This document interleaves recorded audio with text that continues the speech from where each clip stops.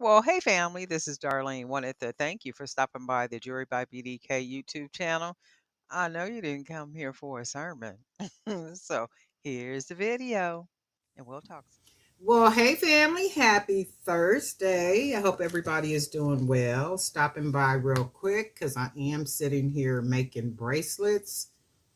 And I almost didn't turn the camera on only because I'm watching it's a sermon that I'm watching, and I didn't really want to turn on the camera because I wanted to watch it. But anyway, this is what I'm doing. I'm using some of the aluminum wire to make a bracelet, and I'm going to see how this is going to turn out. I really don't know, but we're going to see real quick. So we're going to be using just a variety of beads right here. So we're going to try to match these colors. I don't know if this hole, oh, you know what? I'm not going to be able to use these beads because the hole is not big enough. So it's big enough for one bead, but it's not big enough for two beads. But you know what I'm going to do? Because I have two pieces of the cord, and if that bead is, I mean, that hole on the bead is that small. So I think what I'm going to do is I'm going to try something, and let's see if we can do it as a double. I don't know how this is going to turn out, but let's check it out and see what we can do. We're going to use a couple of these little gold beads, little small ones, just to create some separation. So we're going to do it like this because we have two strands. And then what we're going to do is we're going to take one side. And then I can cut one of the strands off, but I don't want to. So if I do, let me see, what other beads do I want to use on here? Let's just try something. Let's see what we come up with. Hopefully it comes out looking like something. Let's use some of these beads, and we're just gonna keep. I got some. I don't have any silver spacers, so this is what we gonna do. We just gonna use random beads just to see what this comes out looking like, because it's not gonna do what I wanted it to do, and I think that'll be okay. So we're just gonna do something, and then we're gonna see how this turns out. And if it don't turn out, worth keeping, no worries. I'll take it apart. I will definitely take it apart. So this is what I'm gonna do. I'm gonna go ahead and double it like that, and then I gotta see if I got enough beads up here to be doing something with. I might have to use. Let's just go with some beads we haven't used yet. How about that? I'll grab some of these blue beads and stuff and see what we come up with.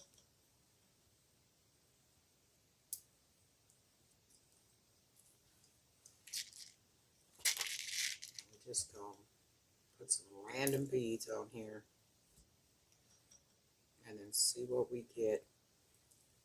Let's see what else we got over here.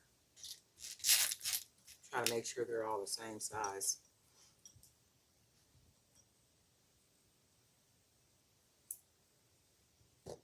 Definitely what we're going to do. And I think we might be able to come out with something good. You know what I'm going to do though? This bead I'm going to keep because the hole is pretty big. And I can close the bracelet off with this bead because that hole is so big. So, I'm going to drop one side. Hold on. And then what we're going to do, put another bead on this side. Well, this is a mess. I wasn't ready.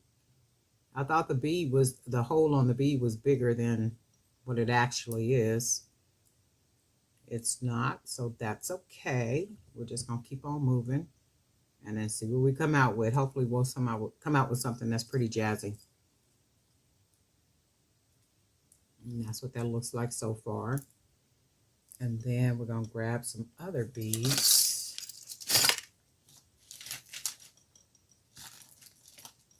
We're just going to be grabbing some beads. We're just going to go ahead and put whatever we find on here. And then we're just going to keep it moving. That's what we're going to do. Only because Darlene was not ready.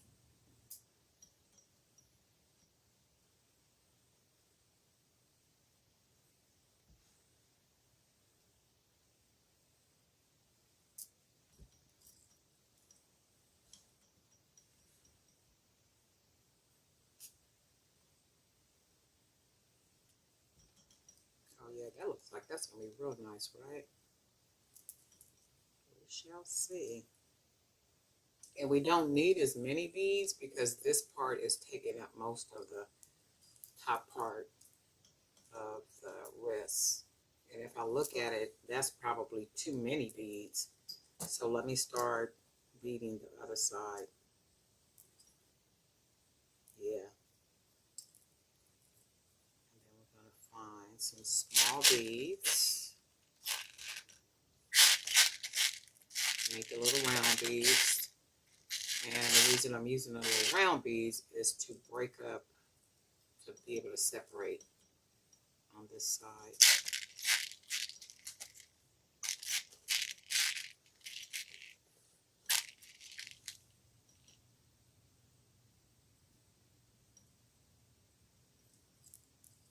And that's what it's all about. Just kind of going with the creative flow. Whatever you come up with, you basically just come up with. Just keep it moving. And I think many times that's how you come out with really different jewelry, because you mess around and not do something, or you make a mistake on something, and then you be like, you know what, I'm gonna just go forward with this. I'm not changing nothing. All right, so now we're gonna start beading with some beads. Where did I put the other yellow bead at? Oh, right here. Let's put this one on here. Ooh, this is a mess. This is why you got to be ready. This one is too big because when I put it on first. So let's do, we're going to go with this green bead.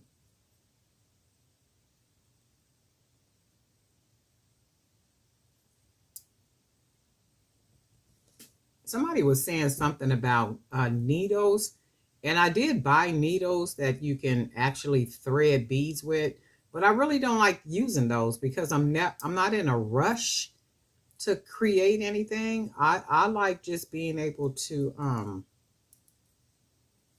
to just make whatever it is that I'm making. I appreciate the tip though. I really do. Don't ever think that I don't. I do. So if I do this like this, I like that, just like that with the metal. And then we only need to do a couple more, put a couple more beads on here. And it'll be double-sided.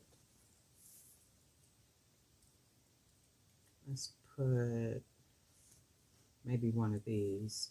I just like to, like to be able to sit here and, like just literally thread and do what I'm doing.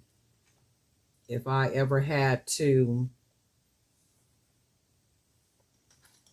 produce like a high quality, not high quality, but a high quantity of, product, of course, I would use a needle because that does make it faster. But in the meantime, I do like to just kind of sit and bead, and do my thing. It's something pleasurable about it. Oh yeah, this is very different. Let's see.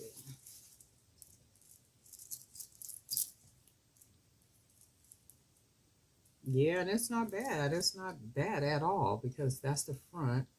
That would be the back part of it. Very different. And we don't even need too many other beads. I think I can put I do that, you know what we're going to do? We're going to put one each of these small glass beads on each side just to give it some more pretty.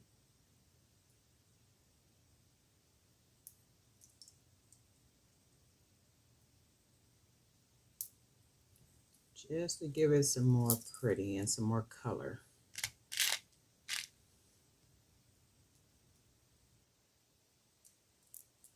We're going to do that, and then we're going to close it off with one big bead.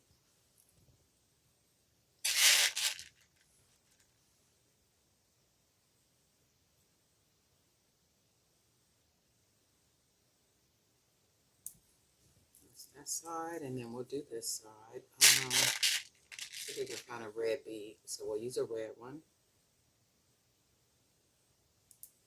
Okay. And then what we're going to do, this is what we're going to do. So you can see how it's doubled. It almost looks like for a smaller wrist, but let me see something. It fits my wrist, but once I tie it, it is going to be a little tight. So we are going to put a couple more beads. Oh, actually, you know what we're going to do? No, we're not. We are going to put, we're going to start putting single beads and bring all this together. So we are going to use one of these big beads right here. And if we use one of these big beads,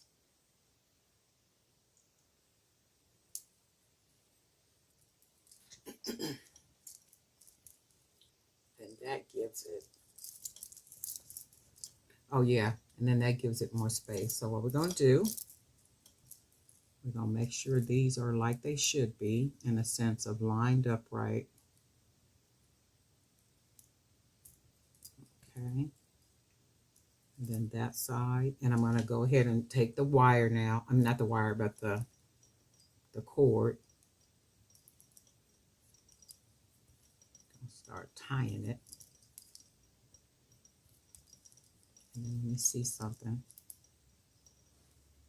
Right? Huh. Stop playing. So what we're going to do now, though, is we're going to go ahead and tie it. I'm going to do double. Y'all know I like to do some doubles. And then you have to pull it really well. And as you pull it, the cord stretches, and then it's able to smash together and tie securely. So I'm going to tie it a couple more times because the hole on that black bead is pretty big enough where I can,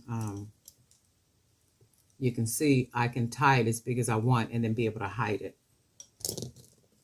Hide the knot. And then I'm going to do it one time. Oops, oops, oops, oops.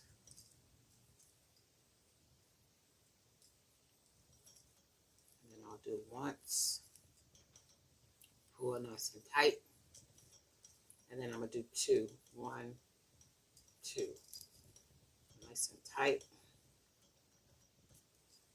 And then we're going to go ahead and cut off the extra stretch cord, about yay. And if you want to, you can put some glue there, or you can burn it, whatever you want to do. But I tie it with a big enough knot to secure it enough and pull it tight enough. And then I'm going to just pull it right through that big old hole to hide it. And then this is what we got. So let's put this on.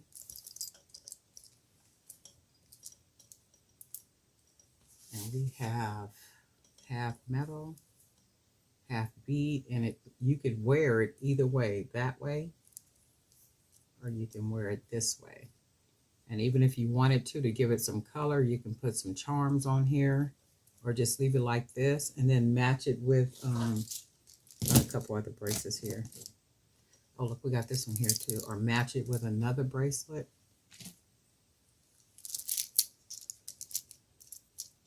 And that's a jazzy arm, right? however you want to piece them together.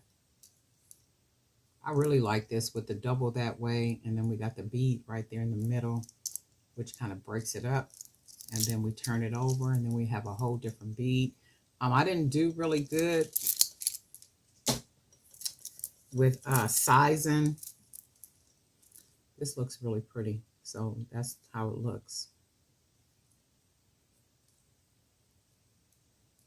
So I didn't do really good about, like, with the wire right here, making the rounded part all even. So I really don't like this part. And then I might even take this, take it apart, and because wire is very generous, I can take the wire, loosen it, and then kind of start rewrapping it and doing something else to it. It's not a bad looking bracelet though at all. Not at all. And it's like a double bracelet, so you can wear this side up and then match it with some other, maybe silver and gold bangles, or some other bracelets you could match it with. And then you can also turn it over this way, and this side basically is the focal point. Got some other bracelets mixed up in there with it, or just wear it solo like this. And the cool thing is, if you have to write, it's not in the way, so it's flat. And this side, it's flat as well, so it's not like the beads are really big and stuff and would be in the way. But this is really cool. I like this. I think I am going to be doing some doubles, double strand. Yeah. So with this one, I could see where I didn't do it to make it look, like really nice, like I like them to look, because those are not even. However, it still is a nice little bracelet. You guys let me know what you think. But anyway, Darling Knight for Jewelry by BDK. And guess what? We'll talk.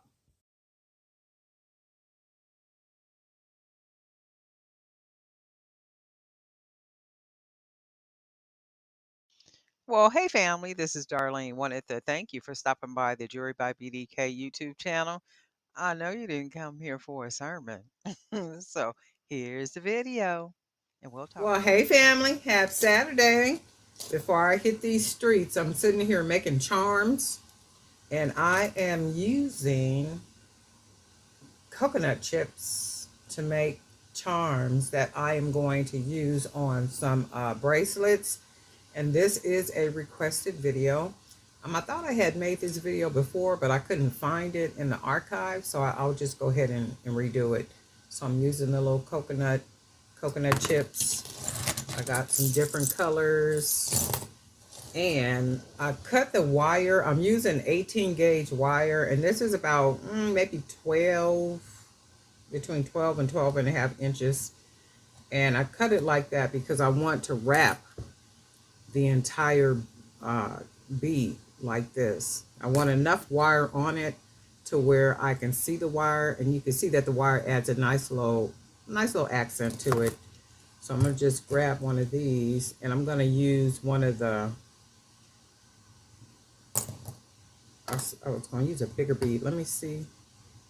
We'll use this one only because it got some grooves, and I should be able to get the hoop at the top right here. Or let's see, we'll use this one. This should be an easier top. So all I'm going to do is take my wire, go ahead and bead it, fold the wire like that, so it ends up looking like this. And then what I want to do is I'm going to take the shorter piece of wire, fold it down like that, and I'm basically going to wrap it around the long wire like that. And if you want to, you can use some pliers, as long as you get it wrapped around the wire. And then I'll go ahead and close it down on here like that. And then you'll see this is what we have. So I'm going to take the top of the long wire and make a little hoop. I can push the wire down right here. And then I'm going to take it, and right now it's not steady like it's supposed to be, but that's okay. Once I start wrapping the wire down the bottom, it will be. So right now I'm just going to make a hoop. Put the pliers there. Go ahead and wrap some wire around. This also helps it to get a little sturdy. Now what I'm going to do, so this is what it looks like. And I'm basically going to take the wire and I want to start wrapping it around the bead like this. Take it down the bottom, bring it back up, take it around the bottom, take it around the back, and then we'll bring it back up and then start wrapping it around the bottom of the bead. And this little extra, I'm gonna go ahead and cut it and then just close it down.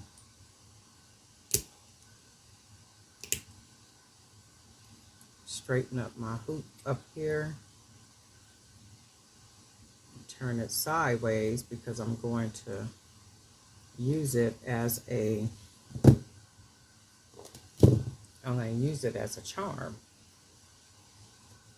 So this is what this one looks like. And I tend to like a lot of wire. If you watch any of my videos, you know that I like to use wire. And the more wire, the more elegant it looks. So this is one bead, and this is the dark brown one, coconut bead. And then let's do a yellow one. So we'll use this yellow. And we're just going to go ahead and put our wire through.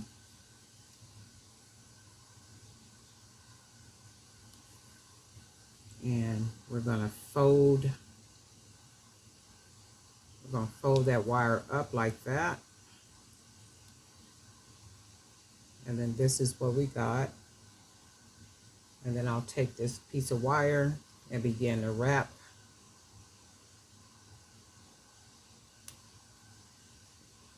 You probably can't see it, but all I'm doing is wrapping. And then this is what it ends up looking like. And I'm going to just go ahead and cut this little extra piece off.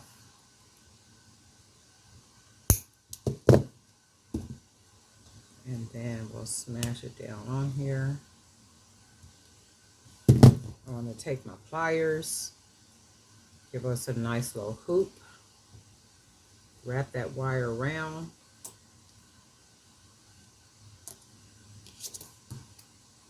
And then what we're going to do is we'll take the wire, and because of the way that this bead is shaped, we can just wrap it around a couple of times, bring it around the bottom, and this is what we got. And then we can just take it back up.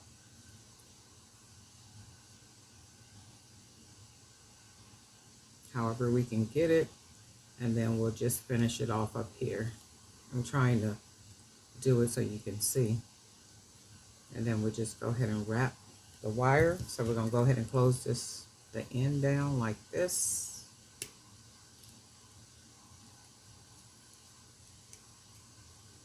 Straighten this part up.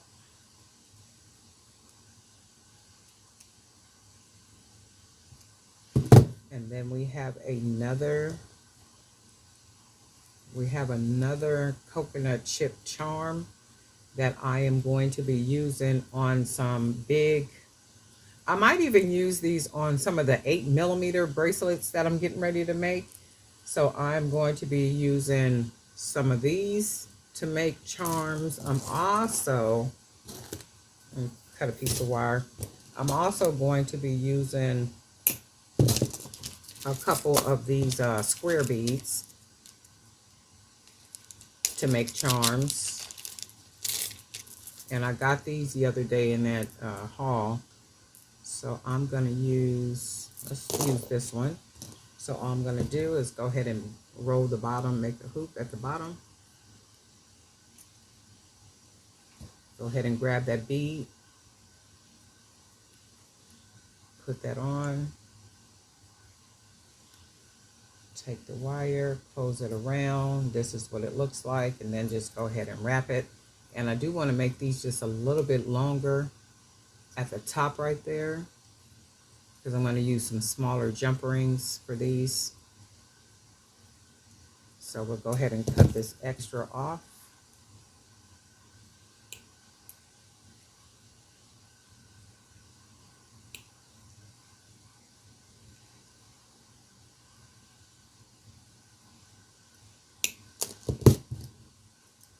And then we'll close it down. And I like to close my ends flat like this. Just nice and flat like that. Go ahead and straighten up that. That meaning the wire, and then now we have another charm. So that's what I'm gonna do now. I'm gonna sit here and make a bunch of these charms, because I'm getting ready to make some bracelets. And even with the bigger chip, it all depends on how you want it to hang. So like with this, the way this bead is made,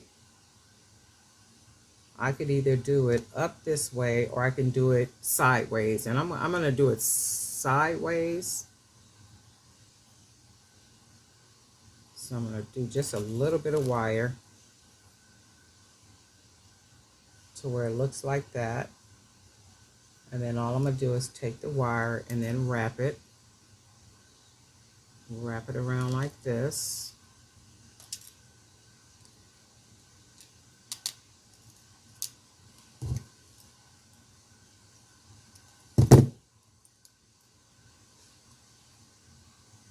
And then I'm going to go ahead and cut this little extra part off right here.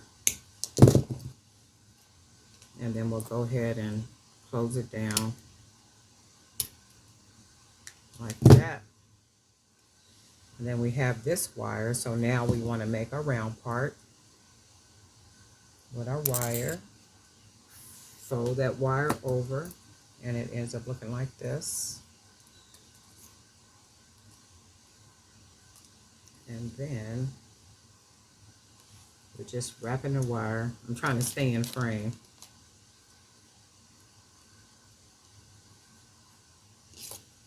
All right, so now we're going to take the wire and we'll wrap it. Wrap it. Probably can't see that.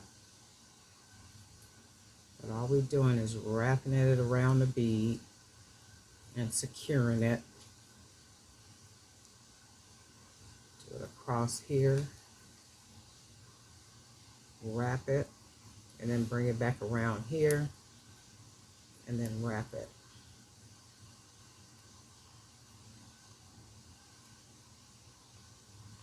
And then I'm going to clip a little bit of this off so I can close it down. And then we'll go ahead and close it.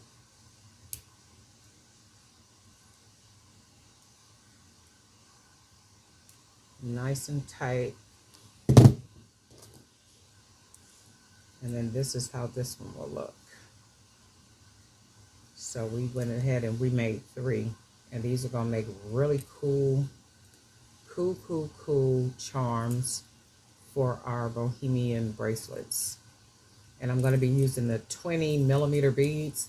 I might use, I don't know if I'm going to use a solid color yet, or if I'm going to mix the patterns to see what I get. But I am going to be using quite a bit of these coconut chip charms for the bracelets that I'm getting ready to make. So this was a requested video. Somebody wanted to see how I wrap these little chips, and then this is how I do it. Really simple, really easy.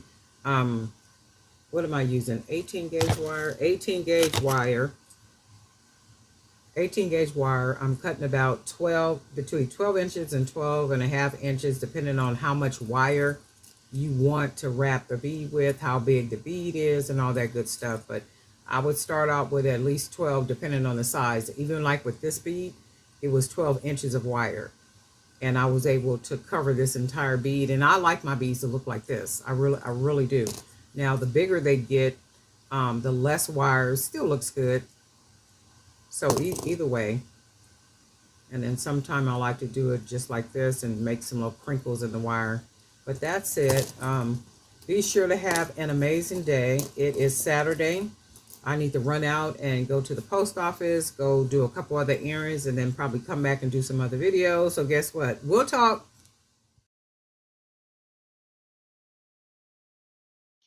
Well, hey family, this is Darlene. Wanted to thank you for stopping by the Jewelry by BDK YouTube channel. I know you didn't come here for a sermon. So here's the video, and we'll talk soon. Well, hey family, happy Monday. This is Darlene stopping by. I am sitting here making bracelets, and I'm making bracelets using the black and white lava beads that I got the other day.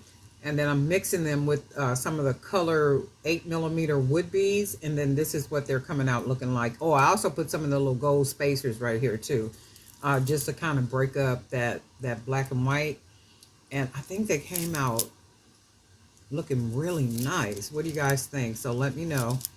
So I just went ahead and mixed, and then this is what the bracelets look like. They can be worn together and just kind of, mixed up, or worn solo by themselves, or even just mix them with some other bracelets. So that's what I'm sitting here doing. I'm gonna try to get as many as I can out of the beads that I have, so I can, of course, take pictures. And then once I take the pictures, I'll add the pictures onto a couple of websites, and then I'll put the bracelets up for sale.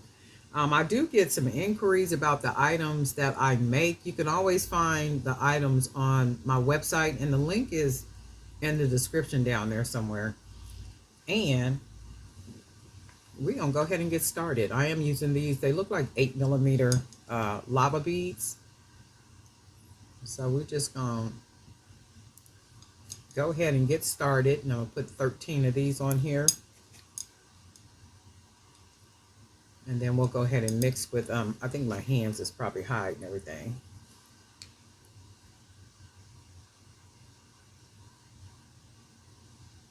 Oh, and sometimes these little hoes be playing hide and seek. Remember when we was little? I don't know if you guys did it or not. We used to play hide and seek when we was little kids. I don't know how hide and seek turned into hide and get it. So we went from kids playing hide and seek to hide and get it. So hide and get it meant at some age, we might have been 13, 14, or 15, which is probably like the appropriate age or the right age where stuff started to happen, where you want to kiss somebody or something. But I think we might have been about 13, 14, 15 or something. The game switched from hide and seek to hide and get it. And hide and get it was somebody that you liked, and if you found them, you had to kiss them, either on the cheek or on the lips. 2, 4, 6, 8. And I was just like, man, sometimes you think about, like little things when you were growing up. We had a real good childhood too, like all the fun and being outside and the picnics and all the family gatherings. And, we would go outside every other Saturday. We would have to clean up, clean our room out. We would have to wash, we would purge. Like my mother was good on purging, throwing away stuff, washing, like all this kind of stuff every other Saturday. So we would try to rush and get this stuff all cleaned up, and we would hide clothes under the bed and hide clothes in our clean hampers, and we would put the dirty clothes in the bottom and then have the clean clothes on the top. My mother would go in there right behind us and pull all that stuff out. What we wanted to do was hurry up and get outside. But my mother would go up in there and pull that stuff up out of there, and baby, we was in the house all day. Wasn't no Saturday fun for us. 2, 4, 6, 8, 9. Wasn't no Saturday fun for us at all. This is 11, 12, and then 13. We used to really have fun, like growing up. And oh, if kids only knew, man, we had fun. Kickball, soccer ball, tetherball. We used to use I think it might have been the light pole. It was either the light pole or the stop pole. We would tie our tetherball on there, and that's how we would play tetherball. Man, we used to have some fun growing up. It's crazy how kids don't get to experience none of that stuff today. Ain't nobody going outside. Ain't nobody playing tetherball. Man, we couldn't wait for Saturdays and then to get home after school, after we did our little homework, and we might have an hour, maybe an hour and a half before it got dark. And we couldn't wait to get out there. And we lived down the street from a park. So there were times we would, actually go down to the park. And when we got down to the park, of course, other friends would be there. And, we just had a good old time. 2, 4, 5. Ooh, and then at some point you grow up, right? And then you enter this place called adulthood. Let's see, 1, 2, 3. Oh, you guys probably can't see me either. 3, 4.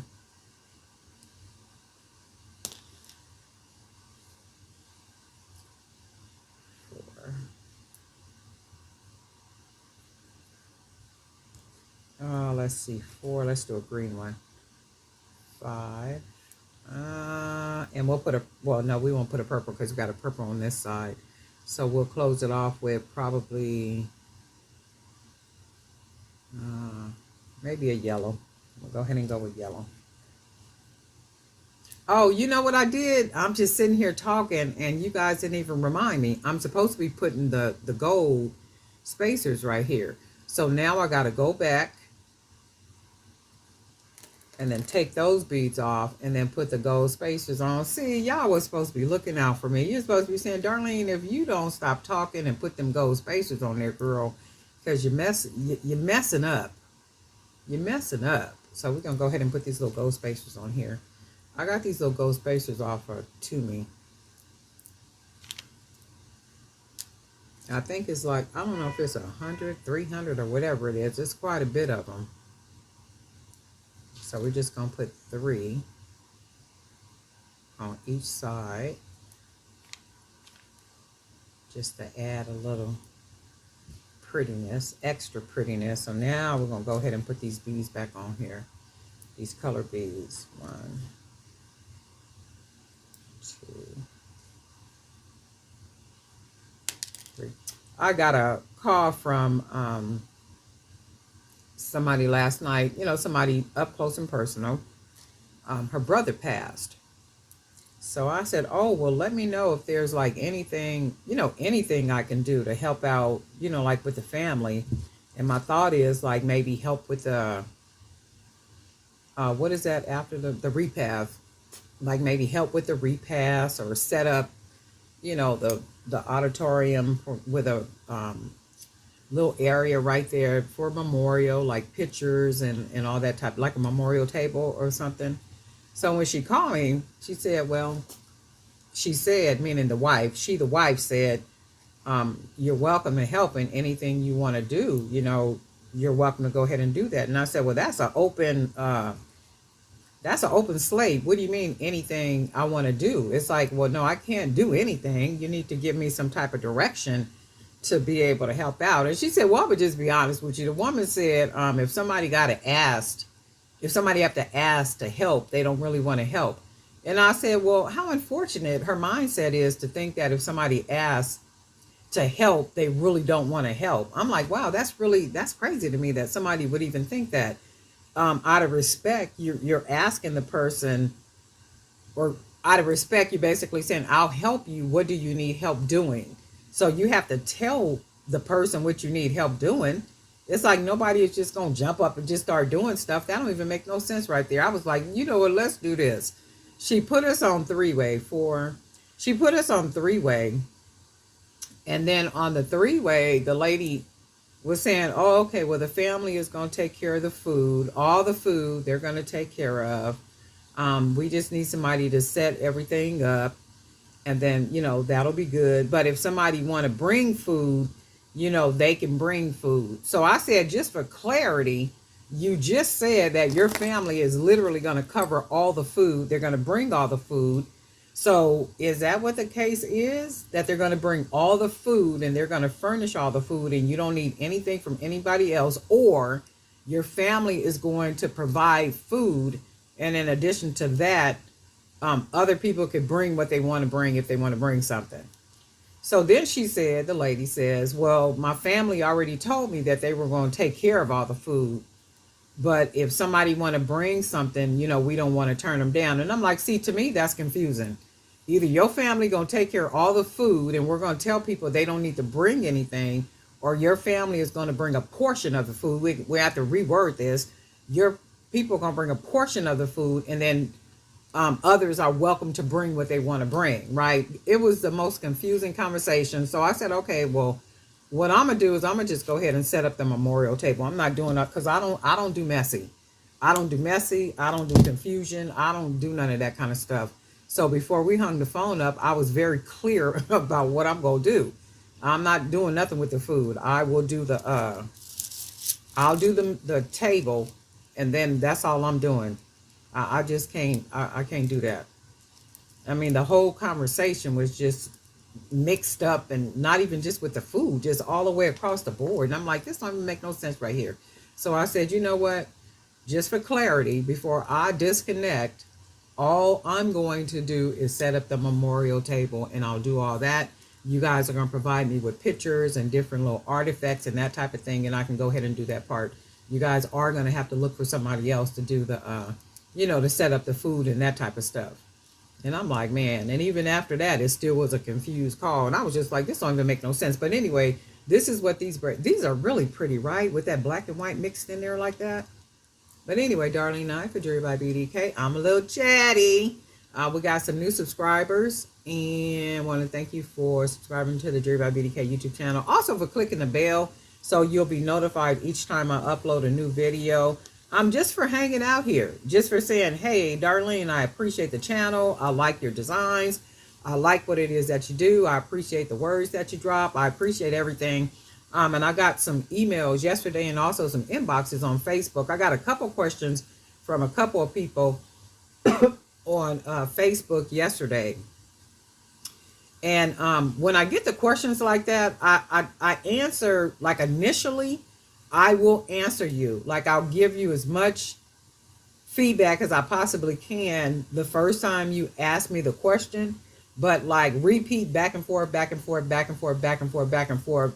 Miss Darlene is not doing that. At some point, that's going to turn into a paid session. So I will, when you present a question, you're welcome to present that question. And I do try to give you a lot of information back, like literally answering your question with some good information in response to your initial question. But the back and forth, back and forth, back and forth, and even if I've answered the question and you come back and you ask me the same question but in a different way, Miss Darlene ain't doing that either. That don't make no sense to me. I'm not doing that either. But I will do my best to answer questions and make it make sense. But anyway, Darlene Knight for Jewelry by BDK. And guess what? Y'all didn't come here for a sermon, but I think you got one this morning. And we'll talk.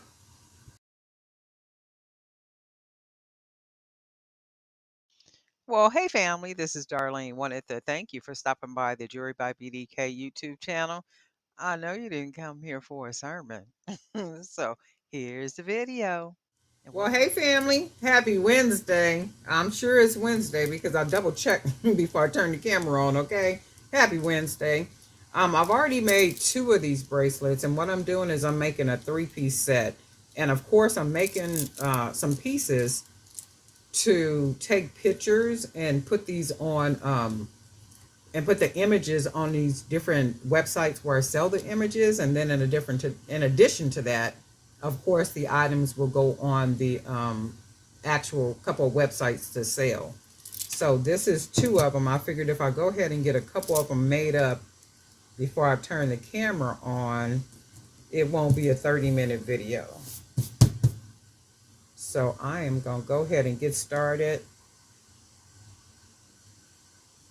And I hope everybody is having a really good day. You've had a great week so far. And if you're watching this video, it's by the grace of God. He has allowed us another whole day. Another whole day. And that's good stuff. I have a friend who is in his 70s. So last year I said, well, what do you want for your birthday? And he said, well, I don't want anything for my birthday. Keeping in mind, the man has an issue with age. He's in his early 70s. And he was like, I don't want anything. And I'm like, you always say you don't want anything. He said, I just want the day to just come and go. So I said, okay, well, I won't get you anything. So what happened is, might have been 2 days after our conversation, the number 40 came into my spirit. And I was like, okay, well, Lord, what do you mean about the number 40?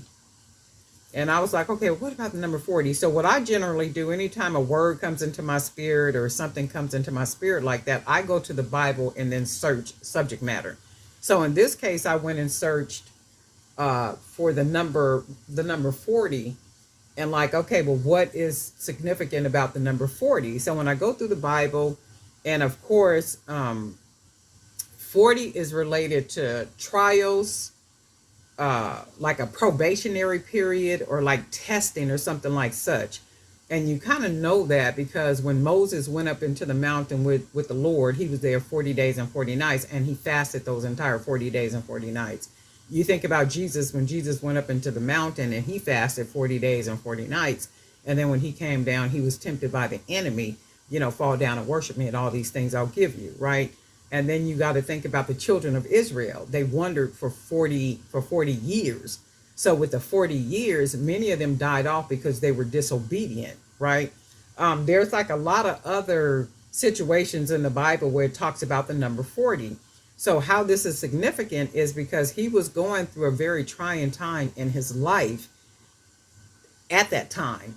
So I could see how the Holy Spirit would say 40. So what happened is, for a gift, what I did is I bought some really nice, they were like, the paper and envelopes look almost like an antique type stumping, that where you can get the wax and then you have the little seal and then you put the wax on the envelope and then you put the seal on there like that. But anyway, I did 40 of those. What I put inside of the envelope, I used a really nice paper, the antique paper, and I wrote something inspiring or encouraging on each one of those slips of paper before I slid it into the envelope and sealed the envelope with the wax and the seal that whole kit came with. So it was 40 days of that. And then I bought this really, really nice, like an antique-ish keepsake box to put all those notes inside of, right? And then what I did is I typed up some information that explained the number 40 and how 40 is significant. And then, gave him Bible scriptures and all this kind of stuff, when I gave him the gift. So what I said to the person is, I'm just chatting. So what I said to the person is, these are nice like this, right? I said to the person, before you open the gift, that's not me that's giving you the gift. It's the Holy Spirit that instructed me to give that gift to you. And if you don't believe in that, that's okay. No worries. However, the Holy Spirit told me what to give the man. So when I gave him the gift, the joy, the overwhelming joy that man showed when he received that gift and what was inside of the keepsake box, he just stood there like in tears. And I'm just like, man, this is really something. And I thought to myself, I was like, but he said he didn't want a gift. However, the Holy Spirit wanted him to have that gift, because what he was going through in his life at that time was very trying. It was very difficult, and it was a real challenge for him. And then to give him something like that, that let him know too, no, God hears every prayer that you pray. He sees every tear that drops from your eyes. He wants you to know that he hears you by way of this gift that I'm giving to you. And then remembering, I didn't know what was going on with the man until the man expressed to me after I had given him the gift what was going on with him. And I said, see, that's God. That's God doing that. That's the Holy Spirit connecting and said, no, this is what I want you to do. And then you go do this. And in my spirit, I was saying, well, the man don't want no gift, right? And the Holy Spirit kept saying 40, the number 40. And anytime that happens, I go straight to the Bible. But anyway, that's my story time for today. While I'm making his bracelets, okay? Really something. When you yield to the Holy Spirit, not only will he help you to make a difference in somebody else's life, he'll make a difference in your life too. He'll give you directions, he'll guide you, all these type of things. Because many times I'll be sitting here and thinking to myself, I ain't thought of none of this. I have not thought of any of this that I am doing. That is the Holy Spirit. And you trust and believe every morning when I go in prayer, and another time during the day I go in meditation, I thank him, every single day, because he does not have to give me the gift of creativity like he gives to me, you know.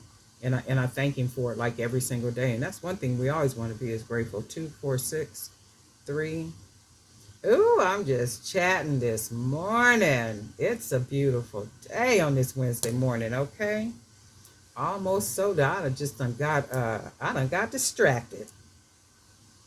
Plus I got this heater on up in here and I done got real hot. That's pretty. And this can just be worn by itself too, but this is really pretty. It's not gonna be worn by itself. I'm going to 246 245. We're gonna go ahead and make this a 3-piece set. I'll put one more bead on here. And then we're gonna put we're gonna go ahead and put, and I'm only using the 1mm cord on this one, only because they're smaller beads and they're not heavy at all. So the 1mm cord is good. 1mm cord is just right.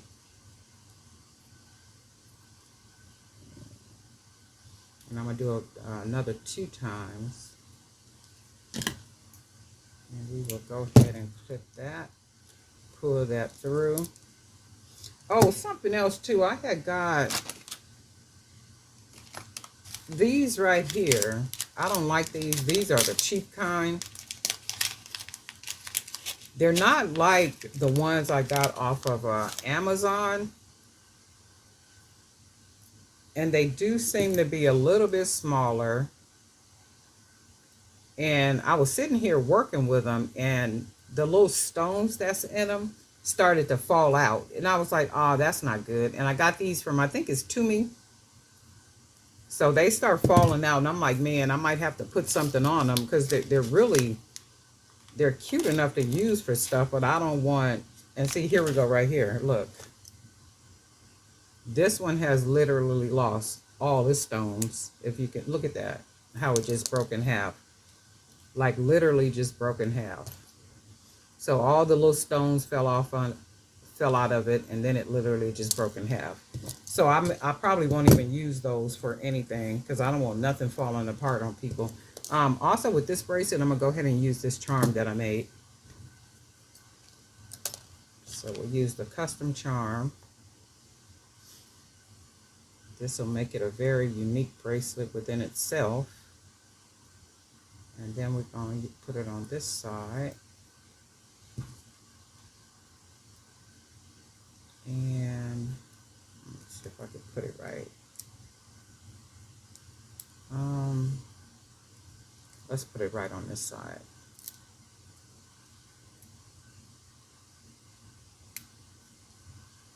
And because of the way this charm is, we don't need a whole lot of charms. So we're going to do just these couple. And you can see how pretty that is by itself. And then we got one of the cowrie shells on here. I'm going to buy some more cowrie shells, and I'm going to paint them myself. And then this is the third one, so we're only going to do 3. Oh, you know what? I might make it a 4-piece, huh? Oh, I did use some of the little fish right here, the fish beads. Oh, I really like that. 3 is like enough too, because it's like it's given a lot. It's very boho-ish. It's really chic. And what makes it too is because the custom charms. But anyway, that's what I'm doing for today. I need to make a bunch of product up so I could put it on the those different websites, the pictures. So the pictures, and then of course once I'm gonna make the product, it goes on the other websites. So this is what I did with this, with the custom charms. And most of these beads, where did I get all these? Some of these beads I got from Toomey. Some I got from Joann's. The fish I got from Joann's. And I think these orange glass beads I got from Joann's.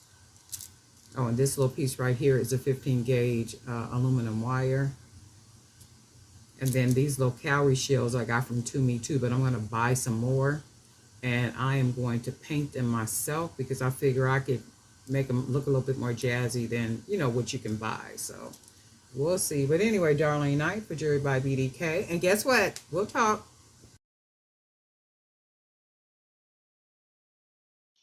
Well, hey family, this is Darlene. Wanted to thank you for stopping by the Jewelry by BDK YouTube channel.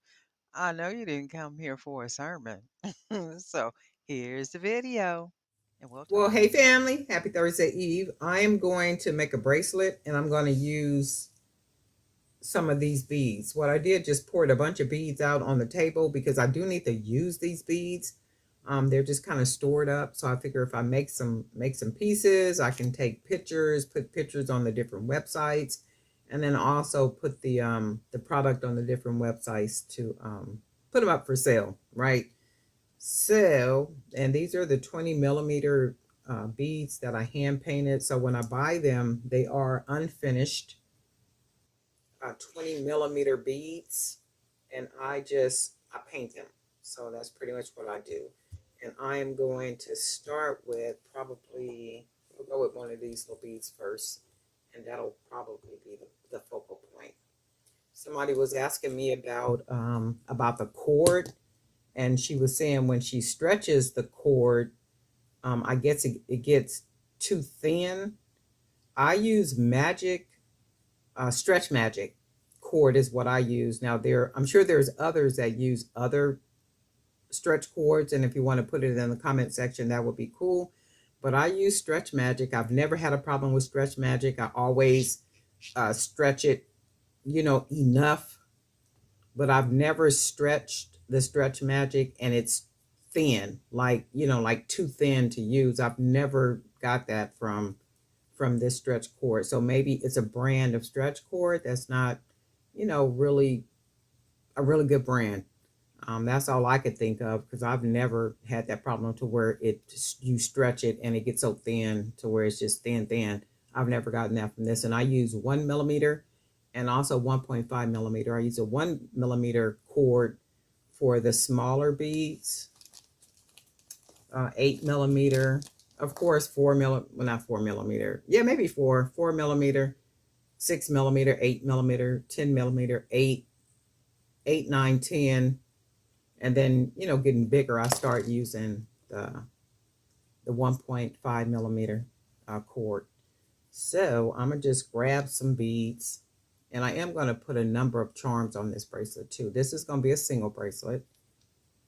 So we're just going to grab some random beads and basically make a random old bracelet. So that's what we're doing right here. Just throw some of these pretty beads on here and then see what we get. And I am sure it's going to be something lovely. It's all about the pattern of the bead that makes a difference. So right there.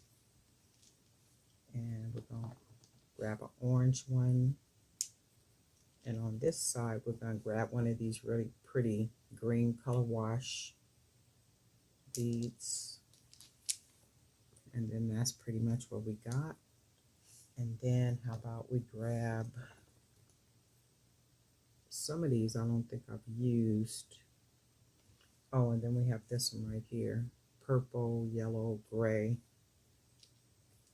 And we'll put this one right here. We do have a pretty yellow. Put that there. And then I also have what I call cotton candy, because these remind me of cotton candy. So these are my cotton candy beads. And then this is pretty much what it's going to look like. I'm going to add a couple more beads on here.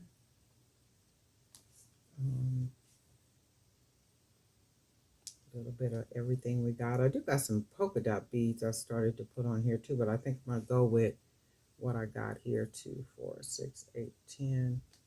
One of these polka dots.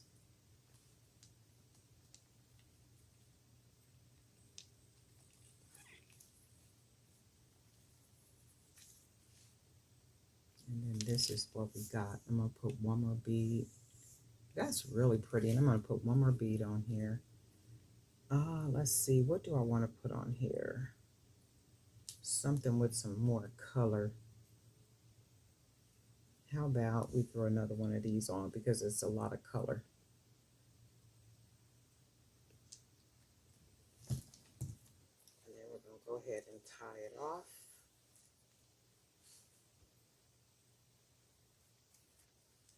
Like so. So we basically got, I'm going to wrap another one time, and then I'm going to wrap 2 times. 1, 2. Pull it nice and snug, and when you pull it, it literally thins out the stretch cord to where it can close against, like just smash together, and then you can go ahead and tie it again. And then you know me, I like to do it 1 and 2 times, so that's 2, and then one more time. Pull it nice and snug. Go ahead and cut off this extra, which is not very much this time. And you see that those nuts we got, we're going to pull those into the hole, so we'll hide them. And then this is what we come out with. How pretty is that, right? All these different patterns and colors. And I'm going to put charms on this one. And I think I'm just going to put charms all the way around it. So let's just freak it out real quick. And then with all these beads, I'm basically going to come back and make a bunch of them. And I can do a lot of them like this and then sell them wholesale on the fair website. So I'm going to start with this big one that I made. Well, actually the bead, and I just went ahead and wired it so I can make it a charm. And then we'll go ahead and put this on here. This will start it off. And then I'll grab another jump ring. Oh, and another question was with the jump ring sizes, what size jump ring should you use per bead size? I think that was a question. So if a bead is an 8 millimeter, should you be using an 8 millimeter jump ring? Maybe, but for me, I use the jump ring that gives me the look that I want. So it does make sense to do an 8 millimeter to an 8 millimeter because it seems like it would match a 10 to a 10 or however. But for me, I use a jump ring that makes sense for what I want to see when I look at the piece. So in this case, I have no idea what this one is. I used my paint pen to make these jump rings. So I guess this would be maybe a 12 millimeter, I guess. 12 something, maybe bigger than a 12 millimeter.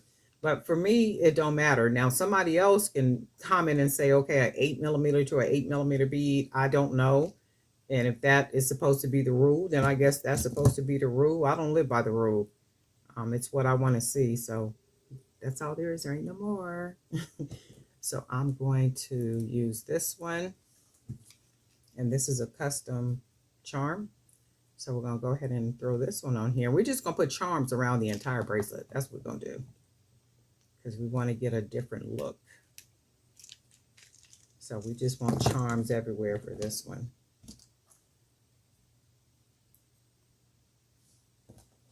And then I did some aluminum wire charms. I did these a week or so ago, and I still got some of them. Haven't been using them. We'll just find a place on here. That 1.5 millimeter is tough. Got some strong cord. Put those on here, close that down. And then we got that. And then we're gonna go ahead and put a couple of the metal, the gold metal. Actually just one. Just put one. And then we'll just put charms around the entire bracelet and then see what it looks like. And if it does not look like what we want, what we're going to do, we're going to take it apart. Or at least take the charms off. We're going to use one more of our big jump rings. And I think we'll put a number token on here.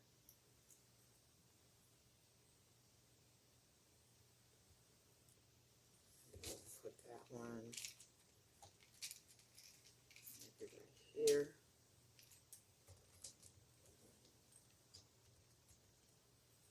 That real good. And then I think I may want some more on here. I do like it with the charms all the way around it. And I think what we're going to do is we're going to put a couple more. Because I want to give it a different look.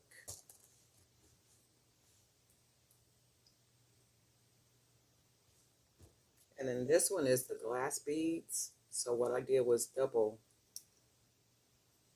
this one to make it a charm. It could almost be an earring. So we're going to put this one maybe right here. Go ahead and close that. Nice and snug. I don't have another big jump ring, so I'm going to make a couple real quick. 16 gauge wire. So we're just going to make us a couple real quick.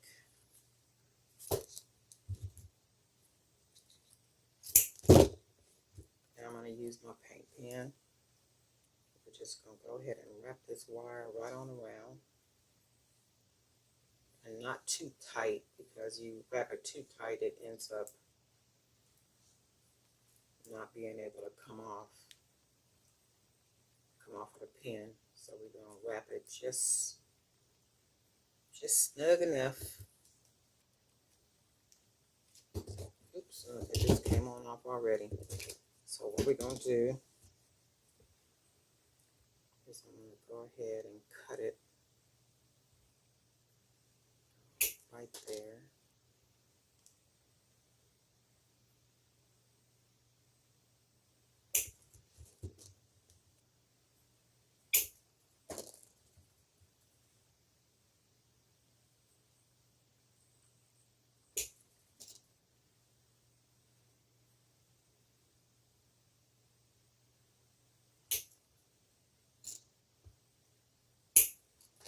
Okay. And then all I'm going to do is close it up real nice and snug, and it literally comes out being a really good jump ring. So we are going to put, let's go with one of the keys. They're not as big, but it's still a charm.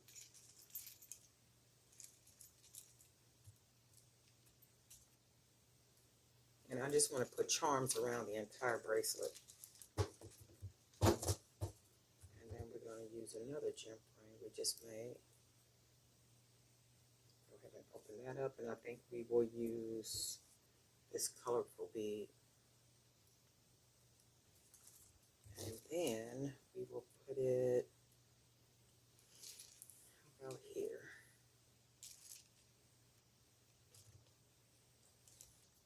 And close it up nice like that. And then let's see what we got. I think I like what we got. So that's an actual charm bracelet, like literally a charm bracelet. So I am going to, I'm gonna make some more jump rings. I'm gonna make some more custom charms, and I'm gonna come back and fill the empty places in with charms. So that's about maybe 4 or 5 more charms. And then we'll just make it a complete charm bracelet. And then with that being the case, it does not have to be a double bracelet. You can match it with some bangles. They can be colorful bangles. They can be gold bangles. They can be gold chains, whatever a person wants to match them with. Or it could just be this type of, this bracelet by itself, maybe with a really pretty, ring on, nails done real pretty. And that's all you need. So I really like this with the charms. You guys let me know what you think. But anyway, darling night for Jewelry by BDK. And guess what? Look out. Well, hey family, this is Darlene. Wanted to thank you for stopping by the Jewelry by BDK YouTube channel. I know you didn't come here for a sermon. So here's the video, and we'll talk soon. Well, hey family, this is Darlene. I'm pretty much spending the day making jewelry so that I can take pictures to put on a couple of websites where I actually sell my pictures. I sell pictures of my products on different websites. So that's what I'm doing. I'm taking a day to pretty much make product, take pictures, and then upload those pictures to a variety of different websites that I sell on. So I am working on another bracelet. I'm going to use another one of the beads that I wrap. So I hand paint the beads. I am going to match them with these hand painted beads. These are 20 millimeter. This one is 25 millimeter. Not really sure what else I'm going to match with the beads, but we'll see as we go. I hope everybody is having a really good day, being productive like you guys always are, and just making a good day of it. So we're going to start with this one. And if I start with this one, let's do some, this one might match. This is a wire bead. Let's see what this looks like. Wire on top of wire.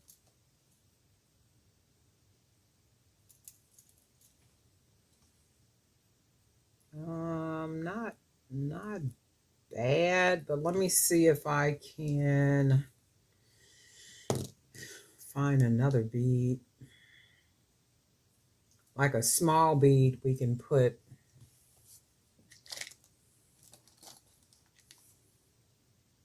I had 2 of these. I only have 1 of these that I can see. I'm sure there's another one around here somewhere. I just don't know where it is. Oh, yes, I do. I found one right here. So it's these little beads right here. I'm going to put this on here. And then what that'll do is separate it. But let's see if it'll separate it enough to make it look separated. Let's see. If not, we'll take it off and we will try something else. So it's not, let me see. Yeah, I really don't like the way it looks. So let me try something else. I actually like these 2 beads on there. I do like those. So let's see if we can find some other bead. Well, you know what? Let's just go ahead and start beating it and then see what we get.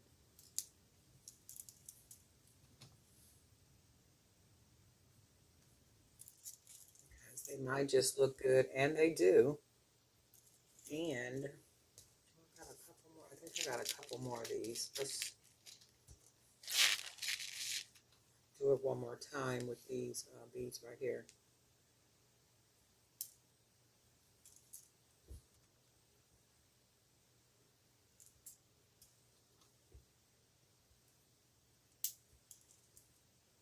And then we'll just go ahead and start beading. But let's take a look at it. Let's see if we like it. And I do like it. However, let's see.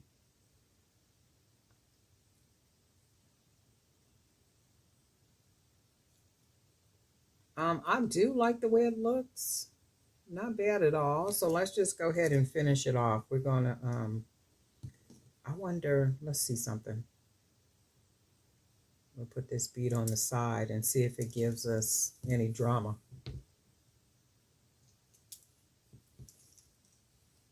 Right? And then we will finish beading it with these beads right here. And hopefully it'll look good enough for me to go ahead and tie it off. And I am using the 1.5 millimeter cord. Again, only because I'm using a bigger bead right there, that bead. Oh yeah, this is really pretty. Hold on a second. Let's pull it and tie it. Loosen it up a little bit. That's really pretty. Man. Yeah. That's really, really nice. And I'm gonna tie it just like this. I do want to put one more bead. So let's see something.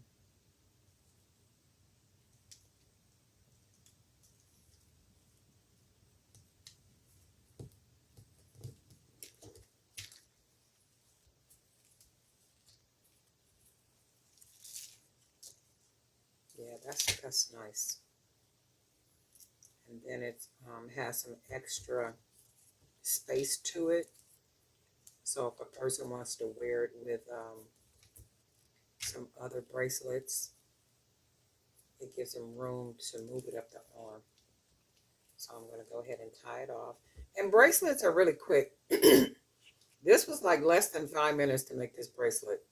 So probably 2 minutes of this was me selecting what I was going to use. Another, because we're at 6 minutes now. So basically a 5 minute bracelet.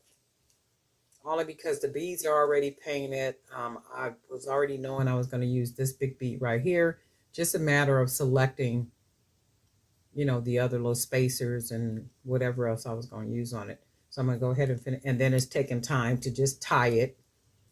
And it's nothing to it, especially if you pretty much already know what beads you're going to use, you know. Not a whole lot. Go ahead and cut that. And then you can see how I tied it. So we got the knot. We can pull it right there in the bead because the hole is big enough. And then that hides the knot. And then we have this beautiful bracelet. Just nothing to it. I mean, like really nothing to it. I mean, what makes the piece is the beads. I mean, really, really pretty. Simple 5-minute bracelet, just like that. And that's all there is. There ain't no more. Darlene Knight for Jewelry by BDK. And guess what? We'll talk.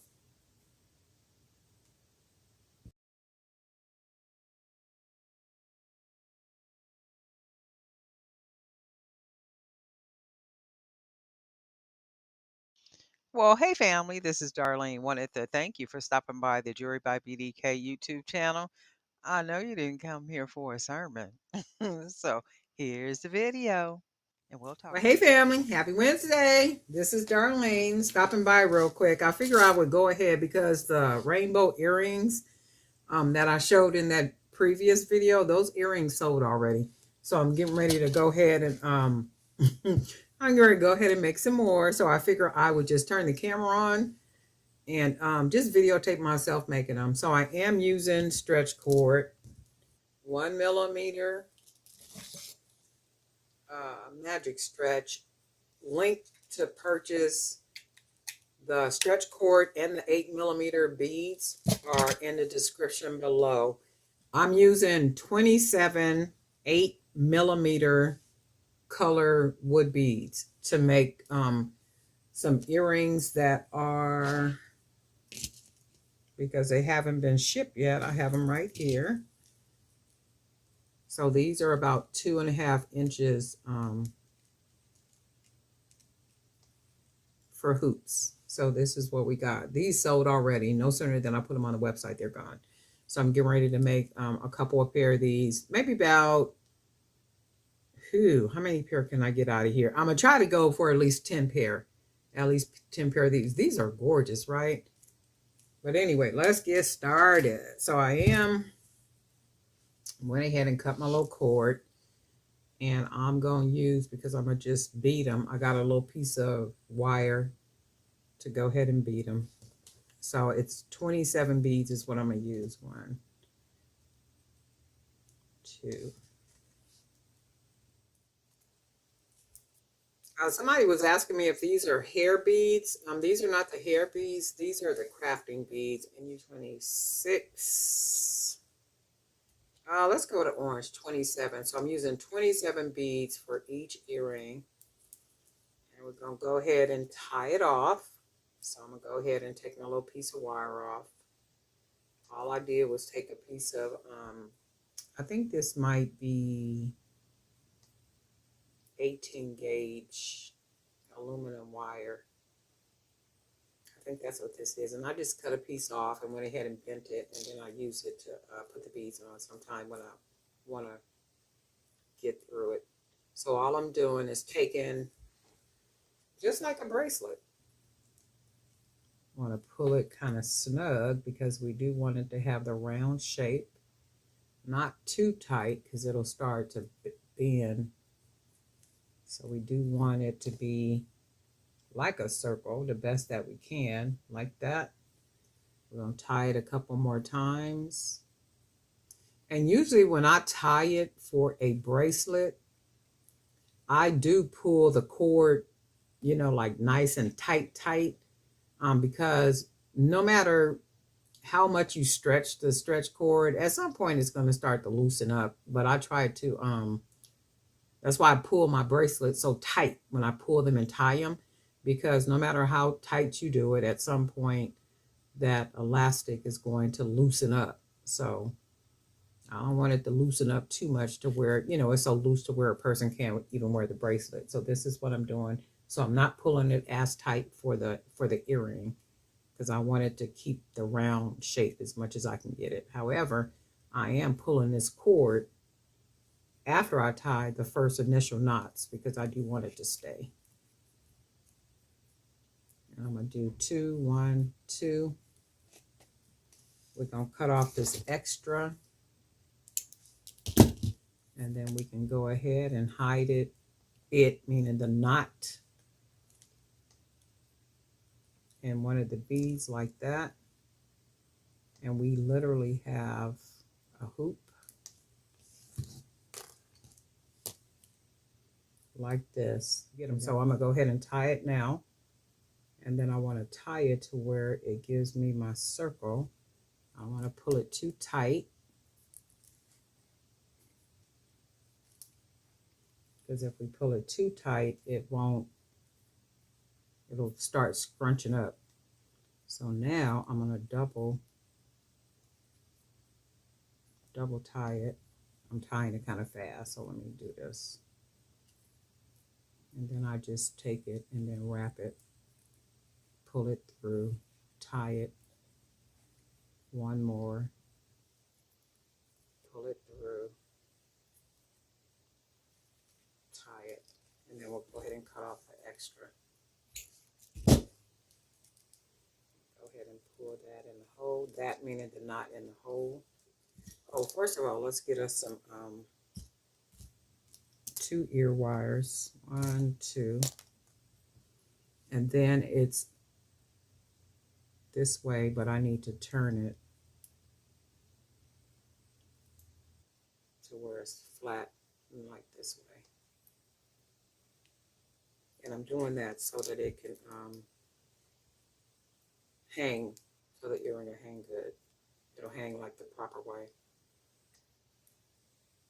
All right, so we got a jump ring. We are going to take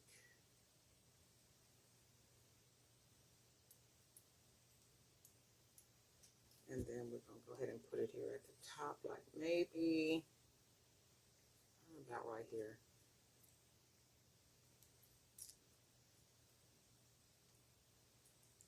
Go ahead and close that off.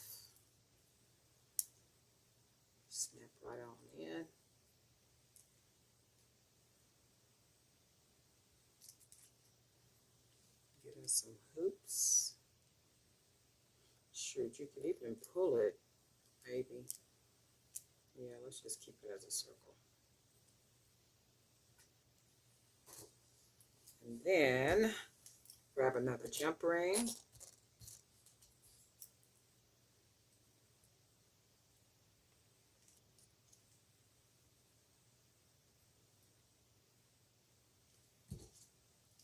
Put it at the top up here somewhere.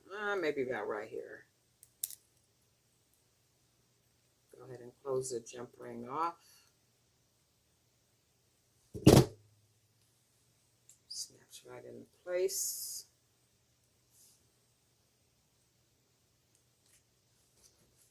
And then we got some more.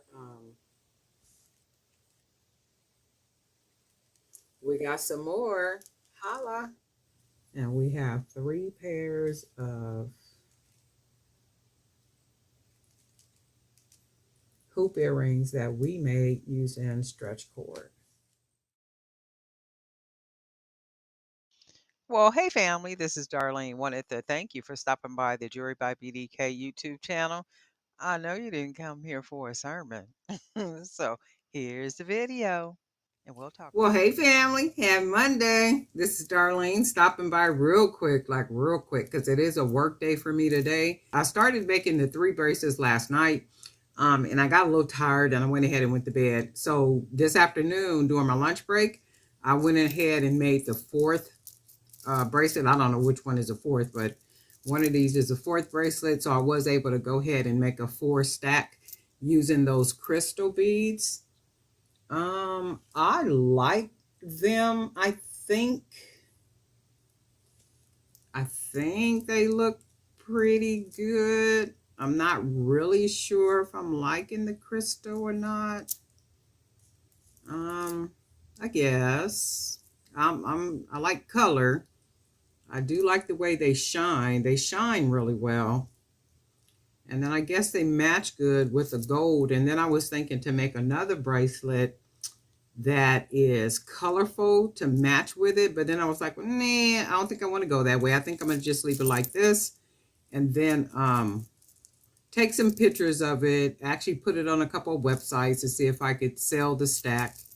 And then, just go from there. So if the stack sells pretty good, if there's interest in the crystals like this, I will make more of them.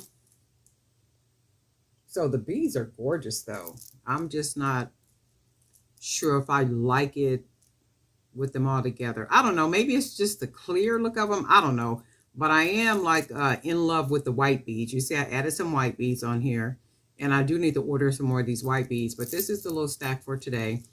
And I will be back later with some more, probably bracelets. And then I'm working on some other projects. So guess what? Darlene Knight for Jewelry by BDK. We got new subscribers. We get new subscribers pretty much every day. And I do appreciate that you hit the subscribe button in addition to clicking on the bell so you'll be notified each time I upload a new video. That's really good stuff. The channel is growing like really good, really fast.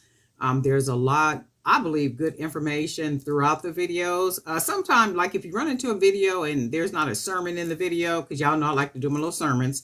So if it's not a sermon in the video, chances are I'm not very talkative that day. That's all that is. It's not for any other reason other than Darlene ain't feeling too talkative today, right? Also, I have another project that I'm working on, and that project, it will have audiobooks, it will have audios, it will have business tips, it'll have like all type of information in audio form. And I decided to do what it is that I'm doing because I get a lot of emails, I get a lot of questions, a lot of questions about things. There's a lot of people that are kind of beginners. And then there are people that have been making jewelry and they're not really sure how to navigate or move to the next level as it relates to establishing their business and doing certain things with the business and all that good stuff. So there's a lot of information that is going to go on this platform that I'm putting together now. I am going to put a link down there. You can join it. It is going to, a lot of the videos, audio videos are going to be free. If you want to purchase any of the ebooks will be available for purchasing. There is a membership that is attached to the platform. And memberships are attached to a lot of these platforms because that helps me to do what it is that I'm doing and provide you with all this information. A lot of those videos, audios, and things will be of no cost. So you can go ahead and join for free. Just join the free membership. And with the free membership, whatever you can access, you'll be able to access, and that'll be quite a bit. And then there will be other videos where you do have to actually have a membership in order to hear those other videos or maybe those ebooks and things like that. So what I'm doing now is just kind of creating an archive of information that I know that I may not cover in videos, like when I'm making the jewelry and everything, because I get a lot of questions. And when I say a lot of questions, I mean a lot of questions. And then for somebody to ask you a question, I believe that they believe that what you're telling them, is pretty solid information. And it is, because I do a lot of trainings. I go to a lot of workshops. I got a education background, not saying that you guys don't, but I have a background in business. I have a degree in business. I've been in business my entire life. I come from a family of business owners, from owning grocery stores to owning catering businesses and all kind of stuff. So I do kind of come from that background. Not only that, though, I'm pretty good about staying abreast to new technology, new information, social media, just a lot of different things. And I'm going to be putting all that, not all that information, but a lot of that information in audio form. And then that way you'll be able to buzz over to this particular platform. You can listen to it and just take from it what you will. That's all there is. There ain't no more. The idea is to create more value than what is already here with Jewelry by BDK. And then, like I'm saying, there's a lot of questions. There's a lot of inquiries. People are really doing what people are doing. People are taking what they're doing very serious. And if you're not one of the people that are trying to take your business, not necessarily business, but whatever it is that you do, like you're not trying to make a business out of it, that's all good. Nobody is judging at all, period. If making jewelry or whatever it is that you do is what you do, you take joy in doing that. That's your downtime. That's your creative space. That's your time where you could just relax and do what you do. That's good stuff too. That's even more valuable than trying to do anything else. So if that's what you're doing, that's good stuff. But there are enough people that are trying to, not only trying to, but have made a business out of what it is that they do in the sense of making jewelry, and they're trying to elevate to different levels. And I think I say that in a lot of videos, there are a lot of opportunities. You have to find opportunities that are available to where you can sell your jewelry. You can sell your jewelry. You can sell pictures of your jewelry. You could establish your YouTube channel to the point where you get to 1,000 subscribers. And I think it's 4,000 watch hours and all that good stuff. And people are doing it. People are literally doing it, and you got to put in the work. And then once you get that, even more work begins then, because if you don't keep up with the work, guess what? You fall to the background on YouTube. They won't suggest any of your videos or anything, right? So there's a lot that you can do. And then once you get the 1,000 subscribers, you got the 4,000 watch hours. Now you're proof of the partnership. Once you're proof of the partnership, now if you have a Shopify website, now you can integrate Shopify into your YouTube channel. Now across the top of your little menu on your YouTube channel, people can click on shop. And when they click on shop, there is a display of your product there. I don't know why they don't. Well, I do know why in the sense of business. I understand why they do it. So Shopify will allow you to integrate. There's Spreadshop, not Spreadshop. I think it's Spreadshirt. And then there's another website that they will allow you to integrate. But any other like Wix or any of the other ones, they won't allow you to integrate it, meaning that they won't allow you to connect it to where you're able to sell from that website on YouTube. They won't do that. And then once you do that, once you have your store connected to your YouTube, it's a matter of building your business on YouTube through YouTube. Also, you want to collect emails. So not just letting YouTube have everything, you want to establish an email list too. So you want to gather data, you want to gather emails, you want to do all those things so that you can periodically send people out emails and say, hey, I got a new product, or hey, I got a new, I'm starting a digital magazine, or hey, I've got a survey going on and I would like for you to, partake in it or be a part of it? Can you do that for me? So all roads lead back to you, your website, and your email list. So you do want to establish an email list. I was having a conversation with somebody the other day. I'm a little talkative today, but check this out. Sermon. So she was saying something about Amazon not approving her for the influencer program. Amazon is a little finicky sometimes. Keep applying. What they look for is engagement. So if you're on and use whatever I would suggest YouTube. So if you have a certain amount of subscribers on YouTube, and let's say you're a partner now, what Amazon influencer program looks for is engagement. So they want to see that the people that are your subscribers are engaging with you and commenting and talking to you, and you're talking to them and all that good stuff. And that's why I always say, in a couple of videos, I think I've said that don't ever let people make a comment or say something to you and you don't answer back. Ain't none of us no star. We ain't no superstars all up on here. And even if we were superstars on here, that is very inconsiderate not to answer people back. So if somebody make a comment or they ask you a question or they, like whatever is whatever, have a conversation with them because they took the time and made a decision to subscribe to your channel. They didn't have to subscribe to your channel. What they did is made a conscious decision to say, I like the content. I like the personality of the person. I like what the person gives. I like what this person is offering. Let me go ahead and subscribe. Oh, and by the way, let me click the bell too, so I'll be notified each time she uploads a video. So don't take that stuff for granted. So if people are say, make a comment or whatever it is, answer people back. It does not take very much. And sometimes we get overwhelmingly busy.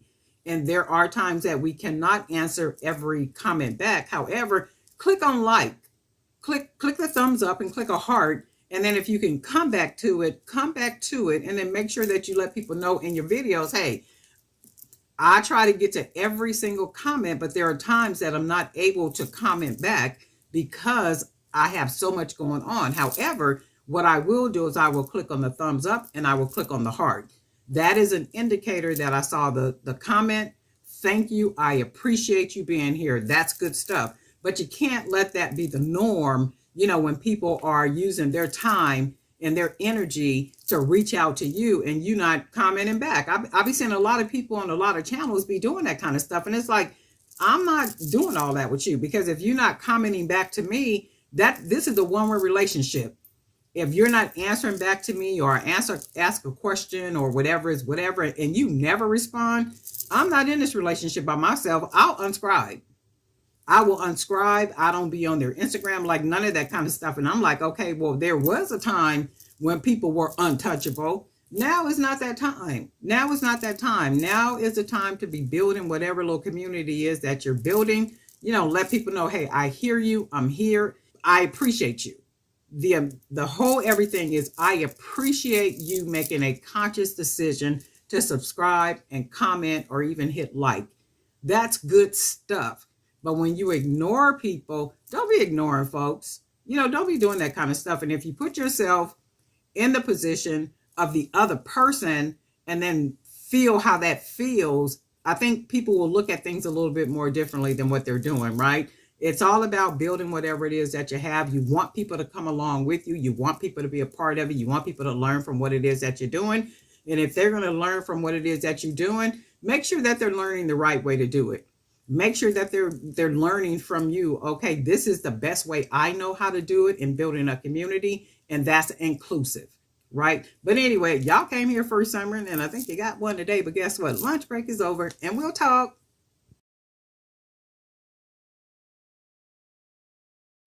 Well, hey family, this is Darlene. Wanted to thank you for stopping by the Jewelry by BDK YouTube channel. I know you didn't come here for a sermon.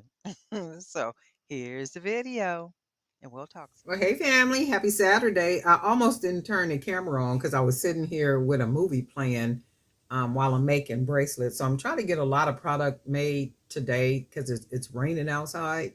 So it pretty much prevents me from going outside. And that's a good thing because I do need to do some stuff around the house. I want to do some purging. I want to make some stuff. I want to cook. I'm going to cook some uh, fish and some other stuff later on, probably like in another hour or so. So it's a good thing it's raining. It makes me actually stay in the house as opposed to going out. So what I'm gonna do is I already made 3 of the bracelets, and I'll show you these in a minute. So it's gonna be a 4-stack uh, stretch bracelet set, and I'm gonna go ahead and use some of these clear heart beads. I'm gonna make this the focal bead, and then see. Put some beads around it and then see what it comes out looking like. And if it don't look like what I want it to look like, then guess what? We'll take it apart and we'll do something else. So we're going to put that there. And I'm thinking I'm going to go ahead and use the small beads. I was going to use some of the big red beads, but I'm going to use these for a different bracelet. So we're just going to go ahead and keep beading. Put some of the beads we got laying here. And then we'll just see what it comes out looking like. So this is what we're gonna do, and then it looks like it'll match well.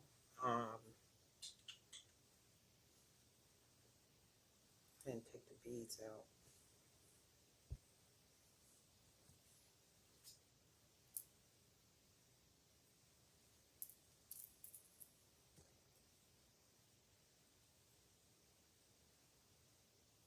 All right, so let's see. I like the way that looks. So now what we're gonna do is add a little red in here. We're gonna start with the red beads. And I'm gonna do red and black beads. Hopefully I got enough. If not, I'm gonna have to add some backups.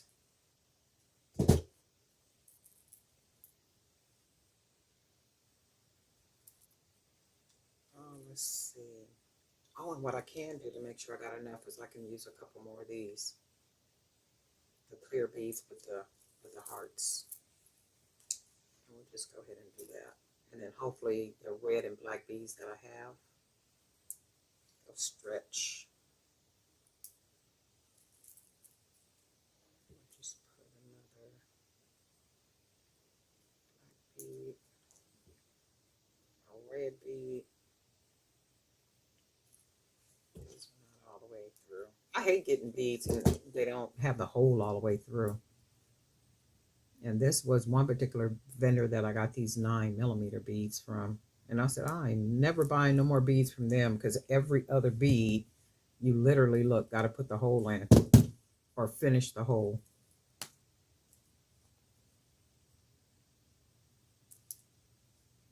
And that particular vendor, their holes, their beads are not perfect, like perfectly round. Look, see, now the other side I gotta. And I did find a vendor where all the beads, just about every one of those beads, the holes are through and through.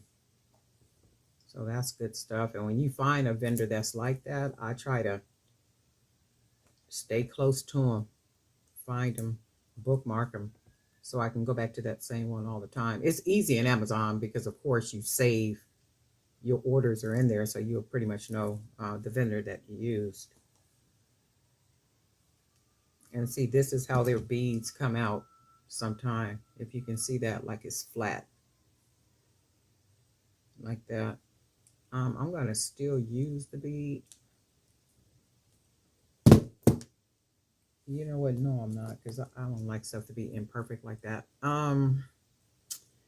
Just have to go ahead and put. And I don't see any other red ones I have around here. And I'm sure there are some. I just don't see them right now at this moment. So let's see. I like the way that looks, and it matches with this bracelet. So I think what I'm going to do, I'm going to go ahead and take a couple more of these clear beads with the heart, and then I'll close the bracelet off with one of the black beads because it has a big hole. Only because I didn't have enough red beads. I'm sure it'll come out looking real pretty. And I've been hearing ambulances and fire trucks around here like all day. And I'm right down the street from a hospital.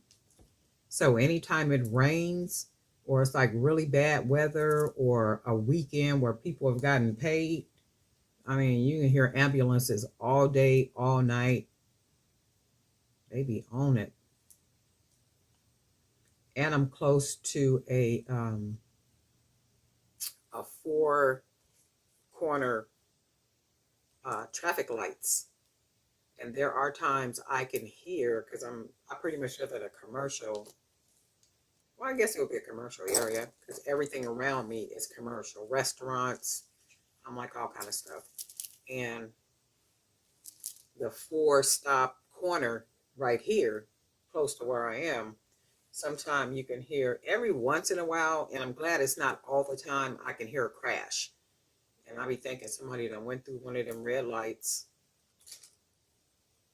And then before you know it, you hear, the ambulance, or you hear fire truck or something. Wait, did I just... Wait, I want to put one more on here. Let's see. Does this one have a big enough hole? This one has a big enough hole. I'm going to double it right here because I'm going to pull it tight enough to close it. And this one could be the first one that slides on for the stack and make it a little bit bigger than the rest of them.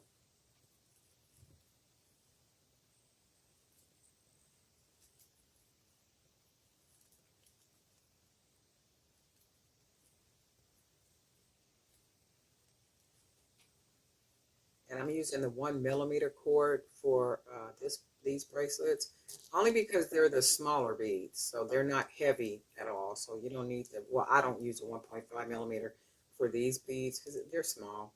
They're small and then they're not real heavy.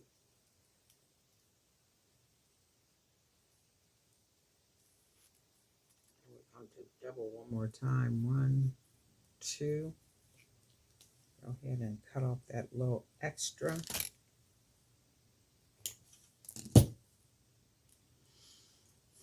And we got that there. And this is a beautiful bracelet. And some of these are pretty just by themselves. So what we're going to do now is we're going to go ahead and put some jump rings on. Not jump rings, but some charms on here. We're going to use a couple of our custom charms, which is this wire wrap bead. So we're going to use this one, and I think what we'll do is we will put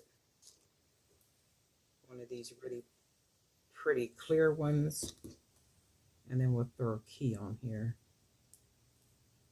So we'll do that.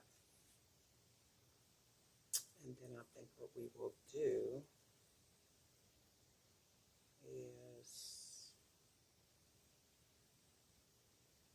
let's put this more, let's put it about right here. Let me see something. I'm going to put it about right here.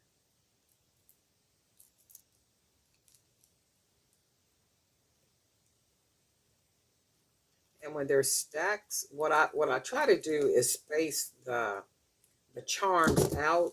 So when the charms are on the wrist, I'm going to put some more on this other bracelet. But when the charms are on the wrist, they're kind of spread around. So I try to put, not try to, but I put the charms in different places. So when it's on the wrist, you can see how those are spread apart. And the reason why I spread them apart is because when I put another bracelet on, you can see how they just layer. And let's put this one on. So when we put this one on, you can see how it's like bracelets are just everywhere. But if I put the bracelets all in the middle part, and you can see how that is, right? But if I put the charms right in the middle by the focal point on every one of them, that means that the charms are going to lay in the same area, and then you would have to be adjusting the bracelet to where the focal is on the side or something. So I try to put those, not try to, but I put the the charms in different places. So you can see how it lays better that way than if they're all just laying right in the middle right here. That looks really nice though. I like this. I'm gonna put one more on this one. So we got this one, I'm gonna put another one on. And then let's do one more on this one.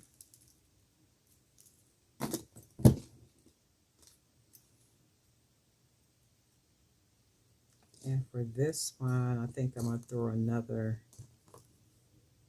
clear. And then we will grab one of these charms that we put the clear polish on. So we'll go ahead and do this.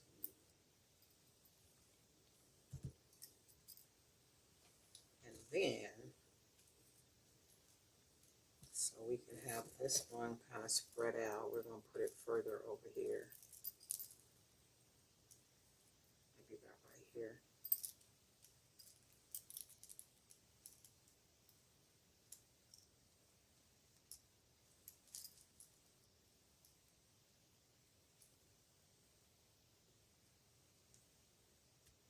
Yep. And then that's what we got.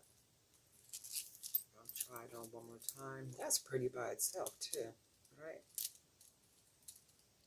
This is really pretty just by itself. And you can see how they're spaced out. And then when we put the other bracelets on,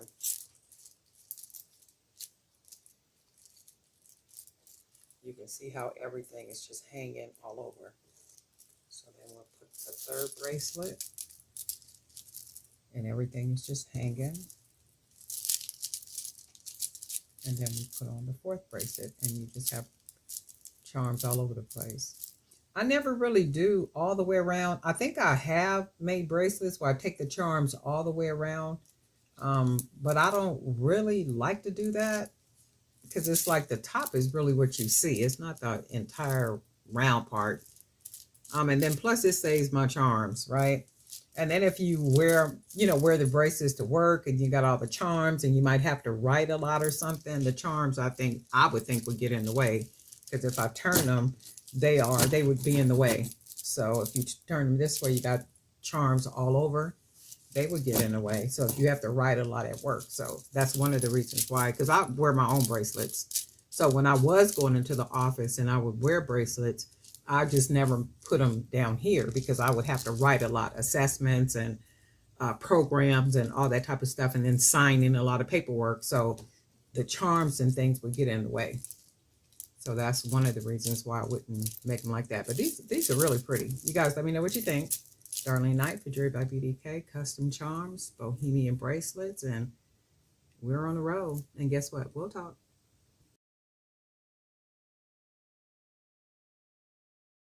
Well, hey family, this is Darlene. Wanted to thank you for stopping by the Jewelry by BDK YouTube channel. I know you didn't come here for a sermon. So here's the video, and we'll talk. Well, hey family, happy Saturday. I'm sitting here working on some bracelets.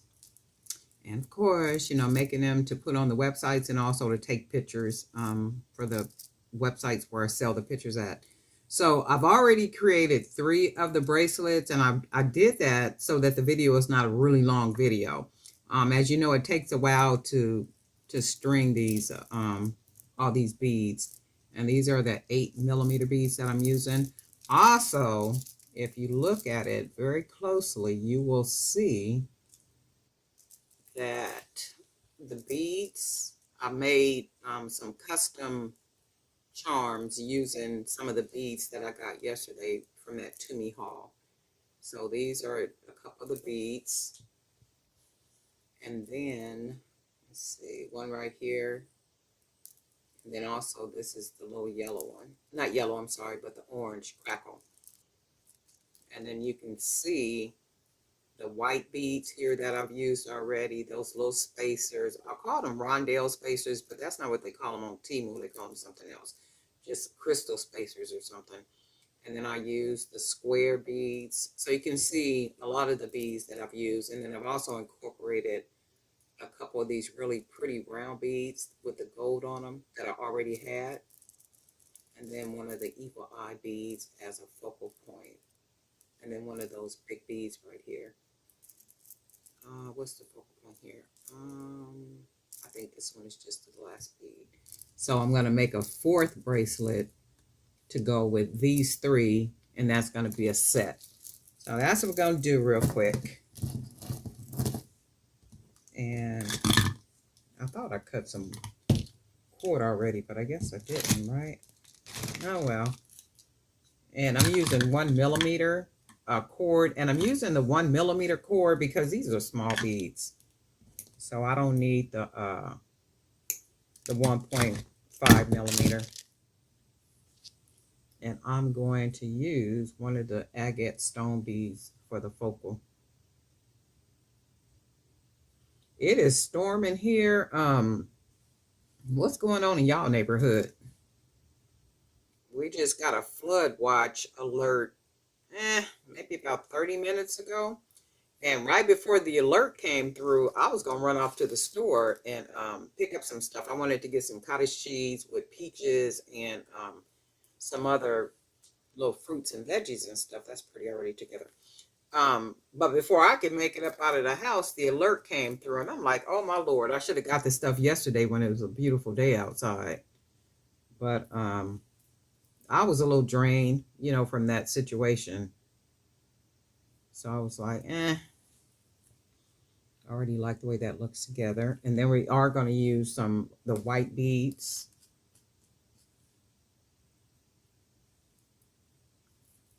And then we're just going to keep this party moving. Hopefully it's not storming tomorrow when I go out for worship service. Because y'all know I do not like wearing a whole bunch of clothes. I don't like putting on coats. I will wear a turtleneck. I like wearing turtlenecks, but just to put on a bunch of clothes and my feet don't like closed-toe shoes. My feet can't stand closed-toe shoes. So you're going to always see me in a pair of a nice pair of mules with my feet out. A nice pair of those expensive, they're not flip-flops, but they have height to them, probably about this high, and they're like the real nice pair of shoes. But I don't like to close my feet up. My feet just don't like it. And I haven't wore a high heel, oh my God, and I don't know how long since the last time I fell. And that has been years. My son is what, 30? I haven't wore a pair of high heels since he was maybe 5.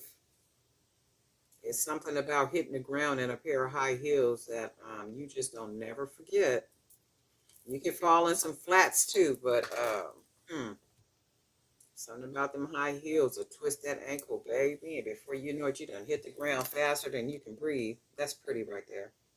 So we're going to do this, and then what we're going to do is on the side, I still got these right here from the last haul. We'll put a couple of these on here. They look like they'll match pretty good. If not, guess what? We won't use them. But they look like they'll match. So let's just see what we come up with. We'll put a couple. And for me, I don't really like it because they're like pinkish. So they kind of take away from it. So I'm not going to use these. So that's a wash. What I will do is throw one of these green square glass beads on here. We'll do that. Definitely will do that. And we won't use the green because the green stands out too much more than the rest of the beads. So we can do the red ones because there is red in here. So let's put these on. Yeah, I'm hoping the rain will slow down and I can run out real quick and then come right back. So hopefully. So the red matches. And the red matches because we got a red bead up in here. And then plus there's black and all that. So that matches really well. And then we'll go ahead and put some more of the white beads. And then we're going to finish it off with a couple of the dark brown beads.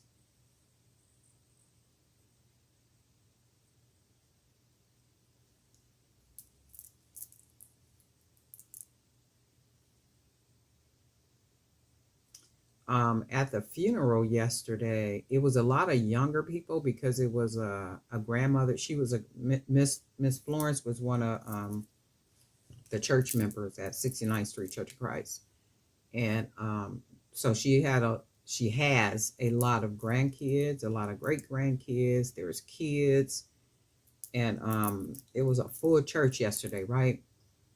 Of course, a lot of young people. So when young people get up and move, something is going on. All we saw is one got up, and then before you know it, they all got up in a sequence across the building. And we was like, Lord, we sure hope ain't nothing going on outside. So we heard some talking and stuff. We wasn't really sure what was going on. And at some point, most of them came back into the building. And me and my sister was sitting there like, should we just sit here or should we leave? You know, what we gonna do? And I said, shoot, if we walk outside, we basically walking in the fire because we don't know what's going on out there. So we gonna sit up in here and mind our business. But it was a beautiful service.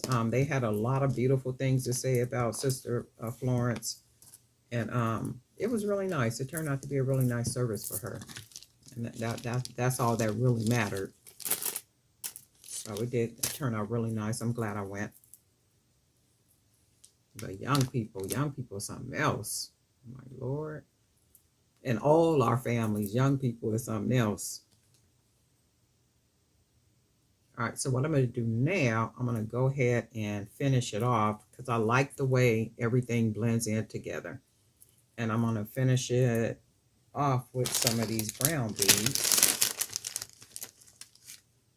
Not gonna take too many of them, like maybe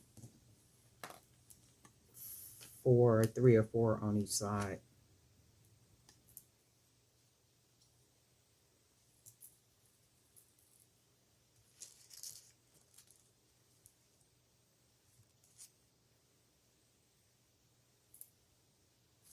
You guys ever sense somebody, like you got a really close friend and you sense that person and you like, I hope they're doing well. I hope what's going on. Like they really just kind of cross your mind, and you can almost like sense them or feel them. It was like that yesterday with my friend Valencia. I hadn't talked to her in a really long time, and because she works all the time, she's a nurse, so she's always working. And for some reason, she came across my mind. It's like I could sense her, I could feel her almost. If that makes sense to anybody, it's on a deeper level than something most people understand, but I can almost, well, not almost, I could sense her and feel her. And then I get a phone call and she was talking to me about us going on a cruise, and I was like, girl, I was just thinking about you. I was sensing you and like really thinking about you. And she said, yeah, because I was sitting here and thinking we could go on a cruise. And then she had like the whole plan already set out. And I'm like, well, when we supposed to be going? She said, well, like maybe we can go in August. If not August, we can, make it a little later in the year. And I was like, yeah, okay. But she had all the plans all planned out and like everything. So it's just me making a decision if I'm going to go or not. And I told her I would let her know by the end of next week if I want to go. So she had everything. And I like that about her because when she calls, if there's something, she has plans. She always has all the details. I mean, like she has it planned out like an engineer. She do not be playing with it. And I was telling her that's one thing I've always appreciated about you. When you say, well, let's do this or let's go here or let's do that, you literally have everything already planned out. And I really do appreciate all that detail. It's not like she'll call and say, well, let's go here, let's go there, let's do this. And I'll ask a bunch of questions and she don't have answers. No, she always got answers. And I really do appreciate that about her. But anyway, no sooner than I was thinking about her, she ended up calling. I was just like, wow, I wonder if people be experiencing that. But this is pretty just like that. Look at that. So what we're gonna do is we're gonna put a couple charms on there. And then we're gonna have this beautiful set. White, I'm gonna get some more white beads, most definitely. Look how pretty that looks. That's really pretty. So I'm gonna put some charms on this one.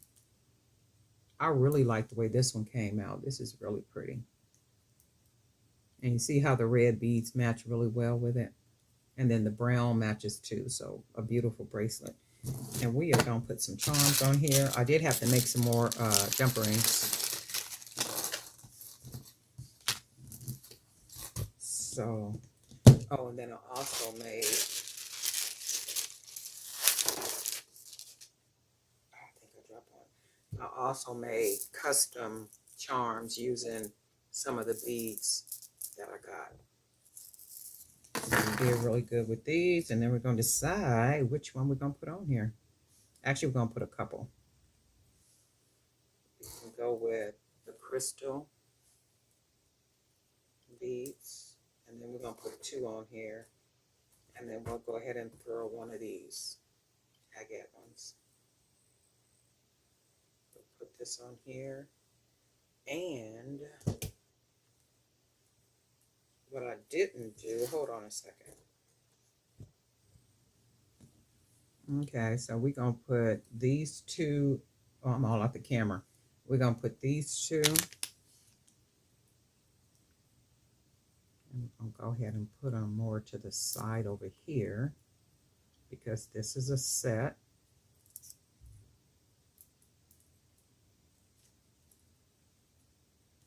Let's see. Okay, and then we're going to put one of the bigger charms that we put the clear polish on. So we'll grab one of these, and this will be a solo one. So we only need one of these, and then we'll put it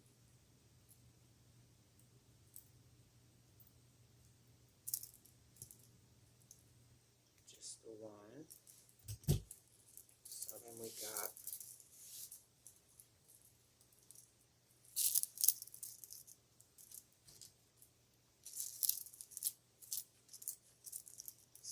really pretty right there. And then we got our third. And then we have our fourth. So this is what we got.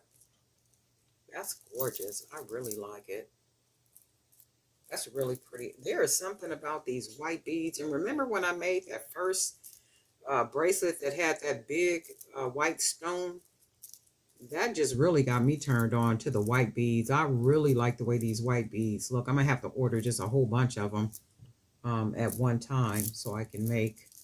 And then they match with everything. I mean, they really go well. I might even put some more charms on here. But for now, this is what we got. So this is a 4-stack. Really pretty. But anyway, Darlene Knight for Jewelry by BDK. I need to clean a little bit of this mess up so I can get myself situated.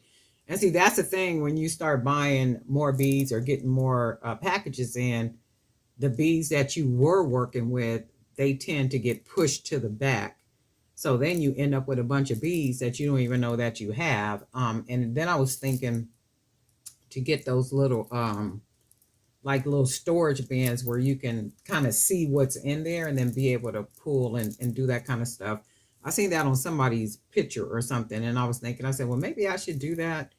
And, but I'm not going to keep those beads separated like that. I already know I'm not going to do that. So if I buy the storage bin, that's really for me going to be a waste of time. I'm just not organized like that with these beads. I mean, I have to literally have them everywhere so I can see them, like literally reach out and touch them and then be able to use them. And that's the only way I like them around me.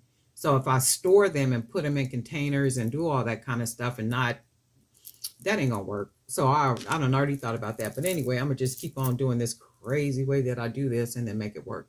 But I really do like these. You guys let me know what you think. Darlene Knight for Jewelry by BDK. And guess what? We'll talk.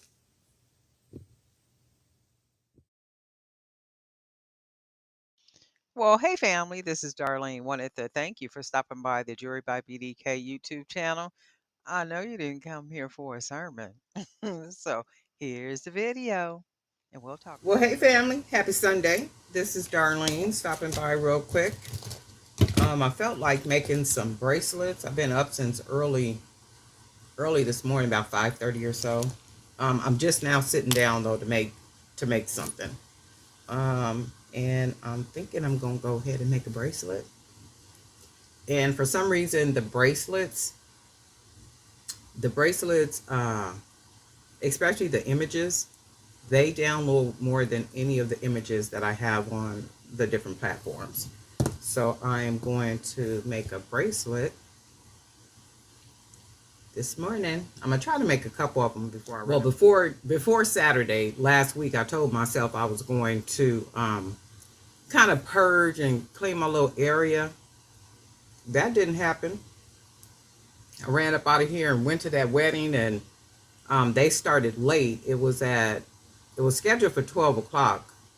I don't think we got started until after 12:30. Um, and I think at some point they announced that one of the bridesmaids hadn't got there yet, or we were waiting on the bridesmaid or something.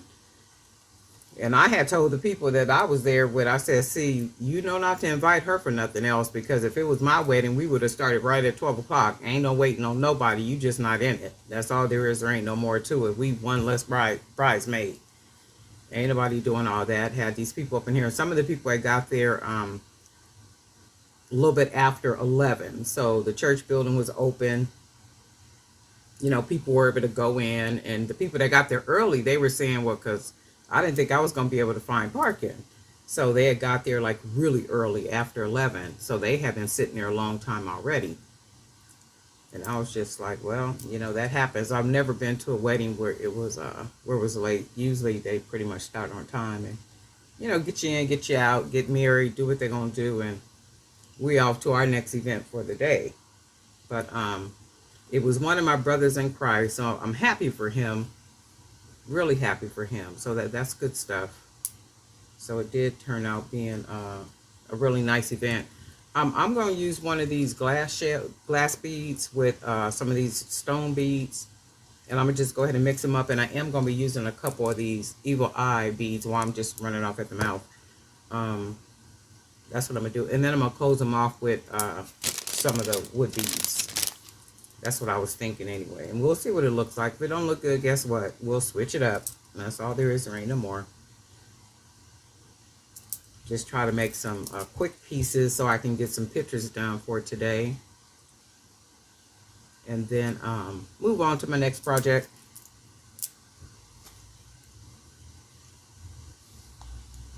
It's already nice.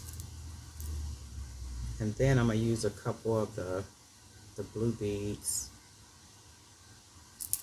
I might even put some charms on here. I got to see if I got some laying around somewhere. That's what that looks like so far. And then, and you know it don't take much for bracelets. Less than 5 minutes usually, depending on, you know, what style of bracelet you're making. Usually they don't take too long at all.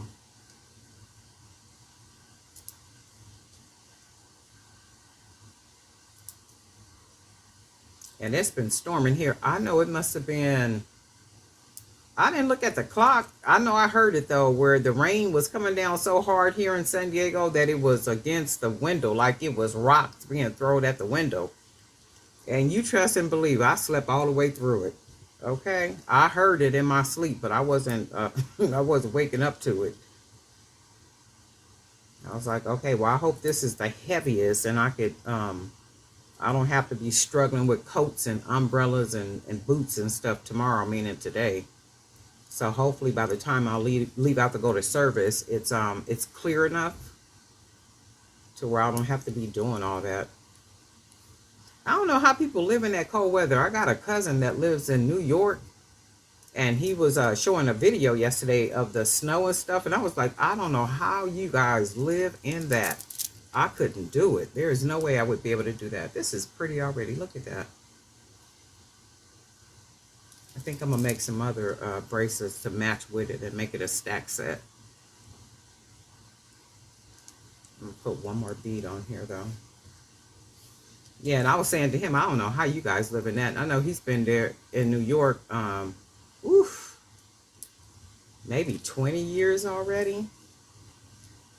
He come back to San Diego to visit, but he said when he first brought his wife here, she was ready to move. She like, oh no, I want to move to San Diego. He said, oh no, we ain't coming back here. Okay. He said, "Ain't no way we coming back here." No, because he got brother man got history. No, he ain't coming back here. Because she loved it when she came. She was like, "Oh my God!" Because of course he took her sightseeing and took her everywhere to the best spots and stuff. So that's all she know about San Diego. But he was saying, "Nah, ain't no way." He said, "I'll just keep tolerating the New York weather." And plus, he's situated and settled there too, so he's doing pretty good in New York. I just don't know how they do that weather. I couldn't do that. All right, so we're gonna cut off the extra, and then we're gonna go ahead and hide it. It meaning that knot in the bead,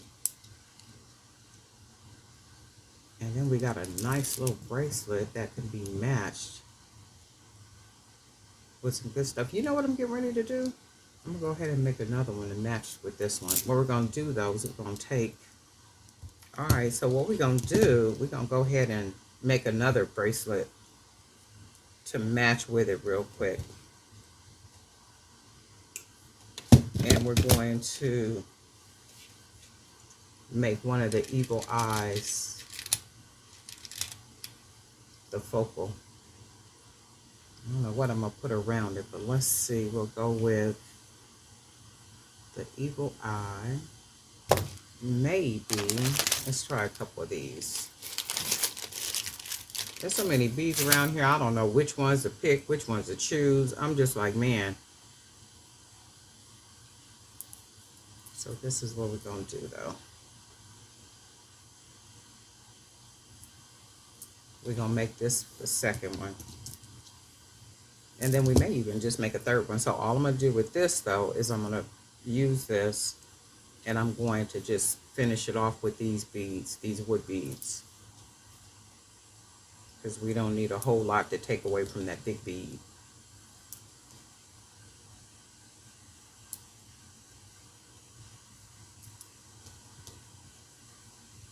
Just make a nice little quick set.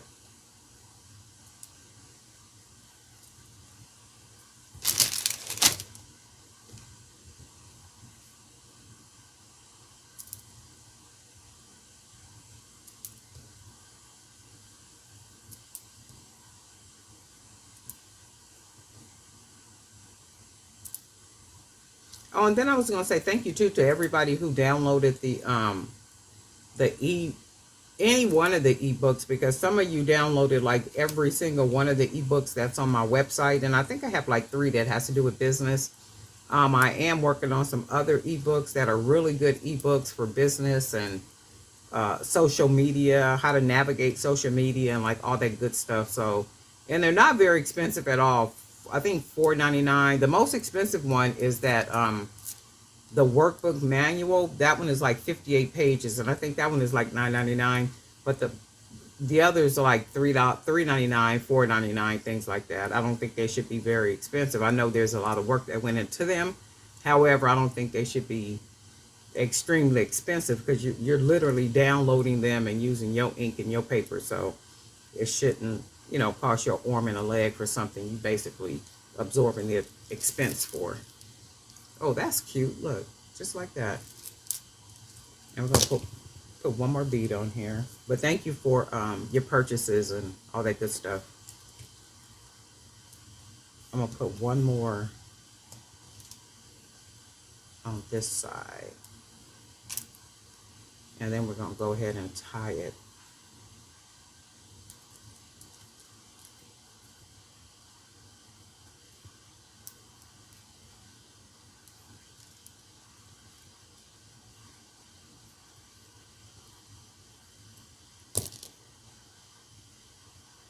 And I like to double knot it and triple knot it and all that good stuff. Some people do use glue and burn the ends and stuff, and if that's what you want to do, that's what your choice is. But I'll just be knotting it, tying it off really well. I'm going to take all the extra, and then I'm going to just go ahead and hide that big part in there. We're going to throw this bracelet on, and then put on our second one. And then you can see, even if I made a third one, which is what I'm going to do, and I can have a third one right here, And then I could have maybe a different, maybe even the yellow bead as the centerpiece. In fact, let me do that real quick. So we'll just make a three-piece set, and it'll be a stackable, and I may even put some charms on it. So we're going to use this yellow bead only because we have some. It's not the same color, but it still matches.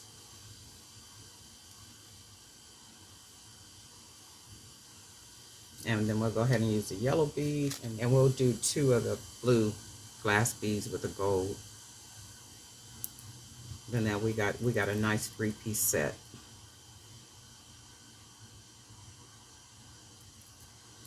And then we're just gonna finish it off with the wood beads.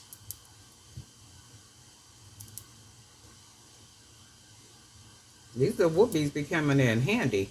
Okay. I got a bag of these. I don't know if it was like 300 or, but it was a mixture. This color and a really dark, this color is called cappuccino, and then the dark brown is called coffee. So the dark brown is these right here. And I'm not really sure how many I got, 300, 400, I don't remember, but it was a mixture. And these I did get from Amazon. I think there's a link in the description down there somewhere if you're wanting some of these. But these wood beads do come in handy because you can just, you know, fill up all that space without using all your best beads. Give it a nice little pretty focal point, and then just keep it moving with the wood beads, if that's what you want to do.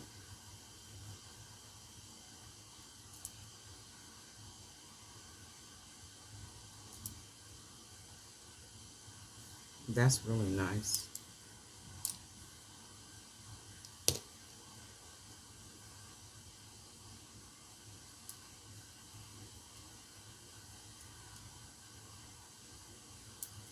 Man, I'm hoping it don't rain when I leave, before I leave up out of here. Like yesterday, it rained maybe an hour after I got back home. And I was like, praise God, because I didn't want to be dealing with that wetness. And you know, I wasn't feeling well, right? I feel a lot better now, but I was like, because I do not want this stuff to flare right back up. And you know, no sooner than you go out, that's what happens. Let's do, wait, I'm going to put one more bead on here. It'll flare right back up, and you think you all well, and you bouncing around here like you a teenager, and before you know it, you right back coughing and sneezing and not feeling good. You know, we really got to be careful the older we get. All right, so this is the 3rd bracelet, and I might even put some charms on it, but I'll put those on if I do it after the video. And if I do it, I'll take a picture and put it in the Facebook group. Oh, and also I'll post it to the community area here too. All right, so let's do this. And then this will be our 3rd bead, our 3rd bracelet. And then that's our set. That's really pretty. I can see this with a lot of charms. I don't have a lot of custom charms made, so I'm going to make some custom charms. But this is this set right here. It came out really nice, right? You guys let me know what you think. I hope you have a really good Sunday. And guess what? We'll talk. Well, hey family, this is Darlene. Wanted to thank you for stopping by the Jewelry by BDK YouTube channel. I know you didn't come here for a sermon. So here's the video, Thank and we'll you. talk. I'm going to make a three stack bracelet, and I'm going to try to make the video not too long, so I'm not going to do a whole lot of talking. I am going to use this wire. This is a 15 gauge aluminum wire. I'm going to use a couple of these little glass beads on the side, and I am going to be using quite a few of these glass beads right here. So we're just going to go ahead and start. We're going to go ahead and start beading. We're going to try to come up with a three-piece set. And it is going to be pretty green, I might say. Pretty green. So I'm using majority green. I am going to be using some of the 20 millimeter hand painted beads as well. So we're going to see what we can come out with. And I'm probably going to be putting some charms on it too. If the video is not too long, I'm going to put charms. I think I might have some made around here somewhere.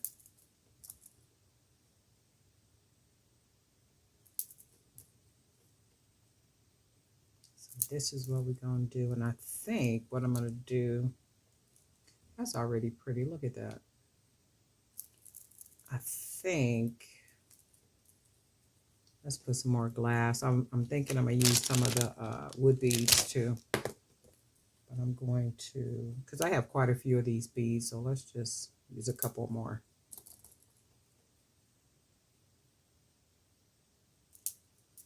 Two, 4, 6, 7, 2, 4, 5, 6, 7. And then I think I'm going to go ahead and use a couple of, that's really pretty. I'm going to definitely make some more of these. That's pretty. And I'm going to use one of the wood beads, and I'm using the wood bead because I need to be able to hide the hole. So I am going to make a bracelet using some of these wood beads so it'll all match. So we're going to go ahead and close this off. I am using the 1 millimeter wire too. Cord. And I like the triple double tie. 1, 2, 3. I think it's raining outside. Oh yeah, it's storming. Oh my goodness. I'm glad it didn't start until I made it home. Well, it's late right now too. I think it's about 10 o'clock my time. So that sounds about right for it to start coming down. Hopefully it don't rain tomorrow because I do need to get out and go do some stuff. Let's see. We're just going to cut the extra wire off. Not wire, but the cord. I don't know why I keep saying wire, but then you see the knot and we'll pull that through. This is really nice. I am going to definitely make some more of these. Look at that. Definitely. Okay, so this is going to be the first one. So this is one. We're making layered. And then what we're going to do, we're going to use some of our 20 millimeter hand painted beads. So we're going to use these. I'm going to go ahead and start beading. And I'm going to use some of the greenstone beads.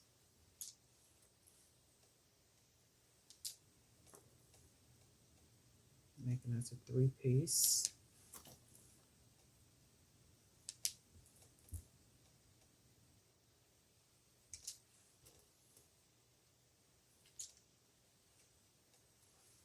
And it's going to be fairly quick. Because when you know which beads you're going to use, it's a simple task.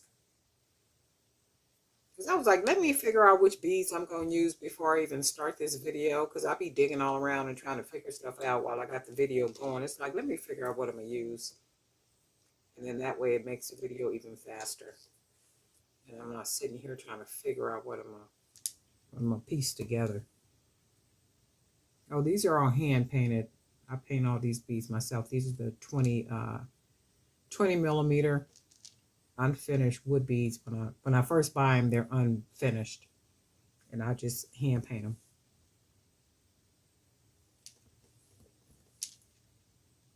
All right, so we got this, and one last green stone, and let's see if this is a pretty good.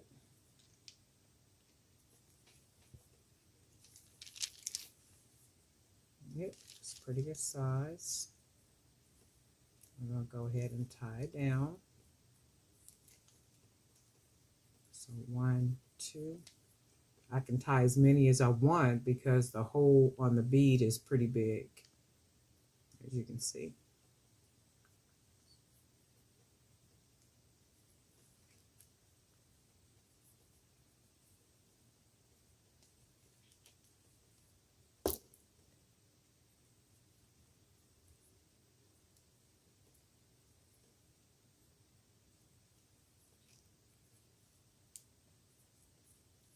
All right, and then we're going to go ahead and cut off the extra cord. I don't know why I want to say wire.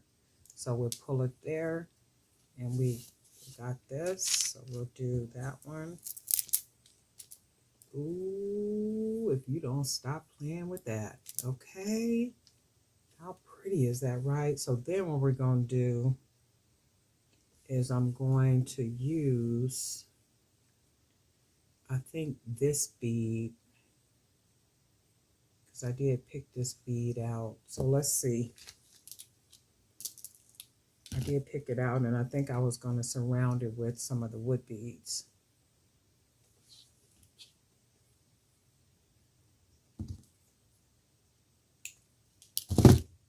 So we're going to go ahead and stick to that. So we'll just go ahead and start beading.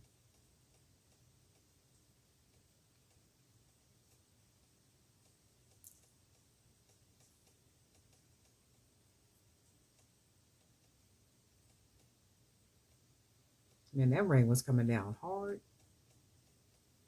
All right, so we're going to start with this bead. Let me see something. That looks really pretty. Look at that. What do I want to put on here? Because I don't want to use 2 of these beads. You know what? Since we're going with green, let's try this.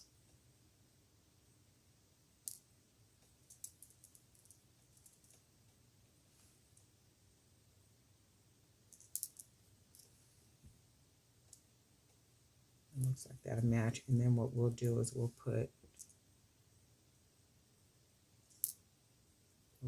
one of these, 2 of these little green beads, because they'll match with what's on here already.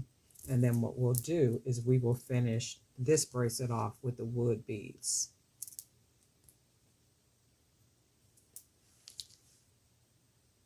And that's a quick 3-piece. That's about less than 10 minutes already.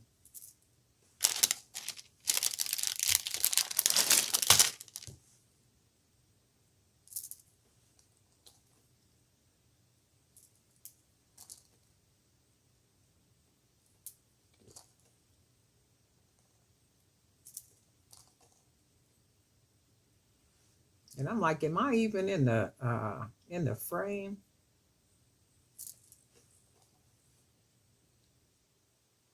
Somebody's video I was watching, and she was saying about keeping, like, making her videos and keeping the videos so that she can, so the videos will stay, I guess, in rotation or something. And that is true, though, because with YouTube, if you don't remember, they pay you to grow. So you do have to keep uploading content. And at some point, if you're not uploading content, you will start to see the views and things, not only just the views, even the income that you earn, you'll start to see everything just go down, down, down. So that's basically what they're doing. They're paying you to grow. Like, we're going to pay you to do this. And as long as you can keep doing it, look at that. That's pretty. As long as you can keep doing it, we'll keep paying you. So it's not unless you got like millions, like you got the type of videos where you get millions and millions of views every day and use it. I'm going to put one more one more bead on here. Put it on this side. But she's right about that. And then you do want to have a lot of content as much as you possibly can, because when a person sees one of your videos, generally they will recommend more of your videos. And that's what comes up. Like, if you ever notice when you watch a video, It may not even be something that you watch all the time. And you could watch one video, and then before you know it, it's like, well, wait a minute, why is all these different videos like this coming up? All I wanted to do was see if it was going to rain today. And then all of a sudden you got all type of videos that's all about weather. Well, that's because that is how YouTube is set up. It's going to recommend or put videos in there that you said that you wanted to watch. And then that's what's going to start, feeding through. And you'll start seeing more of those. And the way to change that is to change the video that you're watching. So if you watch something, let's say like a celebrity, something might have happened and you just want to find out what's going on. It's like, let me see what's going on. That video comes up, and then before you know it, is all gossip videos in your feed or for you to see. And you're like, well, wait a minute, this is not even what I want. So in order to change that, you got to search for a different video. It might be like a business video or something on taxes or whatever. And then what happens, it changes now the type of videos that you will begin to see. Oh my God, this is gorgeous, right? Look at that. That's really pretty. And I think what I'm going to do,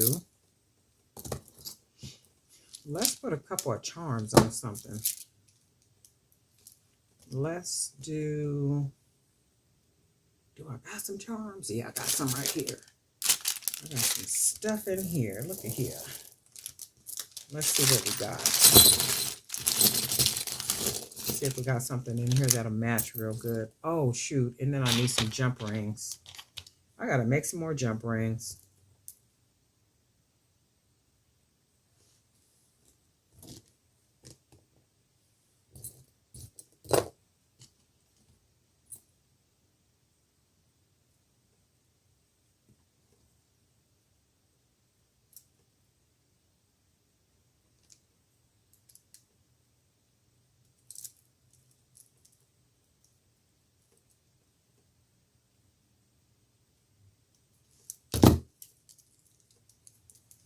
All right, so let's see what we got.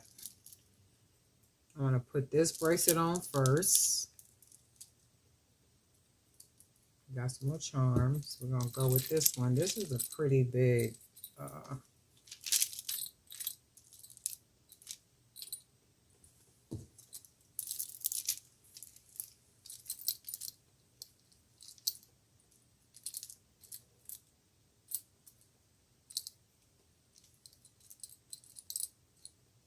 you guys let me know what you think about this one. That's a pretty big charm. I don't really like to use charms that big, so let me do this. I'm going to take this one off because I really don't like using them this big. Let's see. I forgot who I got these charms from. I'm sure they'll match good with something, probably a necklace. But let's change this out real quick.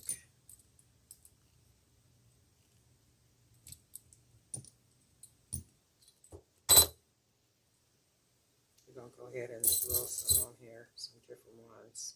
And we'll put 3.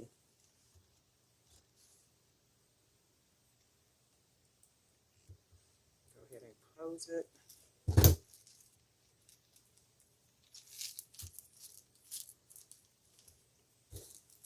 And then we'll put this smaller. And then this is what we have.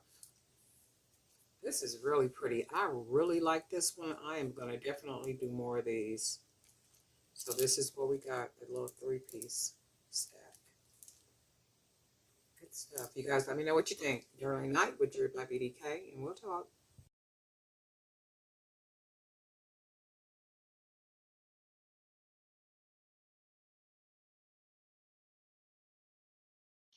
Well, hey family, this is Darlene. Wanted to thank you for stopping by the Jewelry by BDK YouTube channel. I know you didn't come here for a sermon. So here's the video, and we'll talk. Well, hey family, happy Monday. Let's make some bracelets. I am going to be using one of the coiled aluminum wire pieces, 15 gauge. And then I'm going to be surrounding it with a couple of these beads. We're going to use some these little beads, and then we'll figure the rest of it out as we go. So we're going to go ahead and get this strung real quick. Hopefully it'll go right through like it's supposed to, like that. And we got it like this. Gonna go ahead and put this bead on. And hopefully it'll fit in the hole of the coiled wire. Yep, and it does, just like that. That's what I want to see. And then we're going to do the other side. Go ahead and put that bead in there. And I like the way that looks. And we'll see what these look like. Oops. Hopefully it looks nice enough for me to keep it.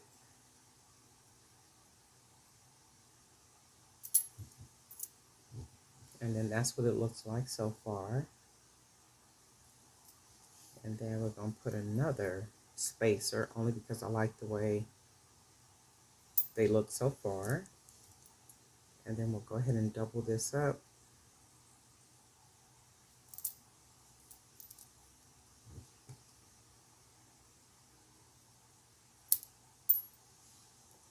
I really like the colors on here like this. And then I can find the hole.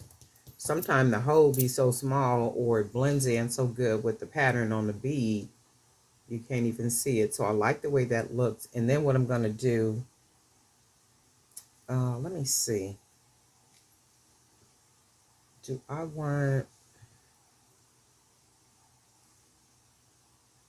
to put 2 more on here or just leave it?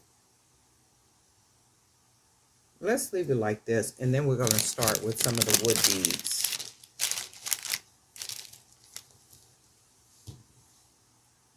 Because we're just going to go ahead and make a 2-piece set. If I can figure out a third bracelet, we'll make a 3-piece. But for now, it's only going to be a 2-piece.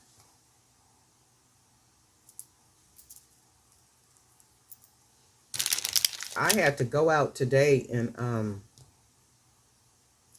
get an oil change. What else did I have to do? Oil change. One of my brake lights went out. So whenever any of my lights go out like that, I have them to change all the lights. Just change everything, because if one goes out, I guarantee you all the rest of them are going to go out right behind the one light that I fixed. So anytime that happens, I just have them to fix all the lights.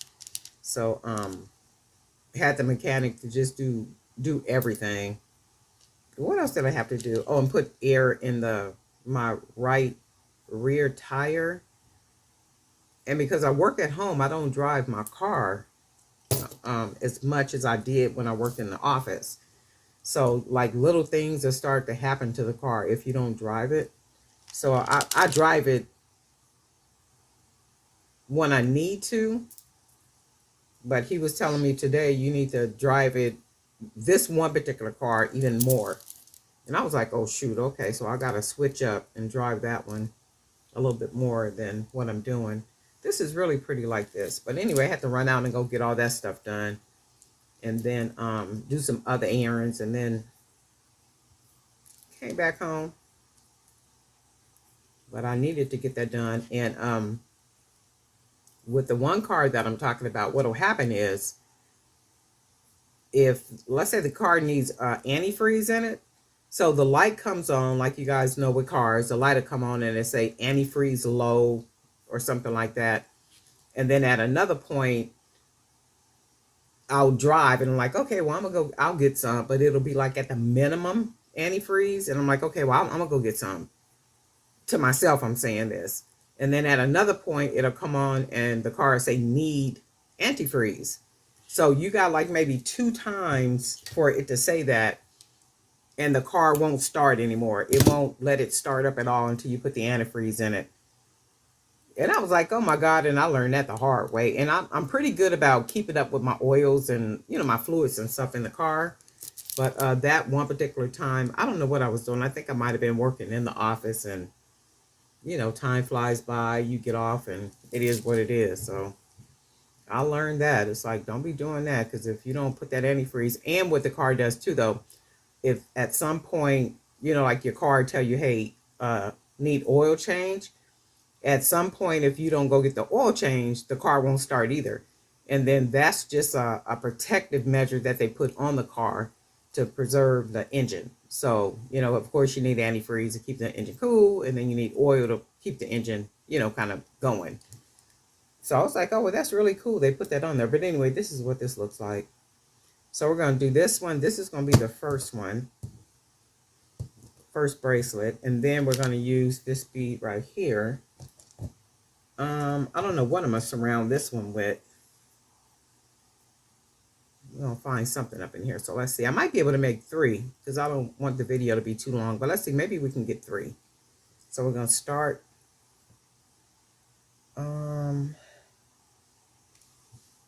What else do I got up in here? You know what? Let's use a couple of these wood beads. And we'll see if these match good. If they don't match good, we'll go ahead and take them off and keep it moving.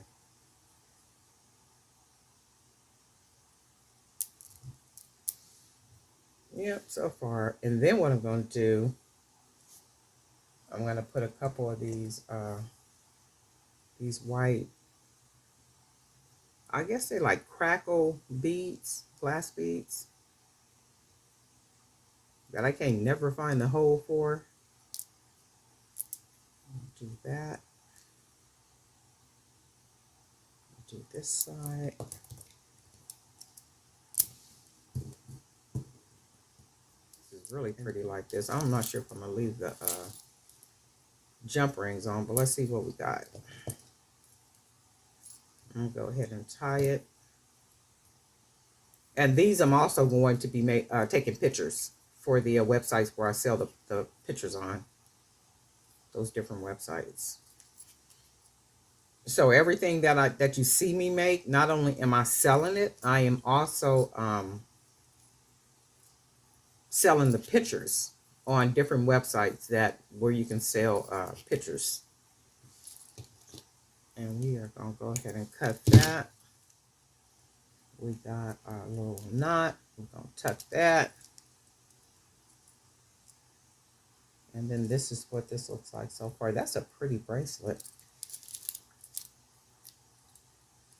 That's pretty by itself, huh? Just with that white. I don't like it. I do kind of like it with the jump rings on it, and I might leave it. It adds a little something extra to the bracelet. But then it looks like they shouldn't be there. So let's do this. I'm going to go ahead and take them off. Maybe if I would have put more than one on here. I mean, yeah, like maybe 3. So they would look stacked. That would probably make them look different. But I don't like the way they look right here. Oh, actually, you know what? Let me leave this one on because I'm going to put some jump rings on here. I mean, custom charms. So we'll go ahead and throw a couple of them on here. So we'll keep that on here. Go ahead and close that. And then this will have a couple of charms right there. And then this one, let's put some charms on this one too, because I'm thinking I'm going to go ahead and make one more bracelet. Go ahead and put 2 on this one too. So we're going to put this little small one, and then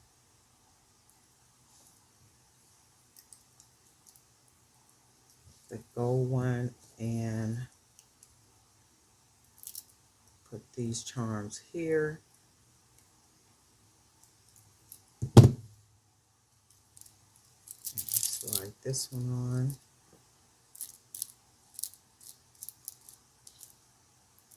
Right, that's really pretty. And let's see, what can we make a third one with? We can make a third one maybe using this bead because the colors right here match.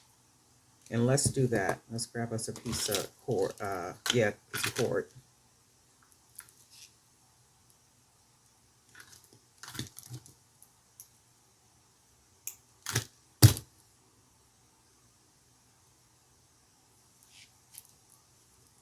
right, so we're going to use our glass with the cowrie shell on it. Put that there. And then we're going to use a couple more of these little wood beads.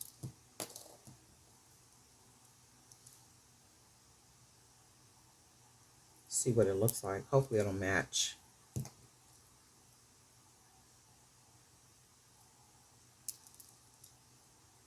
And then we'll use a couple of these beads.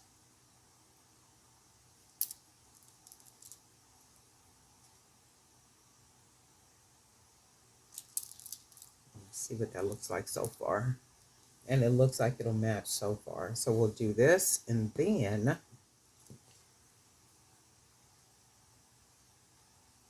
all right, so we got this one. This one might have too many beads on it. Ooh, if you don't stop it. Nope, it don't have too many beads. We're gonna go ahead and tie it.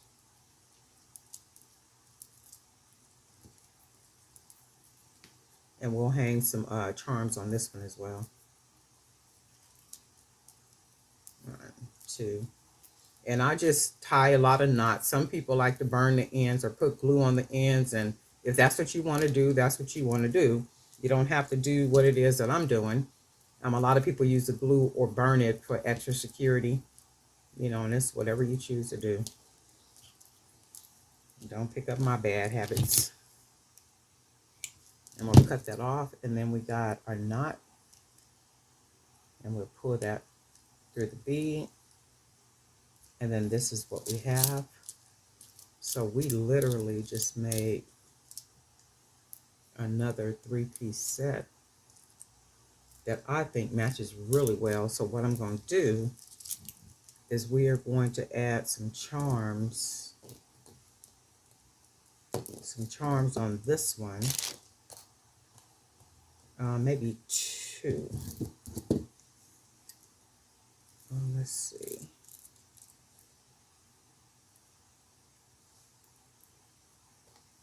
Add this one here.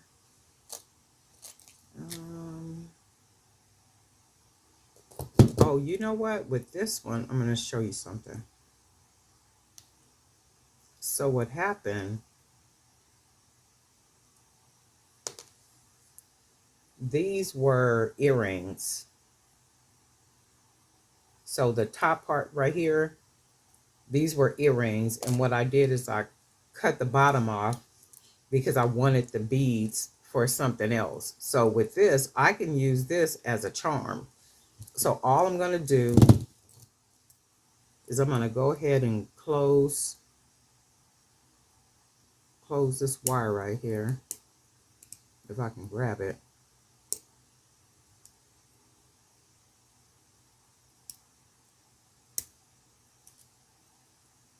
Grab that piece of wire, fold that, and then I'm going to cut the wire here, about there, because all I'm going to do is take the end of the wire, and then I'm going to just roll it close, and then I'm going to use this for a charm. So we close that, and now we just have this, and that's basically a charm, and we are going to use it.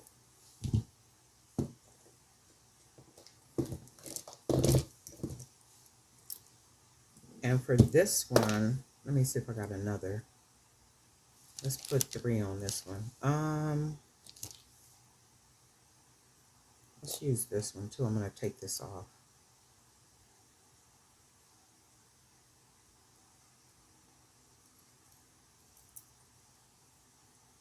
I'm going to use this one. They got a little black in it.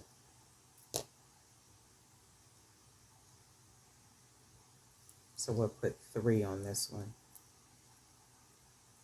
And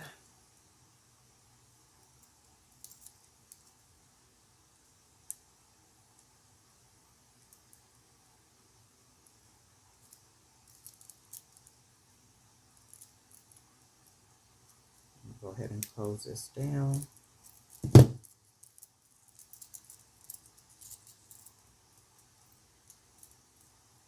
All right, and then put bracelet on. And we literally just made us a 3-piece set. And to me, all the colors and everything match really well. But this is what we got. You guys let me know what you think. It's a 3-piece stack. And we are all set. Darling Knife for Jewelry by BDK. And guess what? We'll talk.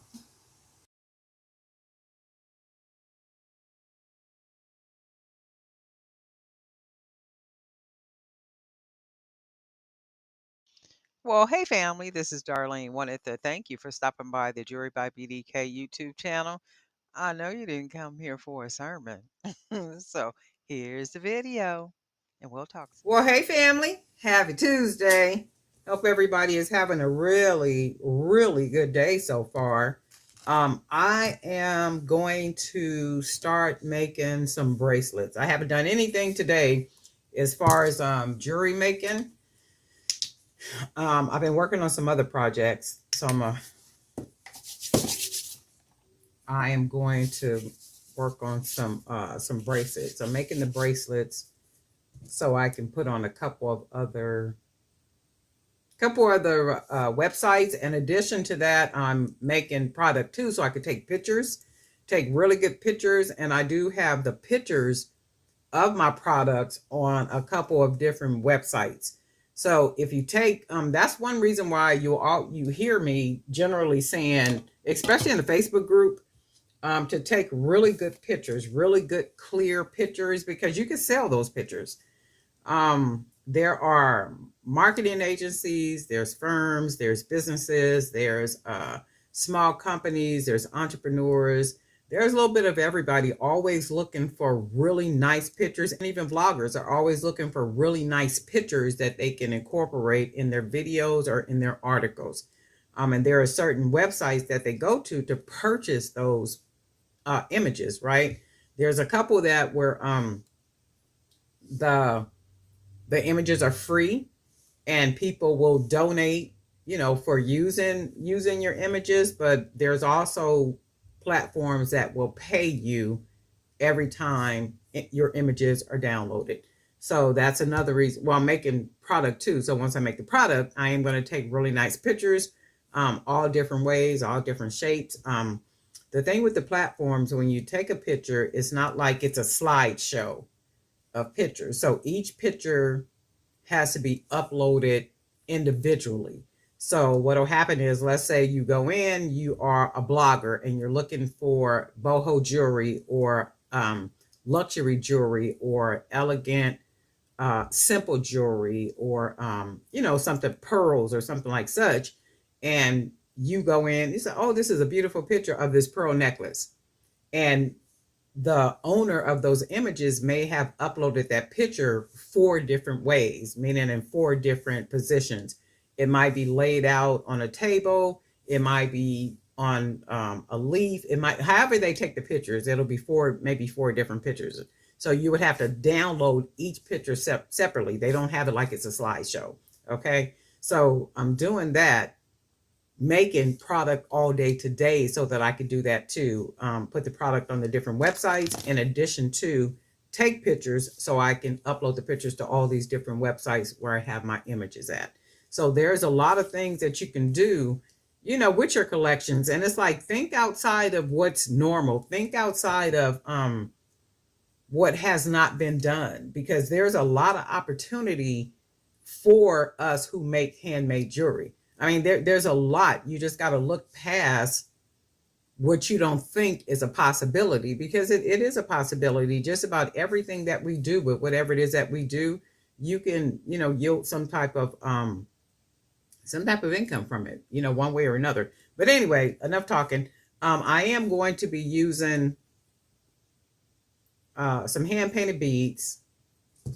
I'm going to be using some wire. This is pretty quick because everything is already kind of put together. There is a video that shows how to wrap these little how to wrap leather and make a leather bead. So we're going to use this, and this is going to be our focal point, right? So this is what we're going to do.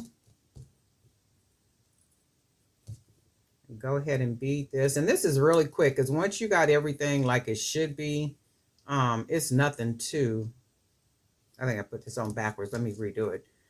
It's nothing to making the, the bracelet once you got the pieces you're going to use. That's the cool thing about it. Let's see if this is going to come out what I'm thinking it's going to come out looking like. So this is what we're going to do. And this is going to be the focal. Nice, big, chunky boho chic. And what I'm going to do, I am going to use these beads. I'm going to match them with this, and it looked like it would look pretty good to me. If not, guess what? I just won't use them. But to me, they look like they'll match pretty good. So we're going to go ahead and use these. Not going to do very much to it outside of putting the beads on it, because sometimes you don't need a whole lot. Just a nice focal point, and then just kind of go from there. You do not need a whole lot at all.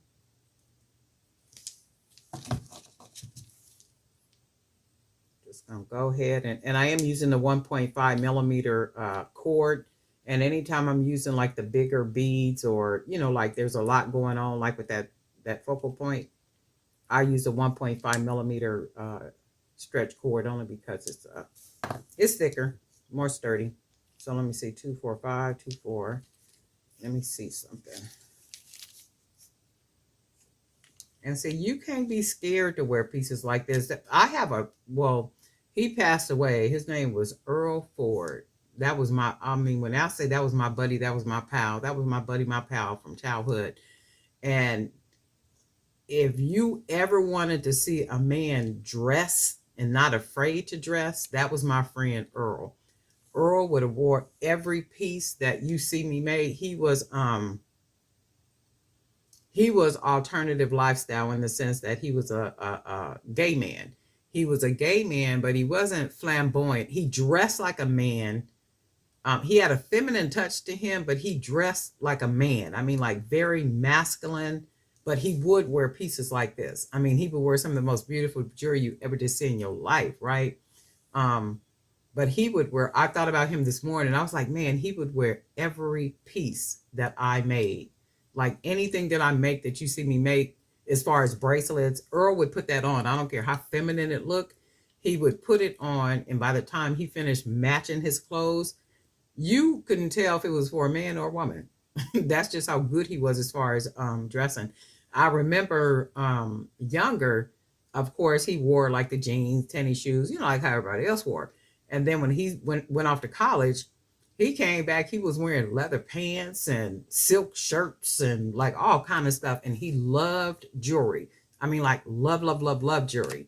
And you would not see Earl without some type of jewelry that was like something like this. But this piece right here, he would love, absolutely love this. But he did pass away a couple years back. But I like this. I love the way this looked. We do not need another bead. So we're just going to go ahead and tie it off.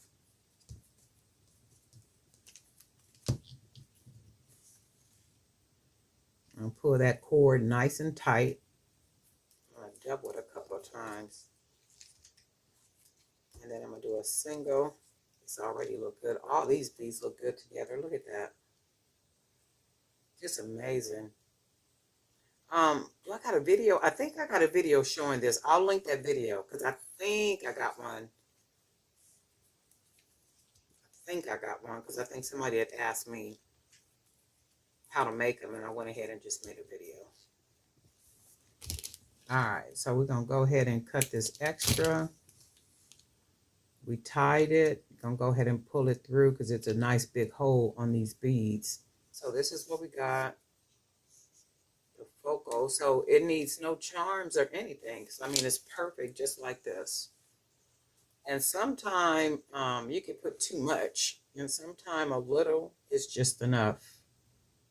If you're interested in selling your images, if you take really nice images, just do some research and look for those different websites.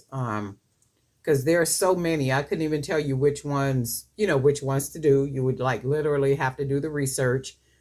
You couldn't upload pictures that got sparkles in them. You can't upload pictures that have words in them. I mean, it's like none of that kind of stuff. And I had talked about, I don't know if I did that on here about quality. I don't know if I talked about that in one of my videos or not. But see, things have to be quality. If let me do it like this. We all work a job or have worked a job for many years, especially if you work corporate America, or literally any company that you work for, right? So in any environment, any job, you have to do evaluations or performance reviews, right? So performance review is basically having a conversation with you about the quality or lack of that you have been doing on your job, right? So it goes when you're making your jewelry.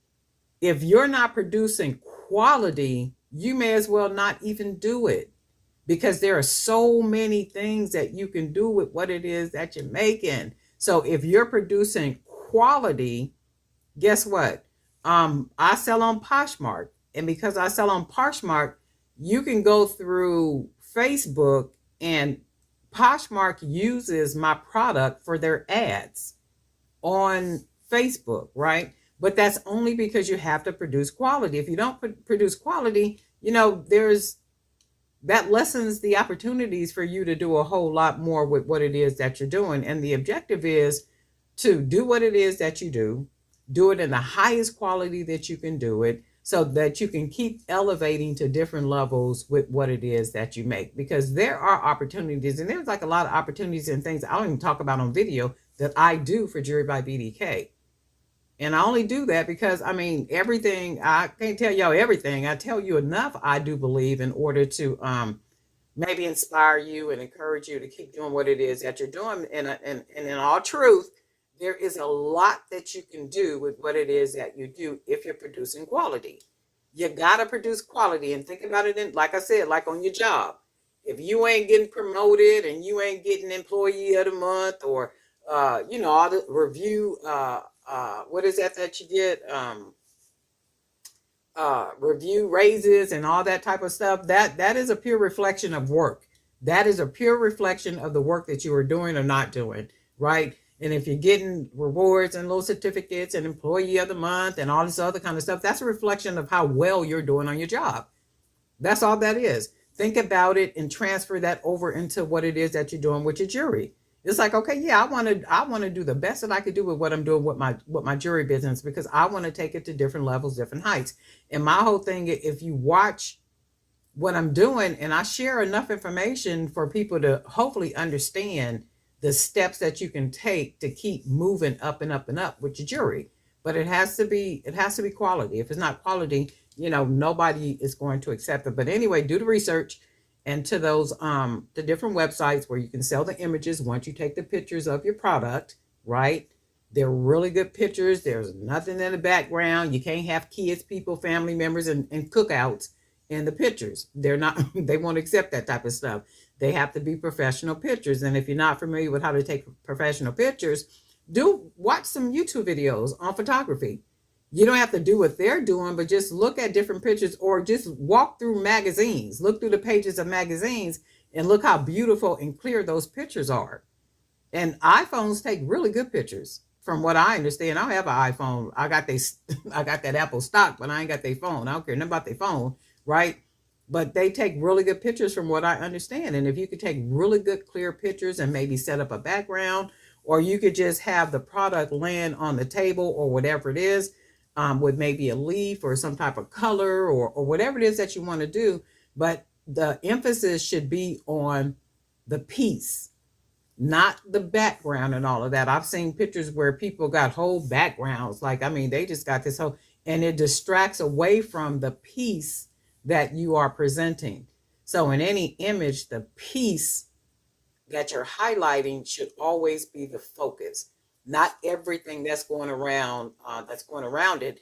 And also the color should never clash with what it is that you're taking a picture of.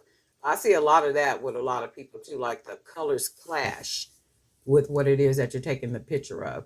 But it takes a little bit. It takes a little bit of research and stuff. But no biggie. Just do the research. Do the research. figure some things out and just keep moving because it can be done. Trust me, it can absolutely be done. And there's like a lot of opportunities for what it is that we do. It didn't used to be, but it is now. And I want as many as you as possible to take advantage of the opportunities that are available, for us who make handmade jewelry. And another thing too, though, when you take pictures of your images, you always want to save the file under the name of whatever the bracelet is. So if I name this leather boho stretch bracelet or something, that would be the name, and then Jewelry by BDK. So that's the file name for this bracelet. Why am I doing that? I'm doing that boho leather bracelet so that the search engines, when people go in and they do a search for boho jewelry, boho leather bracelets, anything like that, the potential for my product to come up in their face and for them to possibly buy is greater than if I just save it as a default, like when you hit save and it literally will default to something, or you just put in there bracelet or whatever it is that you save it under, right? No, I want searchable words. So that's what you want to do when you saving, your pieces, especially if you have websites. If you have websites, you want to do that. You want to save these images. You want to save them with names and then the name of your business. And then that way, of course, it makes it more searchable. And do this too, though. Go onto Google and search your actual business name and see what comes up. So search it under Google first and then click on images and then see what comes up. Are you present when you do the search on Google, right? How many of your pieces come up when you do the search on Google? You want to saturate the internet with your product. I mean, just everywhere. YouTube, Facebook, Instagram, any platform where you can sell, pictures of your product. I mean, you want to literally saturate the internet with the name of your business, pictures of your product, and your product, right? And then that's the whole everything. When people do a search, you want them, no, I want my Boho Bohemian bracelet coming up in the search as well. And then that they see it, and before you know it, they're clicking on, and then they're at your website, and possibly they're buying. So it takes a little work, but it's doable. But anyway, I done chatted enough. Happy Tuesday. And guess what? New subscribers, thank you for joining us. Thank you for clicking on the button. And also for clicking on that little bell that notifies you every time I upload a new video. Guess what? We'll talk.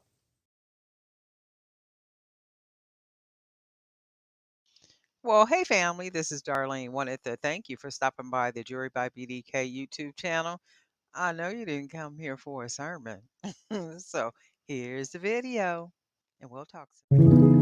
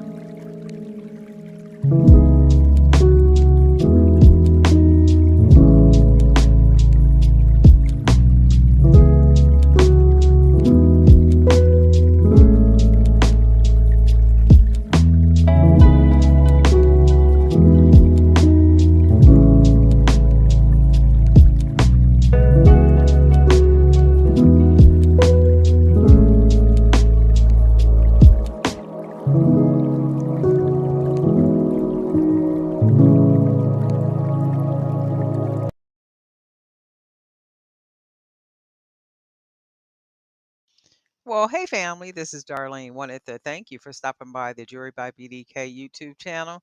I know you didn't come here for a sermon. So here's the video, and we'll talk. Well, hey family, happy Saturday. This is Darlene. I am still working on bracelets. So I just did a video um I uploaded where I made a 2-strand bracelet. I am trying a 3-strand this time, and I'm going to use this bead. I wish I had another bead that was just as big with a bigger hole, but I don't, that I can see. Chances are there is one around here somewhere. I'm just too lazy to look for it. That's all that is. So I am going to go ahead and just use this bead. It's not exactly what I want, but it'll let me know what a three-strand bracelet will look like. So little prototype. So let's go ahead and get started. I am going to use these white beads, little bitty beads, 8 millimeters. Go ahead and get these beaded up real quick, and I'm going to use some gold spacers between them, and then I'm going to go ahead and bead them with some flower beads, and then maybe some evil eye beads or something, but we'll see. The other one came out so good, I'm like, oh, wait a minute, we need to be doing another one, so let's see what we can come up with.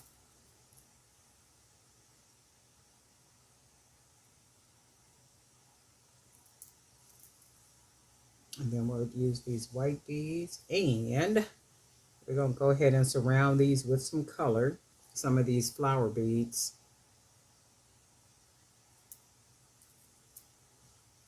Glass flower beads.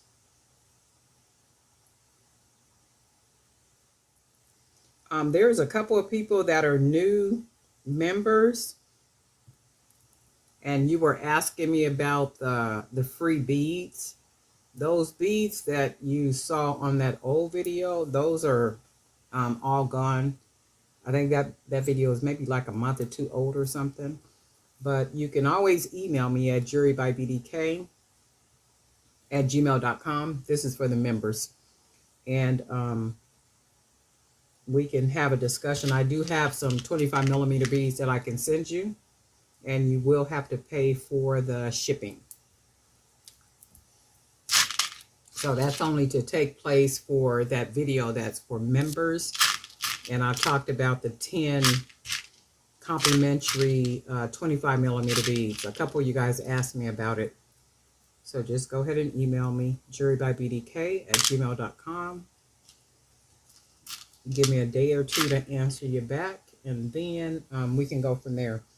So this is what this looks like so far. And I think what I want to do is I'm going to go ahead and put another gold spacer.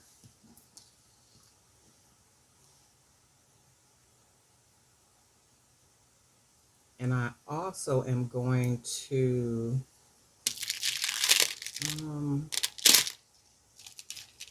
use a couple of these pretty beads I like. We'll put a blue one, and we will use a green one.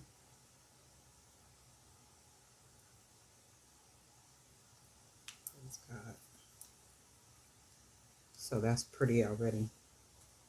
And this is going to be a 3-strand. I am so hoping it comes out looking like what I'm thinking it's going to come out looking like. Let's do, I don't know what color these are.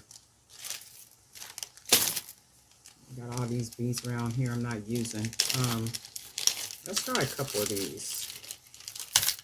As long as they blend in good with the color, we'll go ahead and use them. Yeah, that looks good.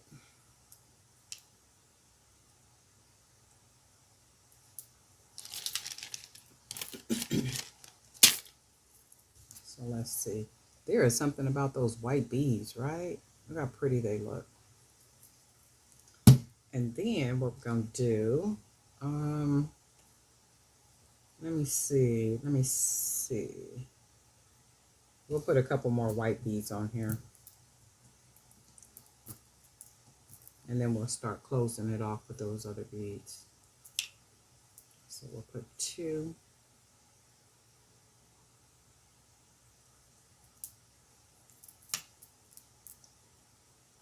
I just ordered some more of these white beads because I really, really do like them. I really like the way they make the pieces look.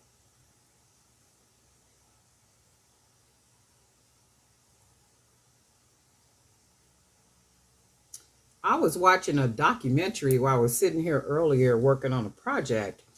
It was what was the man's name? Conway Twitty. I think Conway Twitty. And it was talking about the children he had and how he had built this compound. And let me use some of these. He had built this big old huge beautiful compound. And no sooner than he died, the man did have a will. And then this is the thing too, if people are telling you things when they're alive, and they need to start giving these people copies of these wills, because if somebody is saying to you while they're alive that in the will there's a provision for you to get rid of the administrator or the executor of that will, and then at some point it's not honored, I think they be, they be changing these wills and stuff up. And it's like, if you've never seen the will, how do you even know? And, family is not going to just lie to you and say, well, hey, you know what, if anything happens, you could always get rid of the executor. They're not going to just tell you that, but they need to start giving people copies of these wills, because they did his family like real bad. But you know what? You see that more and more with these entertainment people. I mean, like more and more, you see it where everything get locked down in the courts. And by the time it's all over with, the bills that they got to pay the attorneys, they got to pay whoever the other creditors are. And then by the time it's finished, they barely walking up out of there with $2,000. That was another one was Johnny Taylor, inheritance battles or something it's called. But it's when these people with all this money pass away, and then the family has to go through all this drama and difficulty, to get what's rightfully theirs. So even with Johnny Taylor had all these, he was a singer, had all these different kids, and I mean, it was like a real mess. That's really pretty. I really like that. And I just be like, man, people need to start giving folks copies of these wills, those that you trust. That lessens, the chances of them coming back, them meaning the legal system or whomever. It lessens the chance of them being able to steal everything from you. Because if you ain't never seen the will and you don't know what's in the will, I mean, how can you fight anything? You can't. Just because dad or mom said, hey, you know what? If you ain't happy with them, there's a clause in there, a provision in there that you can get rid of them. Them people are not going to get rid of. They're trying to get a hold of that money. But that's sad. Well, like Conway Twitty, he built that entire compound and literally built houses on that compound where his children each lived in a different house on the compound.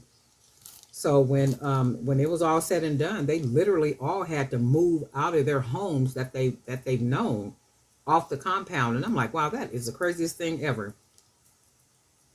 Even his 80-something-year-old mom had to move. And I was just like, wow, ain't no way you gonna tell me that man was okay with his mom being put out. This is a beautiful bracelet. I've been kept this one for myself. Look at that. It's just the white beads. Okay, now let's see what we're gonna do.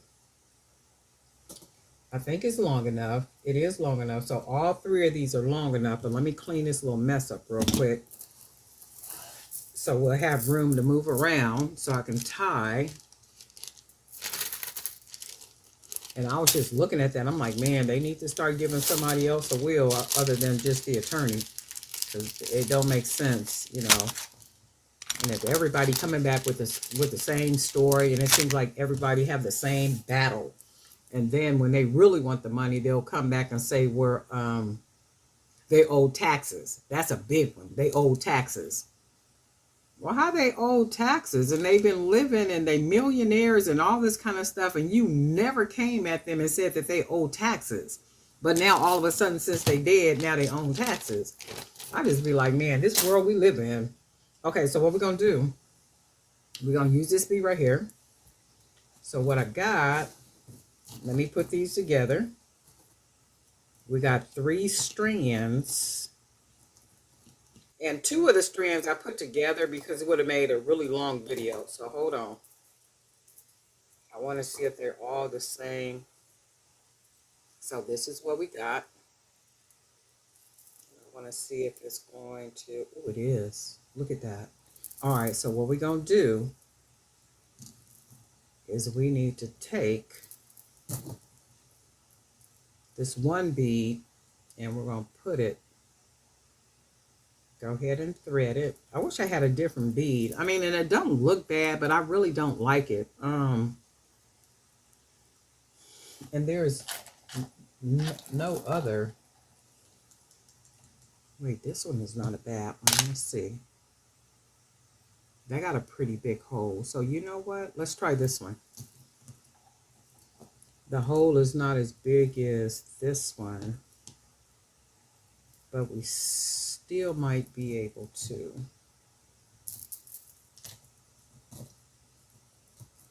We still might be able to use it. So let me grip all these nice and tight.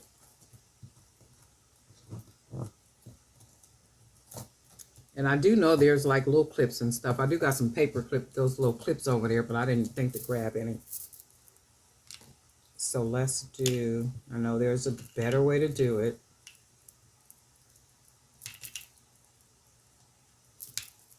So let's see if I can. Let's do this one. I'm going to see if this, hopefully the hole is big enough and I'll be able to get a nice big knot.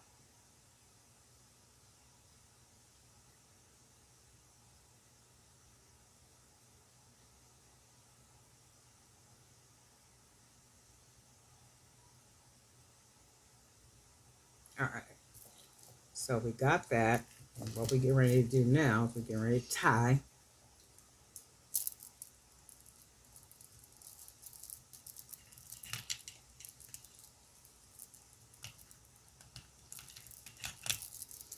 As long as I can get that first knot, I'm good, okay? So that's what we got so far. Now we're going to go ahead and wrap and tie again, pulling it nice and tight because we got, shoot, about 6 pieces. So I'll do 1, and then I'm going to wrap it twice. 1. We got 1 hanging out. Look at that. Got an escapee. So what I just did now was I separated them and then putting them separate where they're not together. I'm going to tie this one.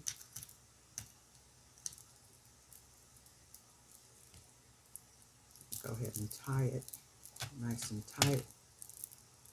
And let's see.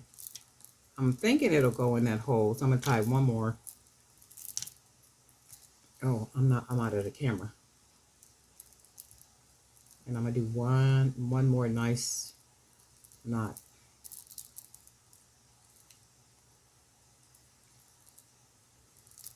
One last knot. Okay, and then we're going to go ahead and cut it. You can burn, you can put glue, whatever you want to do. I just don't be using it. I figure that's enough knots, if you can see. And then we're going to go ahead and try to pull it in there, and it does work.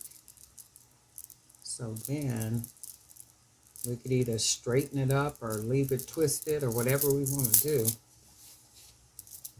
Oh, yes.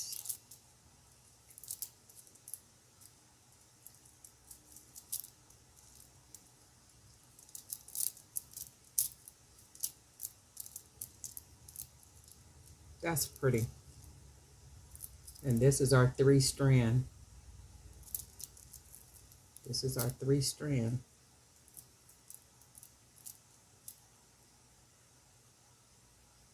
Oh yeah.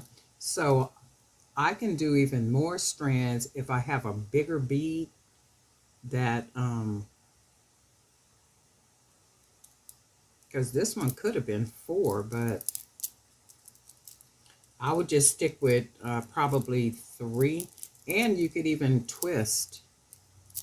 You could even twist them, something like that, if you wanted to on your wrists, because the way that they're tied on here. So a bigger bead could be more strands. So the bigger the bead, the more strands that can be made, and then the knot hid.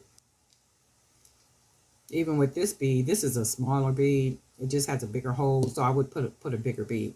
But I really like this. You guys let me know what you think about these strands. Really, really nice. I really like this one. Darlene Knight for Jewelry by BDK. And we'll talk. Well, hey family, this is Darlene. Wanted to thank you for stopping by the Jewelry by BDK YouTube channel. I know you didn't come here for a sermon. So here's the video, and we'll talk. Well, hey family, happy Friday. This is Darlene. I'm sitting here working on bracelets. I'm not going to do a whole lot of talking because my throat still hurts and I still don't feel 100% good. But I feel well enough to actually sit up and make something real quick. I figured if I would push myself, hopefully I can make something, really nice. We'll see what happens. I'm going to go ahead and use some of these bead caps that I have. And what I'm going to do is I'm going to mix them together, a gold one and a silver one. So I'm going to use 2 of them. And then I'm going to use one of these metal gold colored beads that I have, the big round one. I think I got these at Joann's. Joann's, or was it Michael's? One of them. Joann's, I think it was. So this is what it's going to look like. I'm going to go ahead and put the silver bead cap. And we'll put the gold bead cap. Hope everybody is doing well. Staying busy and doing whatever it is that you feel like you want to do and want to be doing. That looks pretty. So a silver, I use a silver and a gold one. And then what I'm going to do is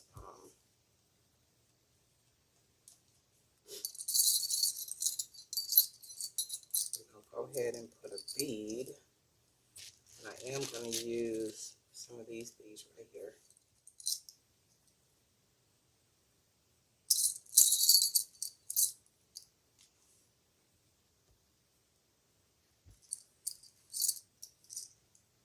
And then I'm going to use some of these glass beads.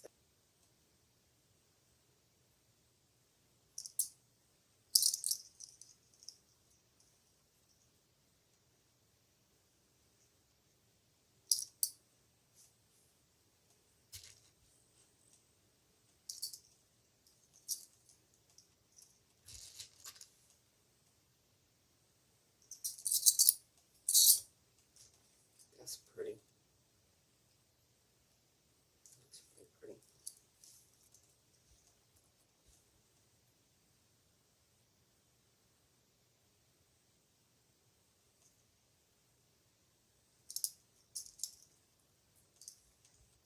Oh, shoot.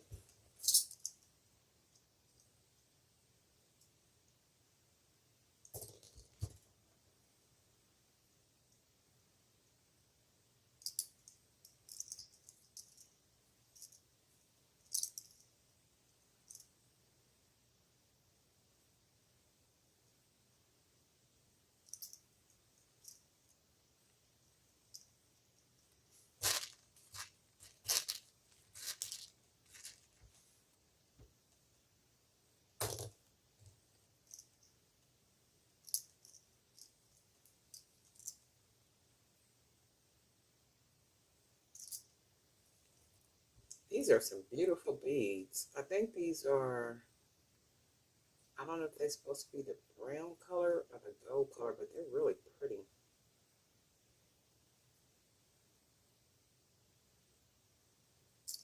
I know they match really good with this.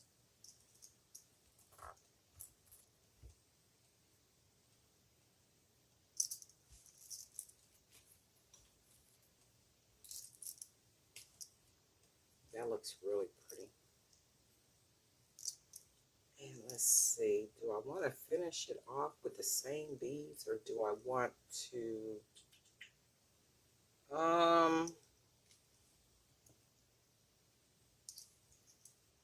whatever happens, I think I'm going to close it off with this bead because it does match well with the rest of the beads. So let's go ahead and put a couple more of these smaller beads.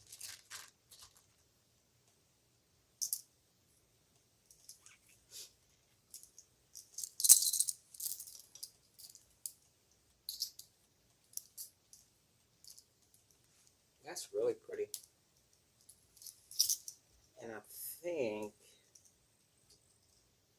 I'm going to take these two off. I'm going to put this one big bead on here so I can tie it off and make a lot of knots. But what I am going to do, oh, I already got one here, so let me see something.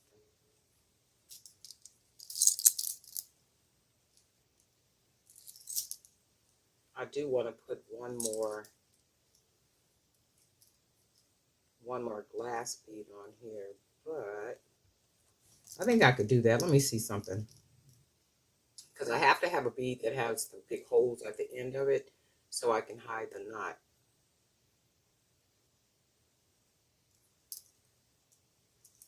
So this is what we'll do. I think I'm going to put one more little small glass bead. Create a cute little pattern. And then we're going to go ahead and close it off.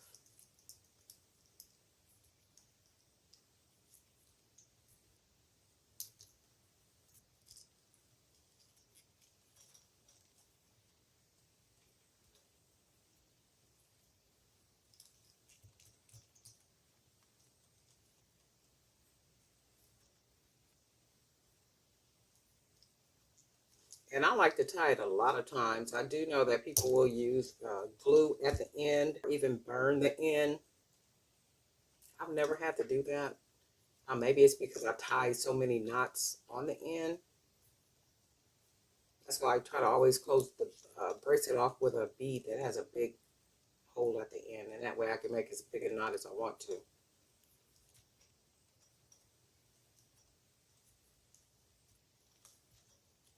And then I'll go ahead and cut off this little extra we got. Not very much.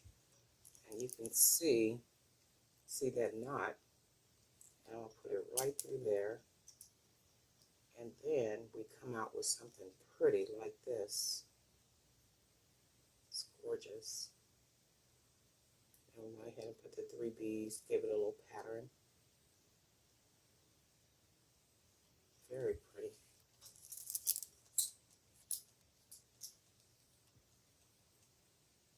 It's really pretty. I think I want to put I'm going to put this charm on here.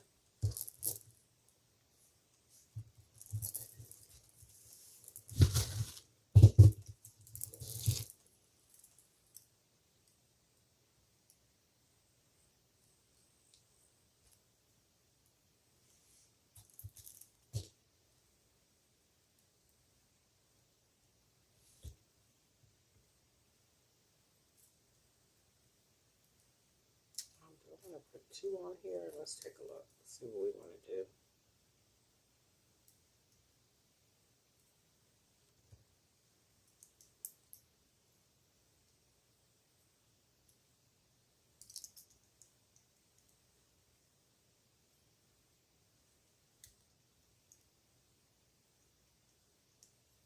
Make sure it's closed together nicely. And let's see what we're looking like. Let me put it on the other side. That way you can see. Oh, either way.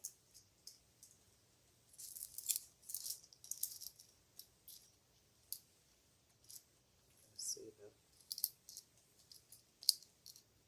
see how it looks with both of them. the charms on there. This is really pretty. I really like this. Put a double charm on there. We used 2 of the bead caps, a little metal bead. Went ahead and strung it. And then I used the 1mm stretch magic for this.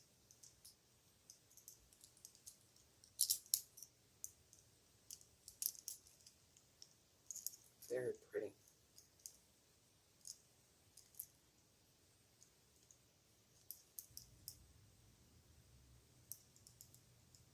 Yeah, this is really pretty. I'm gonna have to start doing some more doubles like this. Shoot, maybe even a triple, because I like the way that really looks. Very pretty. But anyway, darling night for Jewelry by BDK. And guess what? We'll talk.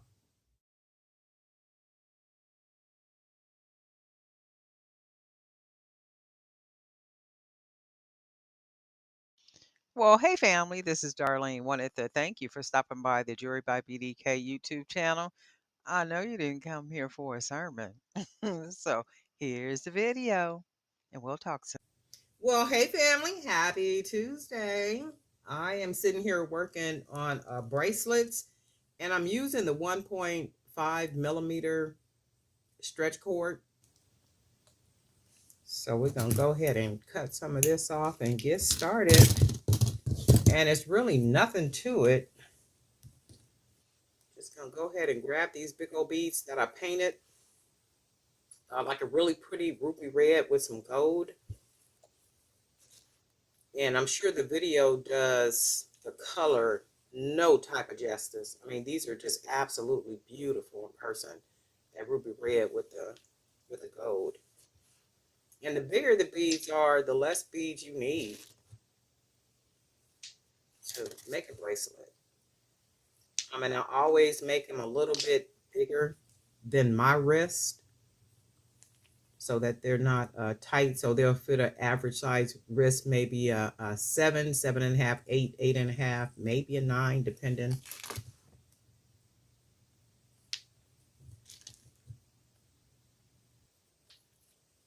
Nothing to it at all. And you can see pretty much. And I'm making these big ones to put on a couple of platforms that I sell on. And usually when I have big chunky bracelets like this and I'm selling at events, they sell out.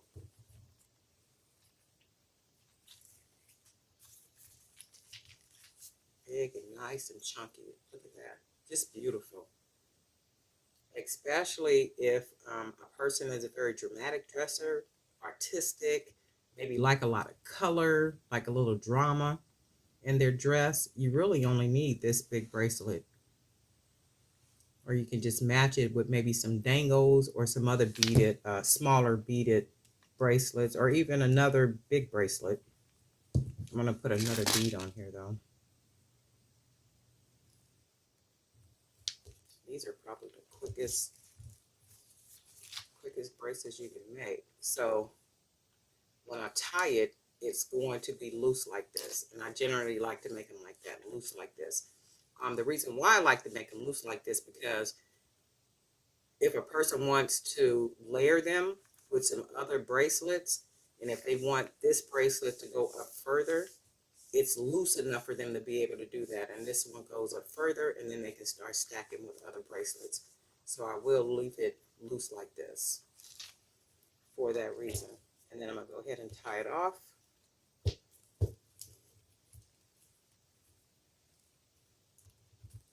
And because the cord is thicker, you really got to make sure to pull that cord. And as you pull the cord, what happens is it literally stretches it. It stretches it and thins it out, and that allows it to be able to tie. If you can see that right there. So I like to, because the holes are big, I'm going to tie this as many times as I want to. I'll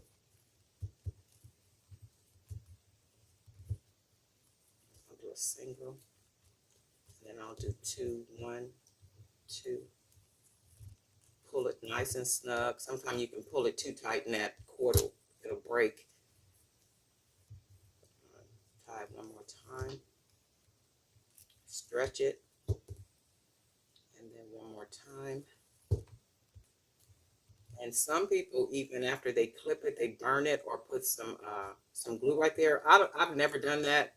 Never really had to. So as long as I tie it securely, they last. And again, I can do that much time right there because of the holes. You see how big the holes are? And it's easy to hide the knot like that. So then you got a nice, just pretty. And then what I'm going to do, I'm going to put some charms on here.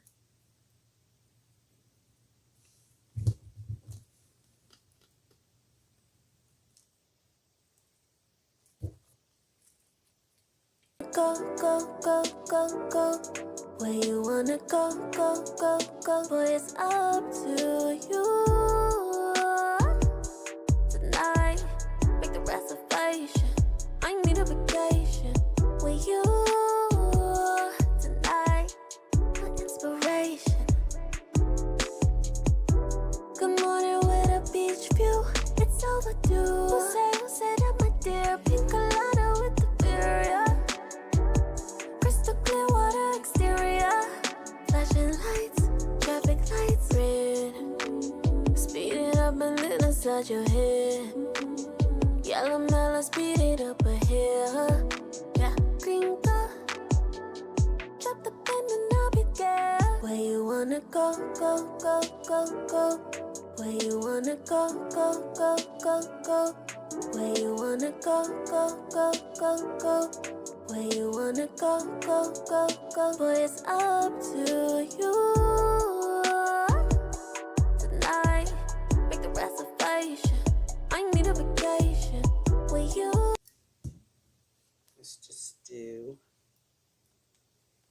we're going to try a couple of them and see what we come out with. And if we don't like it, guess what? We'll just take it apart. No biggie.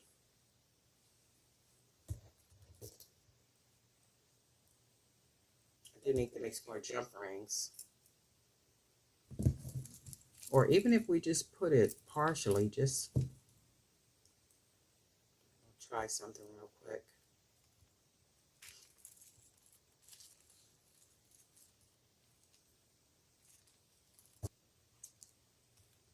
And I know you guys probably can't see some of this because I can't even halfway see it, but I got to get some more lights up in here too. I got a lot of lights on and it's still dark. Let's see something. Oh yeah, see, the more charms, the better it looks. And I think I'm going to just do like charms in the front, not all the way around, just like how this is right here. I like the way that looks. Almost like junk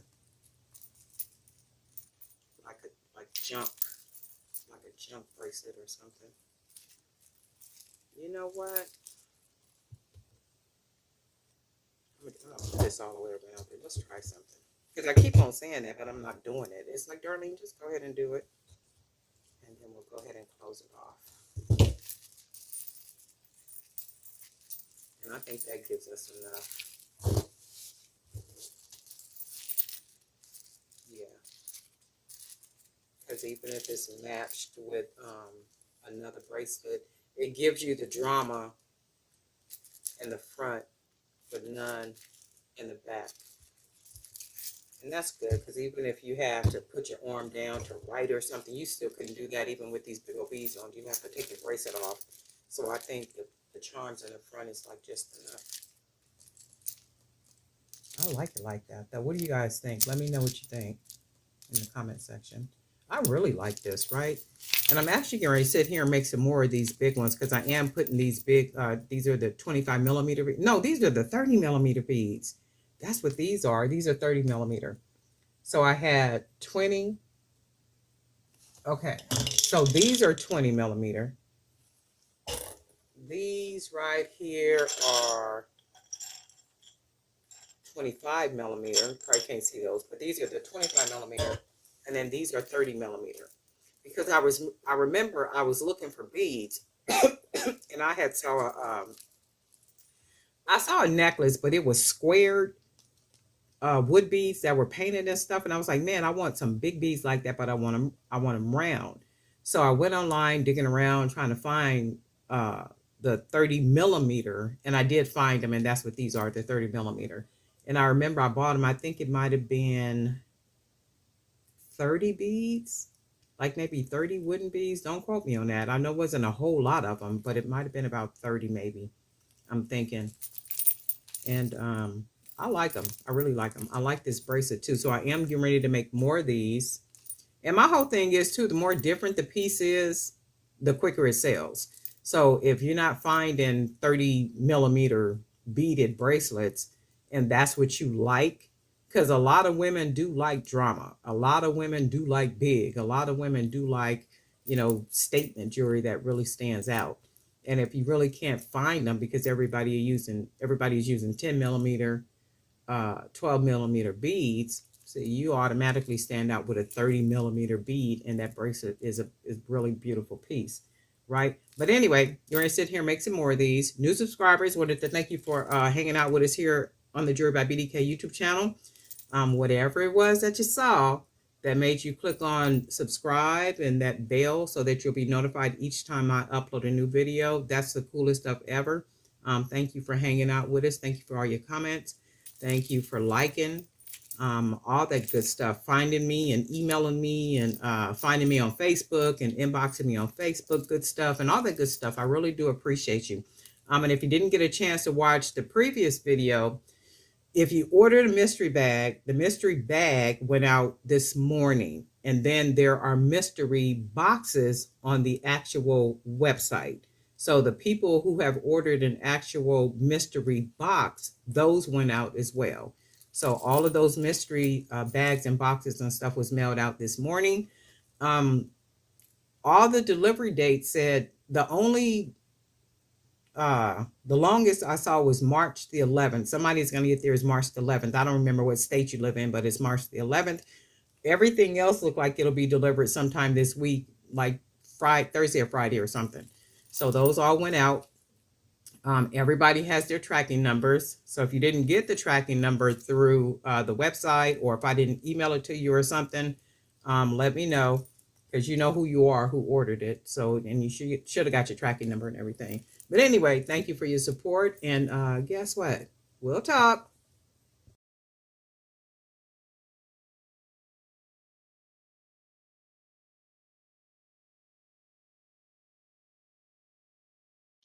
Well, hey family, this is Darlene. Wanted to thank you for stopping by the Jewelry by BDK YouTube channel. I know you didn't come here for a sermon. So here's the video, and we'll talk. Well, hey family, happy Monday. This is Darlene. I'm getting ready to use one of these beads. It's a metal bead that I wrapped with some 18 gauge wire, and I put beads on it and some charms. So this is going to be our focal point for the bracelet. And I am going to just be using the 1 millimeter Stretch Magic, and the link for the Stretch Magic is in the description area. I am going to be using a nice amount of these beads right here, natural shells, and they have a small hole, so I'm going to use some of the white beads too. I'm just going to get ourselves situated to try to start beading. The holes are really small.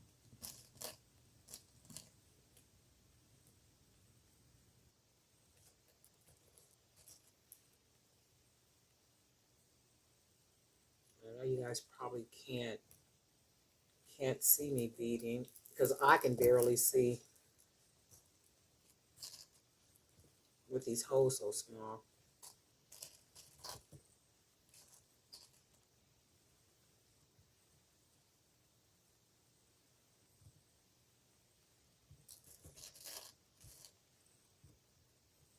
I I had bought some of these beads before, and I guarantee you, I still have some in a bucket somewhere. And I bought these the last time I was at Joann's, because they had, I think, 3 for $10 or something. And I always try to get the strands that have a lot of beads. It only just makes sense. So this is what it's going to be looking like so far. I'm going to use as many of these as I think I want to use. They take a little longer to bead, but we're going to see what we can do with it. Oh, and with these beads, I generally will make charms. So I might even use a charm to dangle off of here if it don't look like it's too much. Let's see what we got. 1, that's 4. 3 on that side.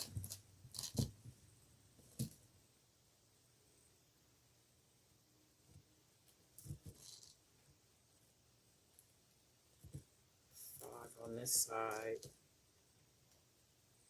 6 on this side, and then we got 4 on the other side. And then this makes 5, and this one makes 6. And then what we're going to do, so this is what it looks like so far. So then we're going to start jump rings. I'm going to use some of the white beads. And these are 8mm.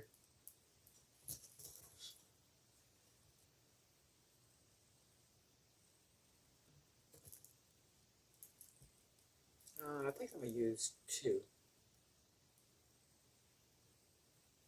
2 on each side. And these are 6mm. And then I think what I'm going to do is, I'm going to use a gold bead. Let's use a gold bead. These gold beads I got off of Amazon. Link is in the description. They're hollow too, they're not metal.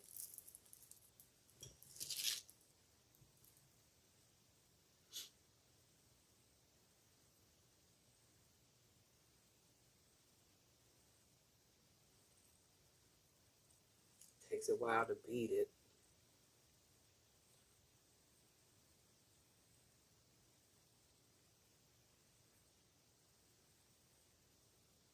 Wow.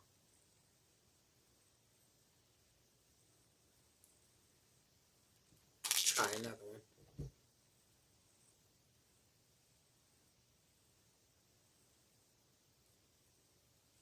It's like you would think it would just go straight through, because it's like I'm going straight through. There we go. It's like, wow, why is it taking all that? So far this is what we got. And then what we're going to do, we're going to go ahead and I think I want to mix. Do I want to mix some beads? No, I think what I'm going to do, I'm going to use 2 of these beads. And then we're going to put some more, maybe another white bead on each side.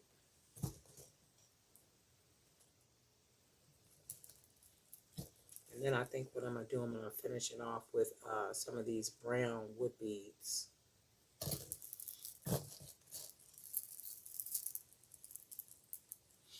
Because that's like what we wanted. Something different and really pretty. Right, so let's finish it off with some of these brown beads. And these are 9mm wood beads. Link in the description.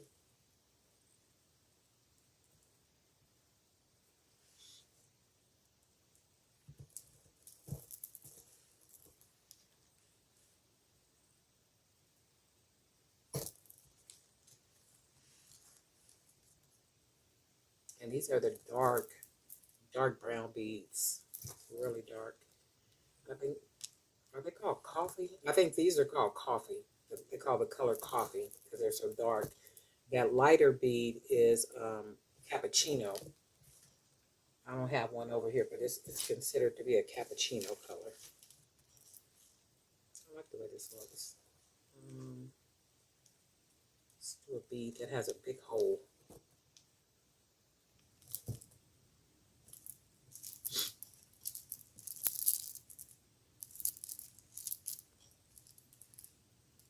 That's really pretty, especially if it's stacked with some other bracelets. And I put the charms on the top of the focal piece like that to give it the charm effect, so I don't have to hang any charms on it anywhere other than where they are. And I think I'm gonna put one more bead on here, because sometimes people have slightly bigger wrists, or they'll stack them with other bracelets. And of course, the higher up you go on the arm, the bigger the arm is as you stack. So sometimes I will make the bracelets a little bit bigger than a 7, 7.5, 8, 8.5, 9, maybe 9.5. I don't think people's wrists are really, that huge. You got to really be, because I've even seen people who are fuller sizes, and even with that, they have smaller wrists. So it just seems like a wrist is kind of like average, average sizes. They don't really, I have seen some big wrists, but it's not like it's, oh shoot. It's not like, that's how I feel when I see a big wrist. Oh shoot. Oh, I'm going to use this one. I'm glad they did fall off. This one got a big hole. So we'll use that one to close it off.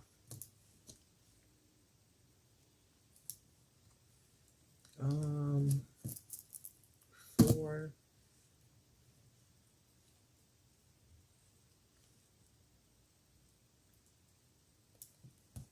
And then we'll put this last one because it has a really huge hole. That means I can make the hole, tie it as big as I want to tie it. So that's like slightly bigger. And I have made bracelets for, like fuller size women. And it's really not too much of a difference. When you make enough bracelets, you just pretty much already know how many beads you need to make any size bracelet, 6.5, 7, 7.5, 8. I mean, you do it enough, you just already know. And if you're using the different size beads, you pretty much know how many beads you need to use. And I'm just double wrapping this because this is that 1 millimeter. And then pulling it nice and tight. Oh. So this is what we got. That's how many times I tied it. And I can do that because it's going to slide right in that big bead like that. And then we hide it. And then we come out with a bracelet that looks like this. It's a little bigger than most wrists, and that's okay because these right here, somebody might want to stack. So if we took some bracelets and we wanted to stack it, that one would go up further, and then you notice it loses the looseness. It's not as loose as if I take these off. That's very loose. But as I began to put the bracelets on to stack, this bracelet goes higher up my wrist, therefore filling in the thicker part. So it's not going to do any of that. So there are times that I will make the bracelet a little bit bigger than all the other bracelets, especially if I'm doing stacks for that reason. And then most people know, these are really pretty. I'm gonna probably make this a whole set. Oh, these are all the same though. Well, that's pretty though. That's really pretty. I like these together. I wasn't even doing that on purpose. But most people know as they stack, you pretty much want to put the biggest bracelet first and then start going up. But I like the way this came out. Really nice, right? And then we just wrap that bead with some 18 gauge wire. and then went ahead and start wrapping some beads. Threaded the beads on there, start wrapping, tucking, doing all that good stuff, putting some charms on here, and then there we go. And then we came out with what we see.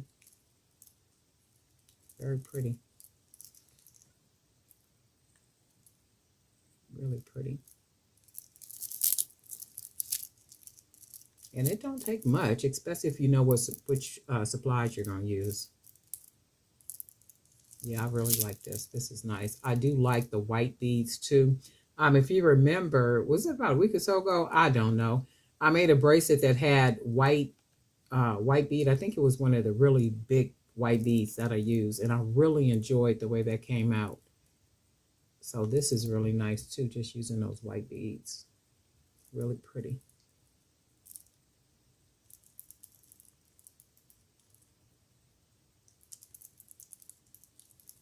Yeah, I really like this one. You guys let me know what you think. It's really nice. Darling Night for Jewelry by BDK. And guess what? We'll talk.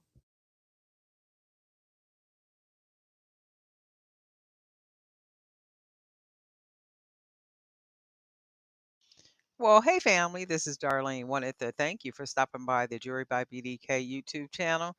I know you didn't come here for a sermon. So here's the video.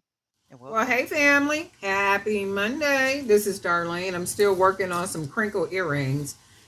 So I cut 10 inches of 18 gauge wire.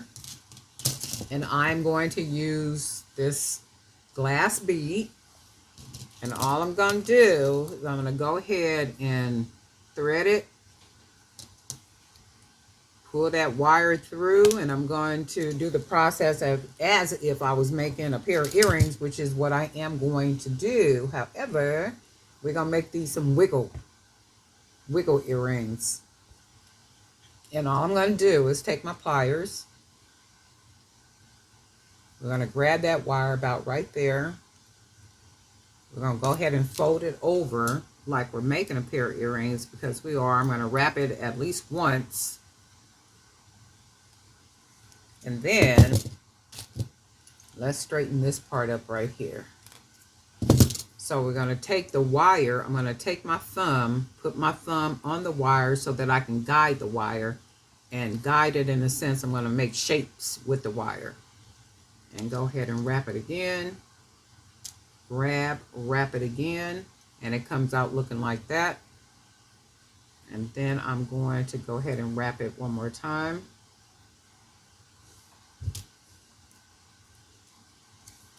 And then I'm going to take the wire and wrap the wire around the bottom part here. So at least one complete time. And that will get me to the blank side of the bead. So we did that side. Now we want to guide our wire, wrap it,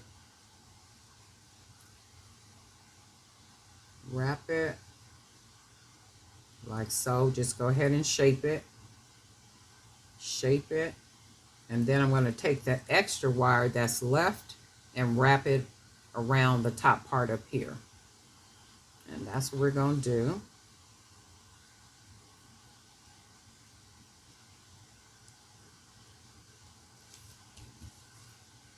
Go ahead and clip off that extra.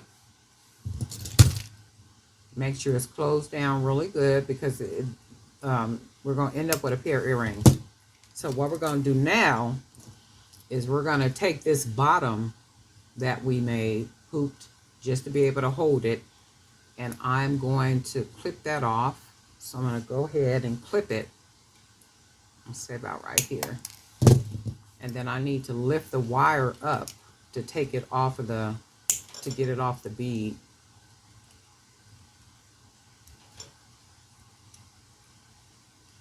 So we're going to lift that wire up. Sometimes it's a little difficult, but as long as we can get it off without messing up our little round part right here. So we're going to bend that down. We're going to take the bead off, and it leaves us with the frame. So what we're going to do now is let me see, what beads do I want to use? Let's see if we want to go with some of these green ones. So let's put green. We'll do a spacer. we'll do another green. Let me see if I got enough, 2 round ones to be able to make 2 pair, and I do. So if I do it that way, and then maybe a gold bead at the end of it. Let's see what we get. Yeah, I'll try that. I like it. And let me see, I got, put one of these little small beads on here too, just to fill up some more of that space. So what I'm going to do now is take the wire where that round part is and put that round part back over the part that's sticking out. We want to get that back over, and then what we want to do now is round off the end. Just close, oops, just close it off nice and tight. And then this is what we come up with for the earring. So what I'm going to do, because it's a lot of wire that's poking, not poking, but just kind of sticking out everywhere, I'm going to take the wire and fold it down. So what it does, it basically closes around the bead. So we do that one, fold that. Let's see, fold this one.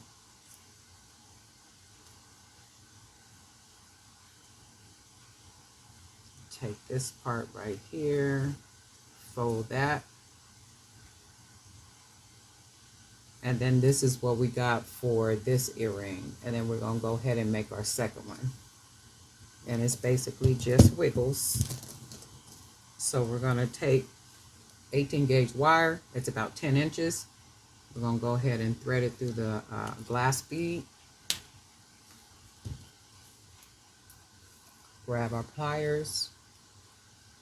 Go ahead and grab it about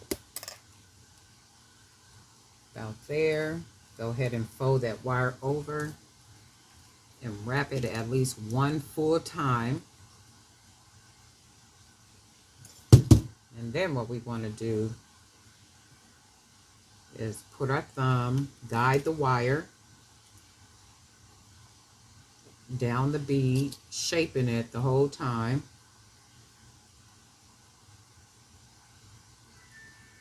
Right? Shaping it, and then we want to bring it up, wrap it around that bottom at least one full time. And when we wrap it one full time, it gets us to the side that doesn't have any wire. So that's what we want. And then once let me make sure this is nice and tight. And then we want to start shaping the other side. Thumb guides the wire. Right? Keep doing it.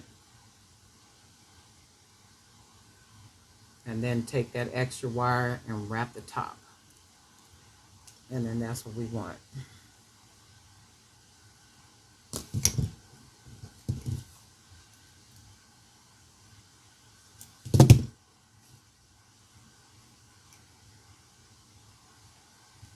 Oops. And what I'm doing is cutting off that little extra piece of wire, and then I'm going to fold, tuck that in. So then we have the bottom part. So I want to take this bottom part, and it looks like I wrapped it twice. I should have wrapped it once, but hey. And then I'm going to go ahead and clip and watch it, because sometimes that wire will fly. And let's go ahead and lift. And then once we lift it, we're going to bend the wire to the side, remove the glass.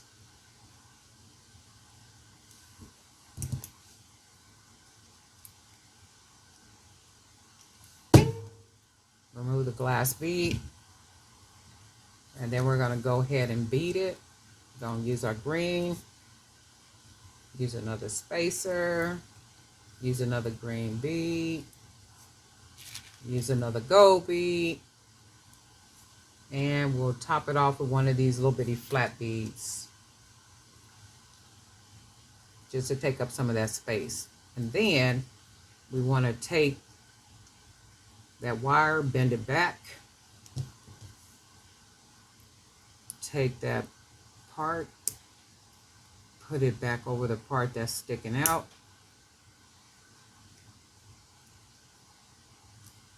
and then all we want to do is close it down. However you want to get it closed, that's what you want to do, get it closed. And then, because we do have wire that's kind of sticking out, we're going to go ahead and just grab the wire, bend it over, and let's do this right here, bend it over,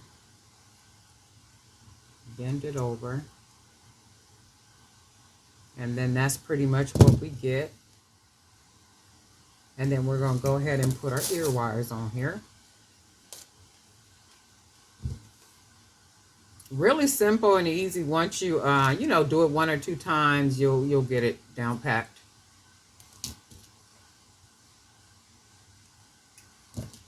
And let's put this here.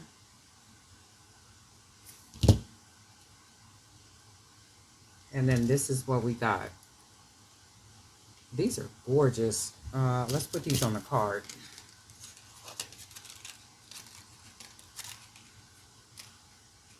These are really pretty, very different, really unique. And one is longer than the other one because the holes are not even at the top. So one looks shorter than the other one, but they're not. It's only because of the way that these holes are. And this is what we got. Let me straighten it up.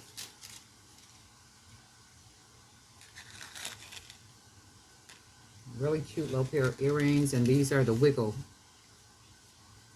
Just really artistic, very lightweight earrings. Really pretty, very different. But anyway, Darlene Knight for Jewelry by BDK, and guess what? We'll talk.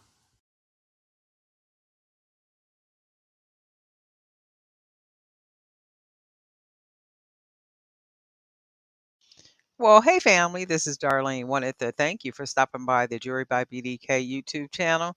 I know you didn't come here for a sermon. So here's the video, and we'll talk Well, soon. hey family, happy Thursday. This is Darlene sitting here making some bracelets, and I am going to start off using a yin yang. I hope everybody is doing good today, staying productive.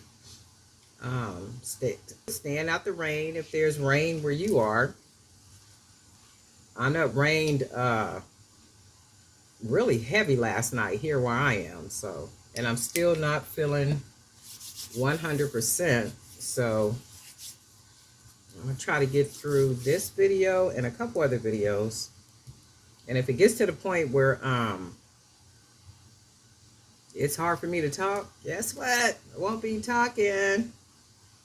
But I'm gonna go ahead and get started making just a simple bracelet right now. I'm gonna try to use up a lot of these beads I got. I think I said that in previous videos.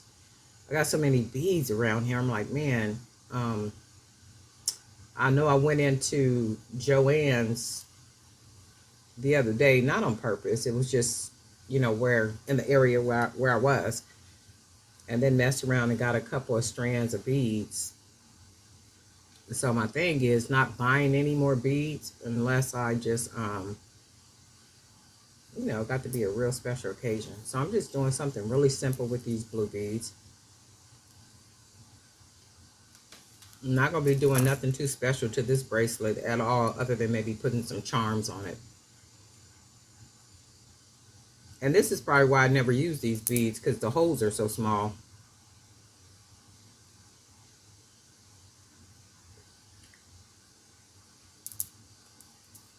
And when I say small, I mean small. Somebody was asking me about, I got a couple of emails I was able to go through, and they were asking me about Amazon, becoming an influencer or selling on Amazon.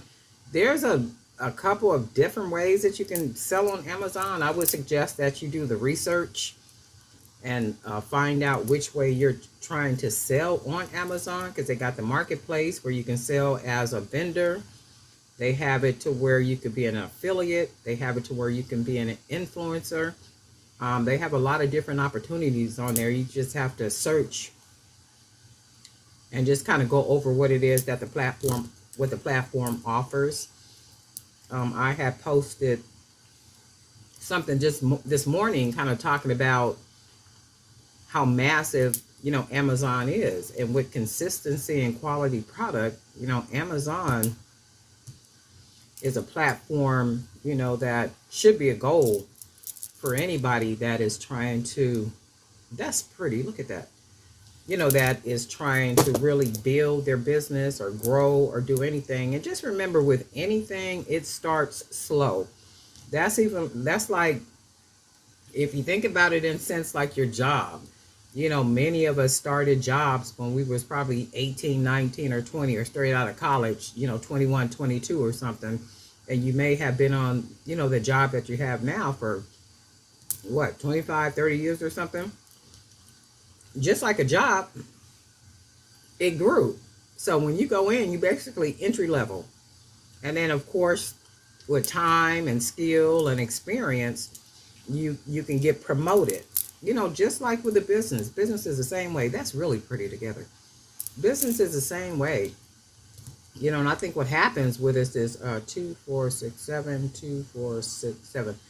I think what happens with us, we lose patience because we want it immediate. We want it right now. Why is this not happening? Why is that not happening? Why this? Why that? Well, because everything takes time. You got to be persistent. You got to be consistent. You got to, just kind of keep doing the same thing. If what you are doing is producing favorable outcomes, you want to keep doing that. And if it's not, you want to maybe adjust some of the things that you're doing. And it's all about growth. I mean, nothing is going to come like right away at this moment. It all takes growth, consistency. You have to keep doing it. You have to keep pushing. Like, every day, whenever you have the time to be able to put into it. Because I ain't never been a person that's going to go and give, this is really pretty, give a job my entire life for 8 to 12 hours a day, sometime longer than that, and then get off of that job and then not have time to put in for my own. That ain't never been my mindset. I've never been that way. And I watch my family not be that way.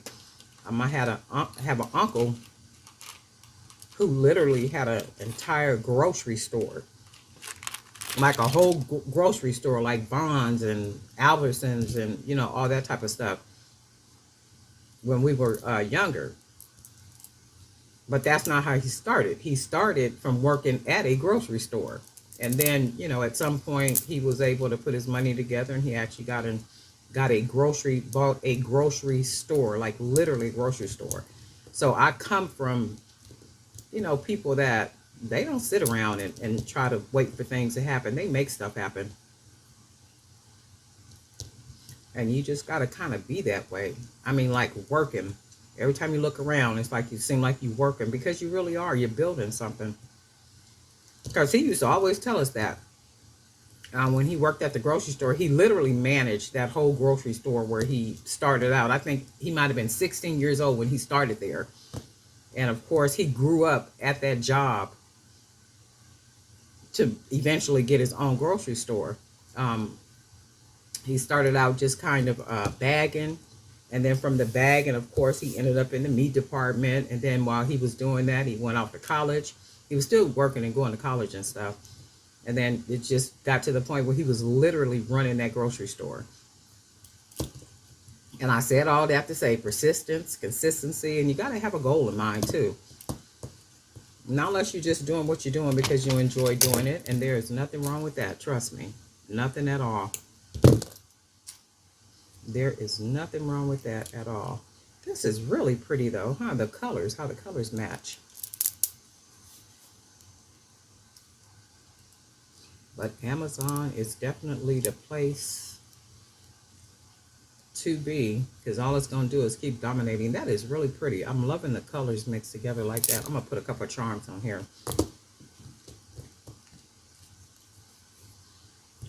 It is definitely the place to be. I don't know if I answered the question or not, but they got a couple of opportunities. You just got to look into them and see which one fits what it is that you're wanting to do.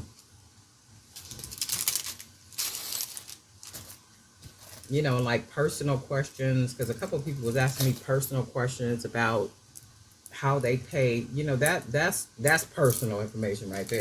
Okay. You a little bit cross the line asking about pay and all that kind of stuff. And I don't think you meant any harm by asking that. I think you just kind of maybe trying to gather information. But that's personal information. Just do a little research about Amazon and everything that they offer, and then just see if it makes sense for you. I know they also got a part on there where you can for handmade items. So they offer a lot. Just got to do the research, check them out, and then hopefully you can find one of the opportunities that, you know, that'll suit you. So all I'm doing now is just put a little charm on here.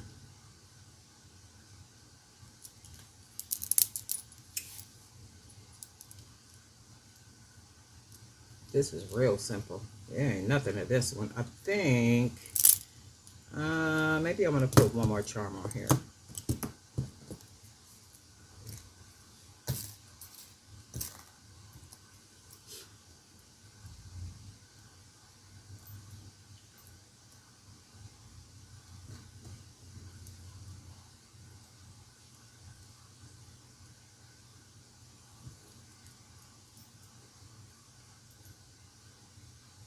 See what this looks like with two different charms.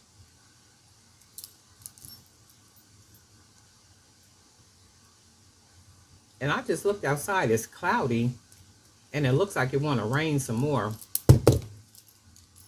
And I do like when it rains for some reason. Not when it's flooding everybody out, but I do like when it rains. I don't like the way this looks. But I do like when it rains. There's something about the water falling, and, you know, after it rains, everything is all nice and clean and fresh. It even seems like the air is fresher. I was on the freeway Sunday, and the exit that I take to go to my church building, there is a bed of flowers there. I don't know what kind of flowers they are, but they're yellow. So when I was coming off of the freeway, my thought was, oh my God, it's been a minute since I've seen the yellow right there. And I mean, it was like literally just a bed of yellow flowers, just the most beautiful, something you ever wanted to see. It almost looked like sunshine. And I was just like, wow, the rain produced that. After it rained, now here it is, this whole bed of these beautiful yellow flowers. But before the rain, with all the heat, it looks like it was just, I don't know, you didn't see nothing over there. It didn't draw your attention. But I was like, wow, how amazing that is. This is really pretty.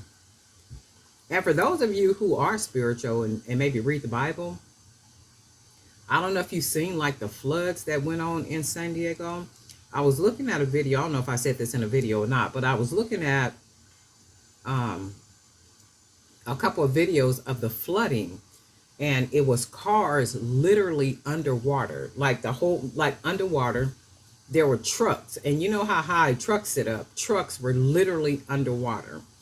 I looked at videos that the houses were beyond halfway underwater.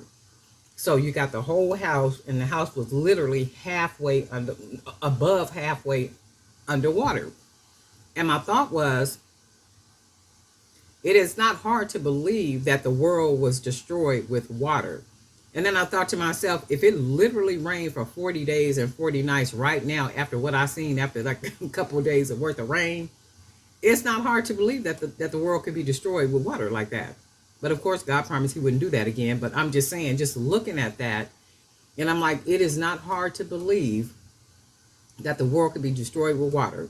So if it floods like that, even if you think about the tornadoes and the way that the weather does in other states, right?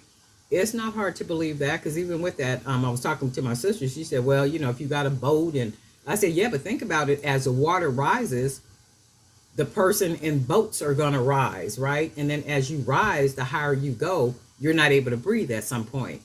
So either way, all of mankind would more than likely, no longer exist. But anyway, that was just me. I don't know if anybody else thought that or saw that or even considered such, right? But anyway, this is real pretty. I like this. Just a simple bracelet. And what I might do is I am going to probably make 2 more bracelets and then match them. I might even have some already made and then match them with this bracelet. Just go ahead and make a set. And that's probably what I'll do. Grab a couple of out of the box, the old stock, and then match 2 or 3 of them with this one, and then go ahead and sell it as a set. Very pretty though. Loving the colors. But anyway, Darlene Knight for Jewelry by BDK. We do got some new subscribers. We want to thank you for hanging out with us, for subscribing, pushing that bell to be notified each time I upload a new video. For your comments, for finding me on Facebook, because y'all be finding me on Facebook. Thank you. Sending me emails and all that good stuff. I haven't got a chance to read through all those emails. There's a whole bunch of them in there this morning when I looked. I haven't got a chance to go through them. I saw the first couple of ones that was at the top. That's why I was having a chat about Amazon. But I'll get a chance to go through them and probably talk about it in the video or send you a direct email. Okay, and that's how we'll do that. But anyway, Darlene Knight for Jewelry by BDK. And guess what? We'll talk.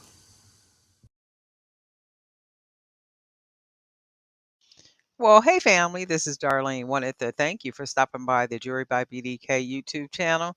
I know you didn't come here for a sermon. So here's the video, and we'll talk soon. Well, hey family, happy Wednesday. This is Darlene. I'm sitting here making custom charms for bracelets, and I figured I would just go ahead and turn the camera on. So I am using some of these little glass beads that I like so much, and some other beads, just making custom charms so I could use them on the bracelets. And I'm using 18 gauge wire. I probably have a video on here already showing how to make these custom, but I figure I would turn the video on. I was going through my analytics, which like I always do, and also looking over the comments this morning. So somebody had made a comment, something about one of the shorts, the music that was on the short, right?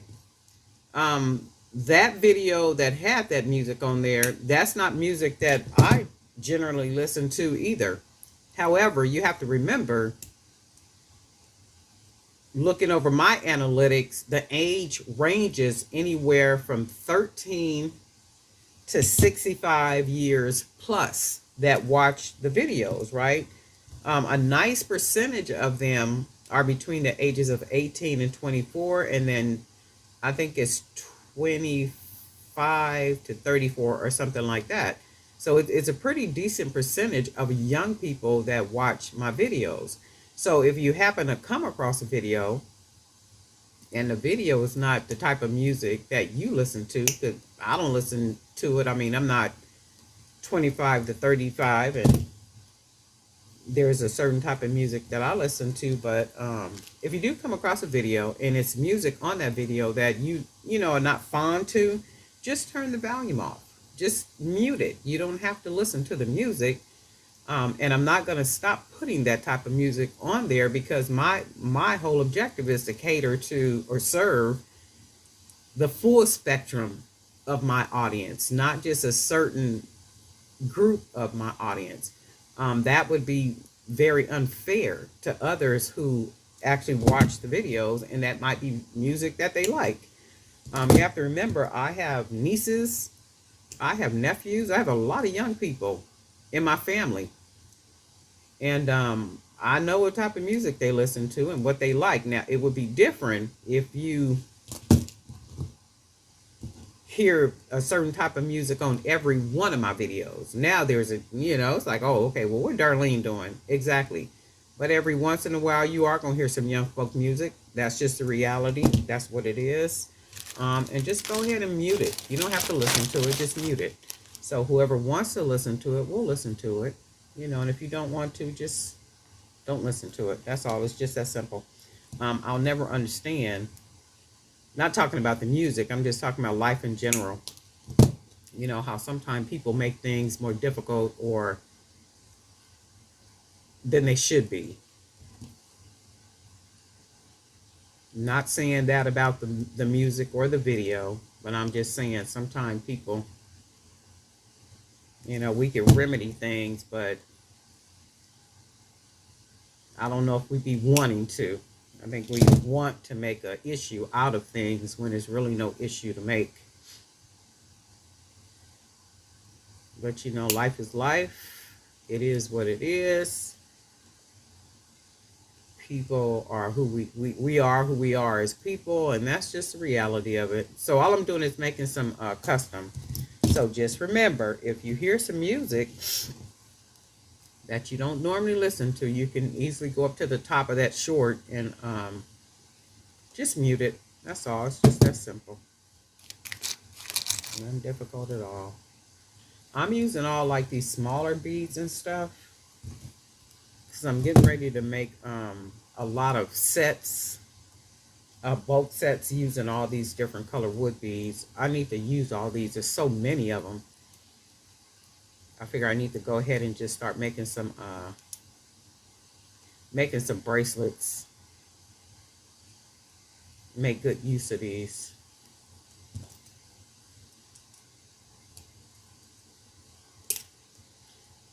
And if I'm not mistaken, I think it's forecast to rain here in San Diego. Just read that a minute ago. So I think it said something about afternoon. Expect afternoon rain. And when I tell you I got beads all over the place, it's like beads all over the place. And I'm looking at these things and I'm like, okay, I need to use as many as I possibly can. All I did was cut a nice long piece of wire, and I'm gonna just work from this to make some charms using all these little different beads.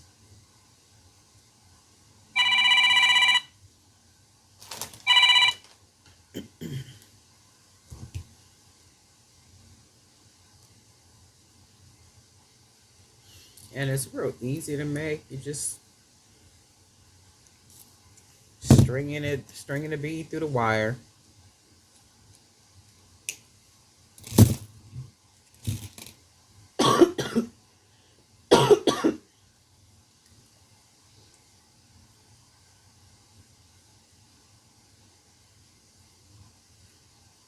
And I do know, it's more of a head cold, I guess. Stopped up nose, sore throat, coughing,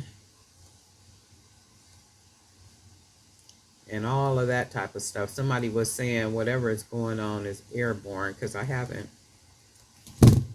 been in a couple of places, so and I don't know. This old whatever it is could have happened anywhere I was. Shoot, it could have happened no, I think, was it Sunday? I think I felt okay on Sunday because I had went to a couple of places. I know I went to a worship service. I did do that. And then I had a little private event that I went to. Shoot, it could have happened there. Made me caught a bug up in there.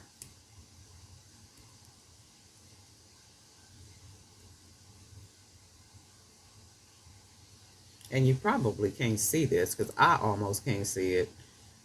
I think I done said that in a couple of videos. I do need to get some more light. I got a lot of light on up in here. However, it just sometimes seems so dark. There are times I'll open the blind over the window, and that lets a little bit more light in. But I don't like to do that. I would never understand how people could just sit and have like their curtains wide open, or like you can literally just look in and see what's going on. It's like, no, where's the privacy? And maybe that's just me, but I don't like it.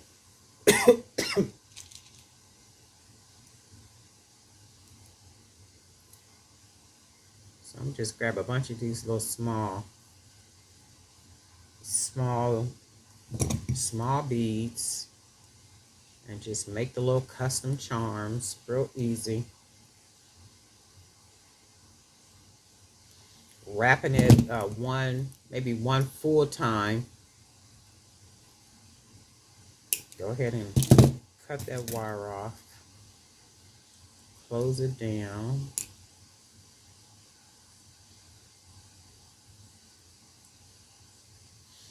And I feel like I just want to lay down, you know, and I don't like doing that. I don't even like taking naps. But sometimes your little body just be like, you gonna do what I tell you to do. You gonna go lay down. That's how I feel like I just really want to lay down. I'm gonna fight through it though.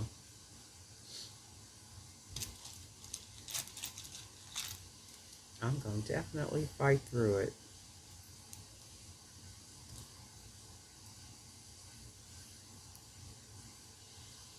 And all I'm doing is putting that wire on there, wrapping it one full time.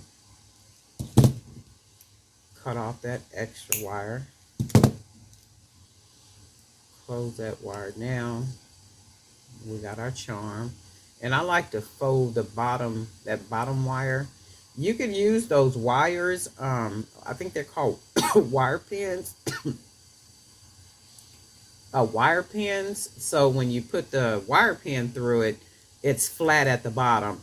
There's even wire pins where they have the little balls at the end. You can use those too if you want to, but I like to use the 18 gauge wire to make the custom charms, only because it's thicker and it's like a better quality wire with those. And I'm sure they have different quality wire pins, but the ones that I see are usually thinner. And I like, you know, mine to look nice and, you know, like nice and thick and rich and like high quality. Let me see, what else am I going to use over here? Let's use, how about a little bitty butterfly? Let's use one of these.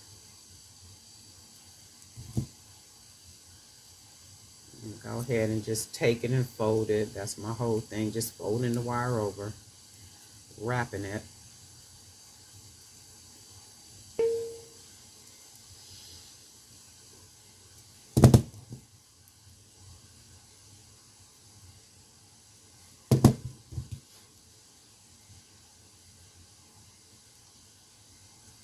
I'm going to just wrap this whole piece of wire around here.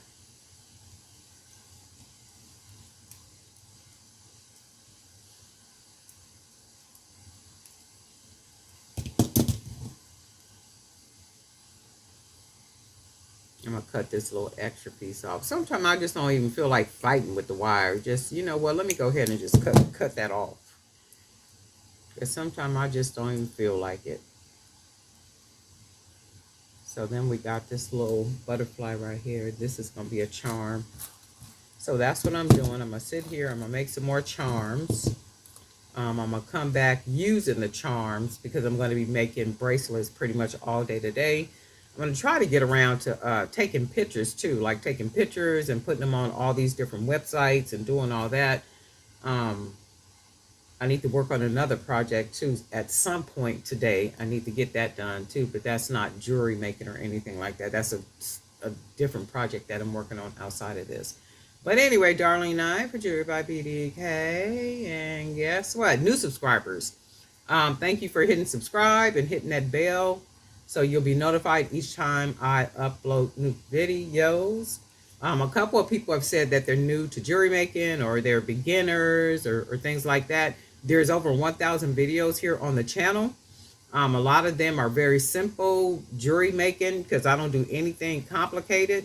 Every once in a while, it might be something with some wire or something, but I don't even think that's complicated. But everything is fairly simple, fairly simple and easy to do. And I think it could be duplicated in a way that you can use a technique to create your own personal designs, not to duplicate what I'm doing, but to, you know, use that technique and to make something, you know, that's your style pretty much.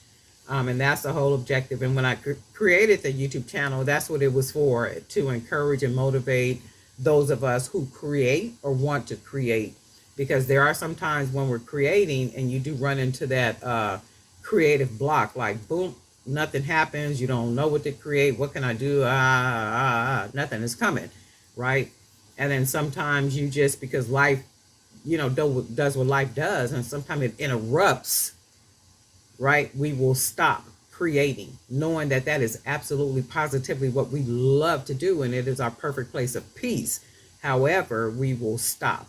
And then that's what the channel was created for. When we get to those moments, or we crash or hit a wall, that's what the channel is for, to hopefully keep encouraging us and inspiring us to do what it is that we love, and to understand that we can take what it is that we're doing from our bedroom, from our garage, from our living room, and build it into something that is sustainable, and then that will yield some type of income in one way or another, or from different avenues.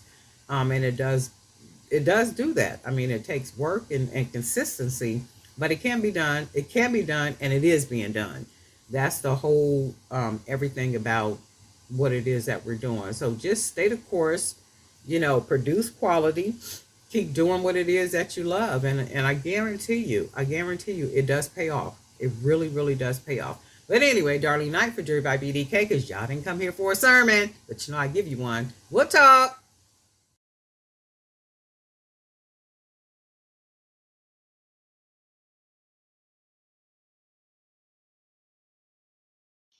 Well, hey family, this is Darlene. Wanted to thank you for stopping by the Jewelry by BDK YouTube channel. I know you didn't come here for a sermon. So here's the video, and we'll talk soon. Well, hey family, happy Thursday. This is Darlene. I'm sitting here working on little wire charms. If they were bigger, they would actually be wire earrings, but I'm making the wire charms to dangle from earrings. So this is what I'm doing right here. So I am sitting here. I'm going to try to get a lot of these made. I was supposed to do them the other day, but I didn't get a chance to do them. I got caught up doing some other projects. So I said, okay, well, let me do this. I did some other stuff this morning. A lot of content creating and all that kind of stuff, like posting on Pinterest and Facebook, and like all across, like everywhere, and then sending out emails and stuff. So got that stuff out of the way. So I said, you know what, let me go ahead and do these little wire charms. And what I do is I start off with about 3 inches of wire, the aluminum wire. And then all I'm going to do, and I'm sure there's a lot of people who ever make wire earrings, you probably have a different technique that you use to create the bigger, like literally big earrings. So if I cut a lot of wire and did this exactly like this, it would be a big earring. So I'm sure a lot of you guys literally make big earrings out of aluminum wire. And you got a special way you know how to do that. However, I only need to be able to curl the ends like I am going to do now. And I generally curl them together. That way, when I curl them together, they come out the same. So I will usually just go ahead and curl the ends like that. And then I separate them. And I just take the pliers, because all I want is just a little curve on it. I don't need anything special, nothing, just enough so I could just be able to manipulate the wire. So this is what it's going to look like right there. So I'm going to take the other wire, hold on to it, and just go ahead and wrap it. Because all I want to do is get that little look on it right there. And then I want to make sure that they're about the same. I think this one I did a little larger than this one, and that's okay, because I can go ahead. The wire is very friendly, easy to manipulate, so that's good stuff. And, oh shoot. They actually look about the same. This one just needs to be folded down just a little bit more. And to me, they look about the same. And then all I'm going to do now is take the end that's not curled up. I'm going to just go ahead and curl the end, because this is where I'm going to hang the jump ring at. Just go ahead and curl it like so. So it looks like that for now. And then I'll go ahead and take the other one. Go ahead and curl it like so. And I think I made that hole just, well, actually it looks about the same. So all I'm going to do now, I actually did make this one a little bit bigger. I'm going to see, because with this aluminum, you got to be careful, because it'll start, the color will start coming off of it. So now they look like they are about the same to me. And then all I'm going to do now is I'm going to take my pliers and I'm going to put it right at the neck, which is like right there. And I'm just going to bend it back like so.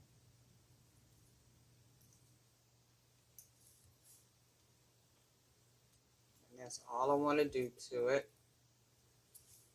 And then I'm going to take the other one. I'm going to take it and bend it at the neck like so. And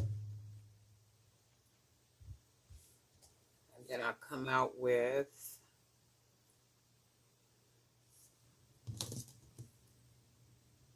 these are going to dangle from the bottom of a pair of earrings. So you can kind of see they almost look like dollar signs. Real pretty with the green. So this is what they're going to look like, and they'll dangle from a pair of earrings. They almost look perfect. Now this one, when I look at it, as long as they're like almost absolutely the same, I'm cool with it. I'm going to press this down just a little bit. And then when I look at them, they pretty much look the same. And you can see here where the color is coming off of the aluminum. I got a green paint pen, though. I'll just mark over that a little bit. So then we got that. That's another pair. And then let's do a black pair. So I'm going to just sit here and do a lot of these. Trying to do about 25. Maybe about 25 pairs of them. And that'll give me enough for 25 pairs of earrings.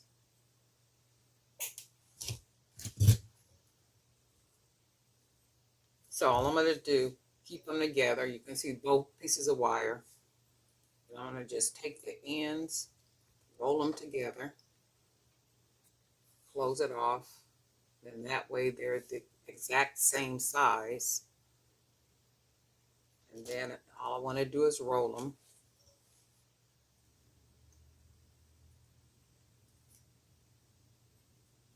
So put my little pliers there. Go ahead and just roll it.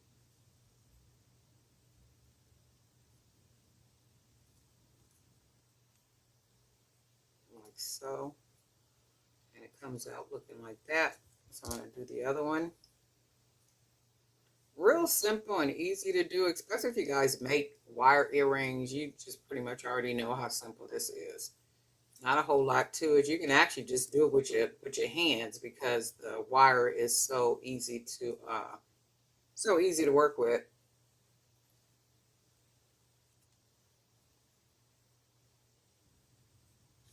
And let me see if they're about the same. They're about the same. So all I'm going to do now is roll up the end right here. Make sure it's closed off.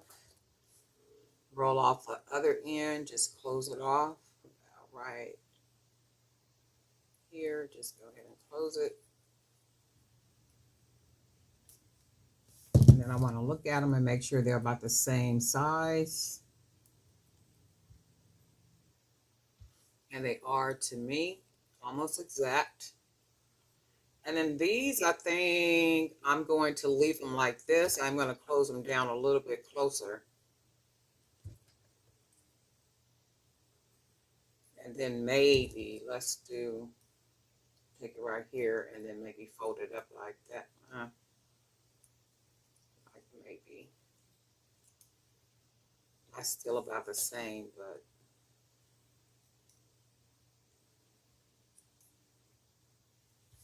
that's the thing with the wire. You can make whatever you want happen. I think I want to fold it all the way down. I kind of like the way it looks like that.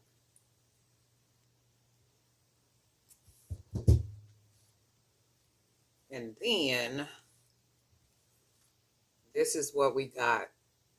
So I am making a lot of these. So this is the black ones. Let's do a purple. So it's 3 inches of aluminum wire.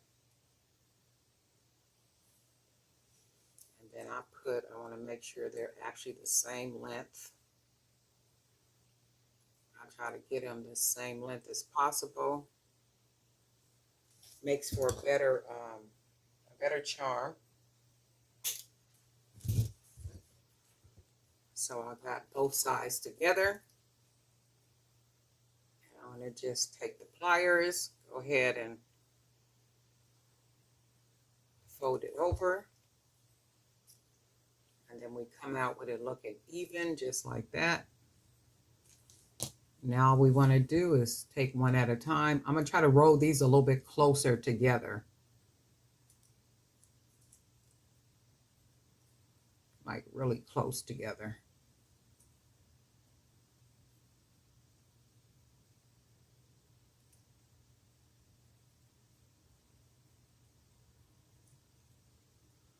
To where it looks more like that.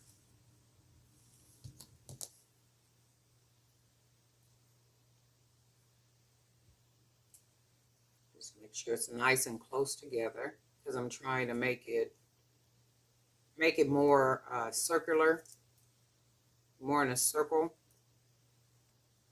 kind of tight together.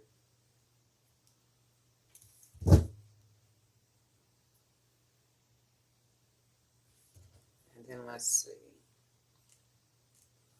And if you look at it, this side looks like it's a lot wider than the other. So all I'm going to do is take it apart and try to pull it together with my fingers. Just closer together.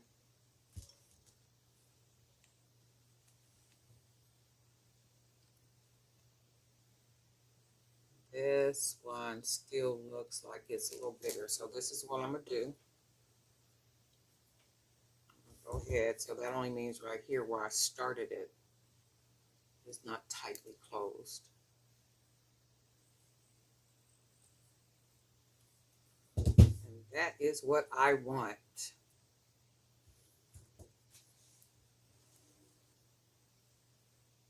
So when I look at it now, it looks about the same.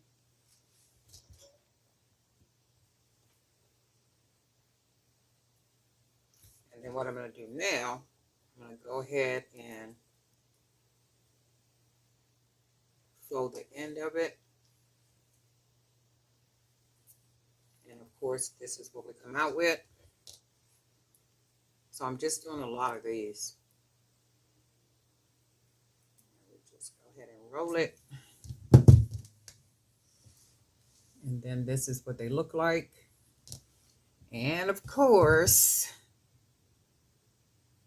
I'm going to go ahead and fold it at the neck. Just, actually, let me see something. I might be able to just do it just like this because I did it closer. So what I'm going to do is just close it down.